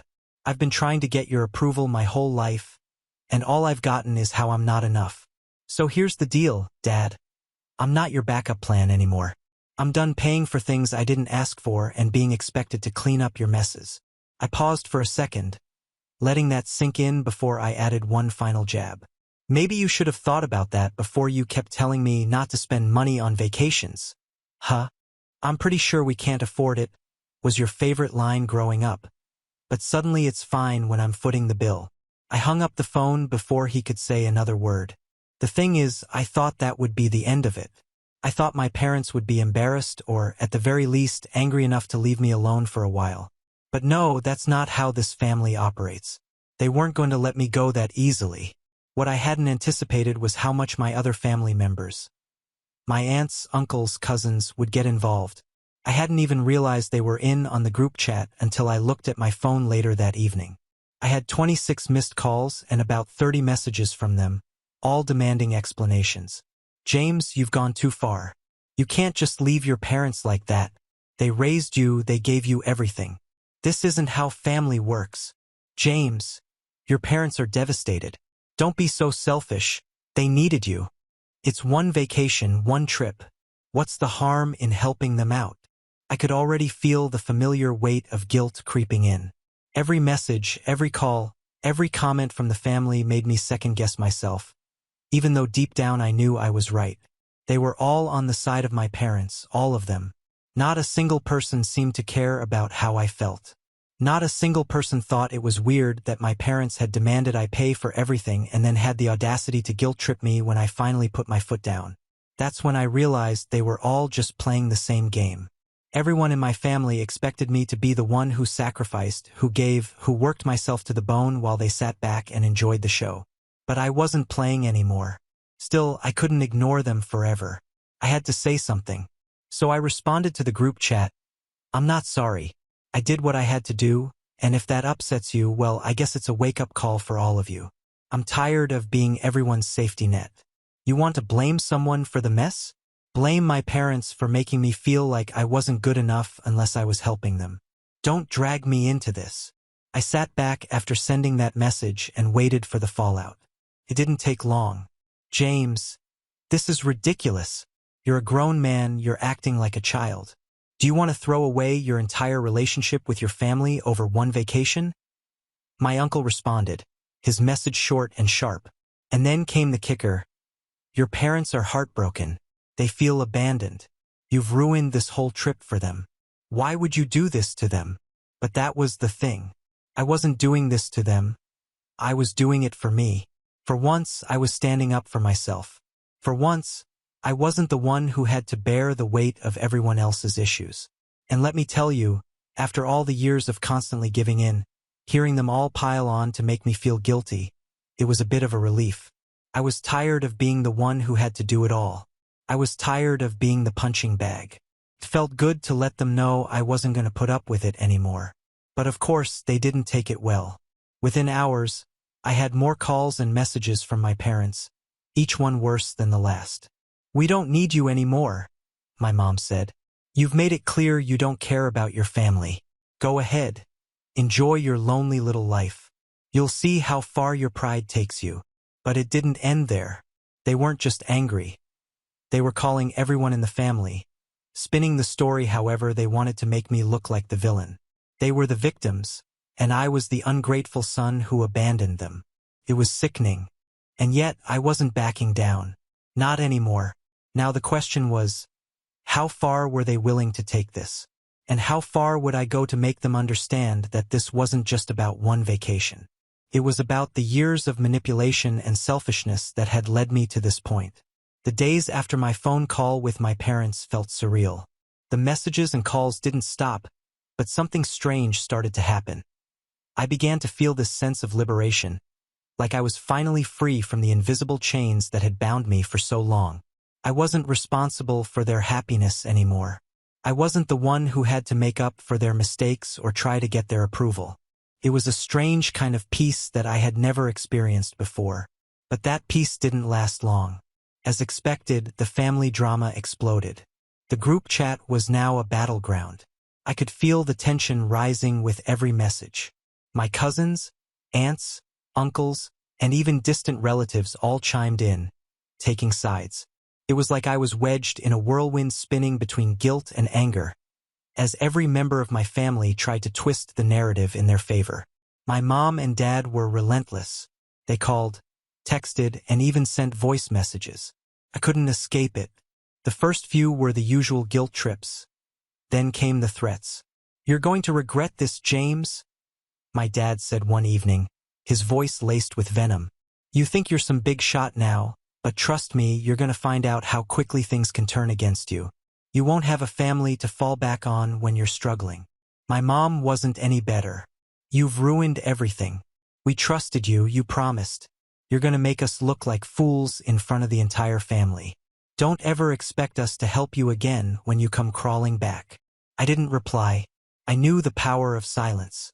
It was the one thing they couldn't manipulate. Every time they tried to get a rise out of me, I just ignored it. It was hard at first, but eventually I started to feel a bit of pride every time I resisted. The messages got more desperate, more frantic. They were losing control, and that was something I'd never seen from them before. But here's where the story takes a turn I wasn't expecting. The family started turning on me. It wasn't just my parents anymore. It was my relatives, too.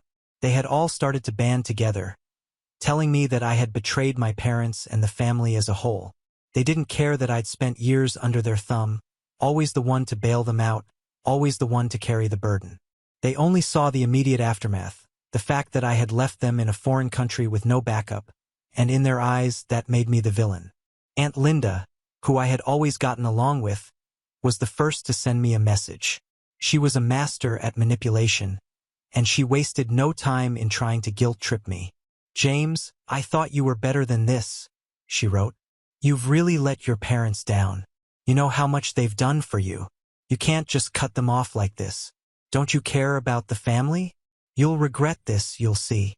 I wanted to respond. I wanted to tell her how many times my parents had let me down, how many times I had been expected to sacrifice for them, and how, at the end of the day, I was the one left to clean up their messes. But I didn't. Not yet. I wanted to let them stew for a while. I wanted to see how far they would go to paint me as the bad guy. Then came my cousin Sarah, who had always been the goody-two-shoes of the family. She was the one everyone looked to as the example of what a good child should be. She had always been so quick to judge me, but this time her message was nothing short of hypocritical. "You're making a huge mistake, James. If I were you, I would apologize right now. You can't just throw your family away like this. You'll regret it, believe me." I didn't know whether to laugh or cry. Sarah was the last person who should be lecturing me on family.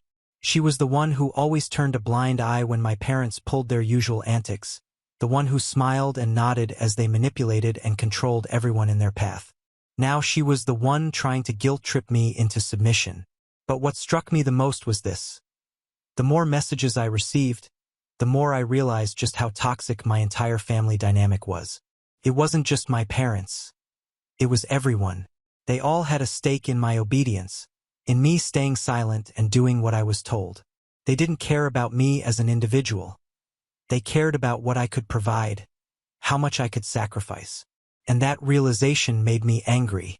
I had been so naive for so long, thinking that if I just did enough, if I just gave more, I'd earn their love and respect. But now I saw it for what it really was, a never-ending cycle of manipulation, guilt, and control. And that's when I knew I wasn't going to back down. But the stakes were higher now. This wasn't just about a vacation anymore. This was about my entire relationship with my family, about how far they would go to try to break me, and how far I was willing to go to finally stand up for myself. I spent the next few days at home trying to figure out my next move. I knew that cutting ties completely wasn't an option. Not yet, the fallout would be too much. But I also knew I couldn't just give in and pretend nothing had happened. I had to make them see that they couldn't control me anymore. The calls and messages kept coming, but I stayed quiet. Then, one evening, I got a message from my dad. It was short, but it hit me like a ton of bricks. "You've really gone too far this time, James. You'll see. We won't forget this." I stared at the message for a while, the weight of his words sinking in. I didn't know what was coming, but I knew one thing for sure. Things were about to get a whole lot worse, and I wasn't sure I was ready for what would happen next. The message from my dad lingered in my mind for days. "We won't forget this." It was a simple threat, but the weight behind it felt like 1,000 pounds. They were furious, but I was done. I had made my decision. There was no going back now. The silence continued for a while. Every call and message I ignored only fueled their fire. My family was waiting for me to cave, waiting for me to come crawling back, apologizing for the mistake I had made. But I didn't budge. I wouldn't. The longer I resisted, the more my resolve hardened. Then came the moment that shattered everything. It was a Saturday evening when I received an unexpected phone call. I didn't recognize the number, but something told me it was important. I hesitated for a moment, but curiosity got the better of me. I answered.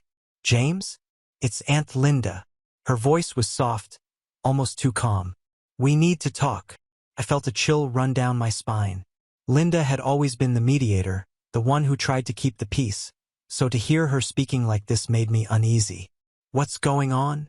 I asked, trying to keep my voice steady. "It's your parents," she said. "They're not doing well. They've been crying nonstop since you left. They've never been this upset before. Your mom, she's inconsolable." I could almost hear the faint tremor in her voice, and a part of me felt a brief pang of guilt, but it passed quickly. "Why are you telling me this?" I asked, my voice colder than I intended. "You know what happened. You know why I did it." "I do," she sighed. "But you've got to understand, they're not handling it well, James. The family is turning on you. You're not just upsetting them, you're upsetting everyone. This is bigger than just the vacation. Her words hit harder than I expected. It was true. My parents weren't just upset with me. They had turned the entire family against me. They were playing the victim, painting me as the ungrateful child who didn't care about family, about loyalty. And in the process, they were poisoning everyone's perception of me. I closed my eyes, gripping the phone tighter as my anger flared up again. I had been used for so long, and now they were trying to guilt me into coming back, trying to make me feel responsible for their misery. "I'm not going back," I said firmly, my voice now steady and unwavering. "I'm done. I've done enough for them, for all of you. It's not my responsibility anymore. Not even if they cry or yell or try to manipulate me. I'm not their savior."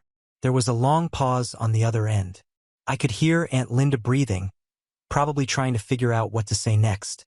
But I didn't want to hear it. I was done. "I understand," she finally said, though her tone was strained. "Don't think this is over. Family doesn't forget something like this. You'll lose them all if you continue down this path." I hung up before she could say anything else. I stared at my phone, the screen going dark in my hand. My chest was tight, my heart racing. The guilt tried to creep back in, but I pushed it away. I had made my choice. I had to stand by it. The next few weeks were a blur of missed calls, angry messages, and more guilt trips. My parents sent letter after letter, each one more desperate than the last. They wrote about how I was ruining my future, how I would regret abandoning them, how they were disappointed in me. But with every letter, every phone call, I grew stronger. And then one day, as I was getting ready to leave for work, I received a message from my mom that changed everything. It was short, but it hit me like a punch to the gut. "James, we've been hearing things. We're not just disappointed in you anymore, we're done. Don't come back. Don't try to contact us. We're cutting ties for good." The finality of it hit me like a wave. They were really going through with it. They had crossed the line. This wasn't just about a vacation anymore. It was about their control over me, their expectations, their manipulation.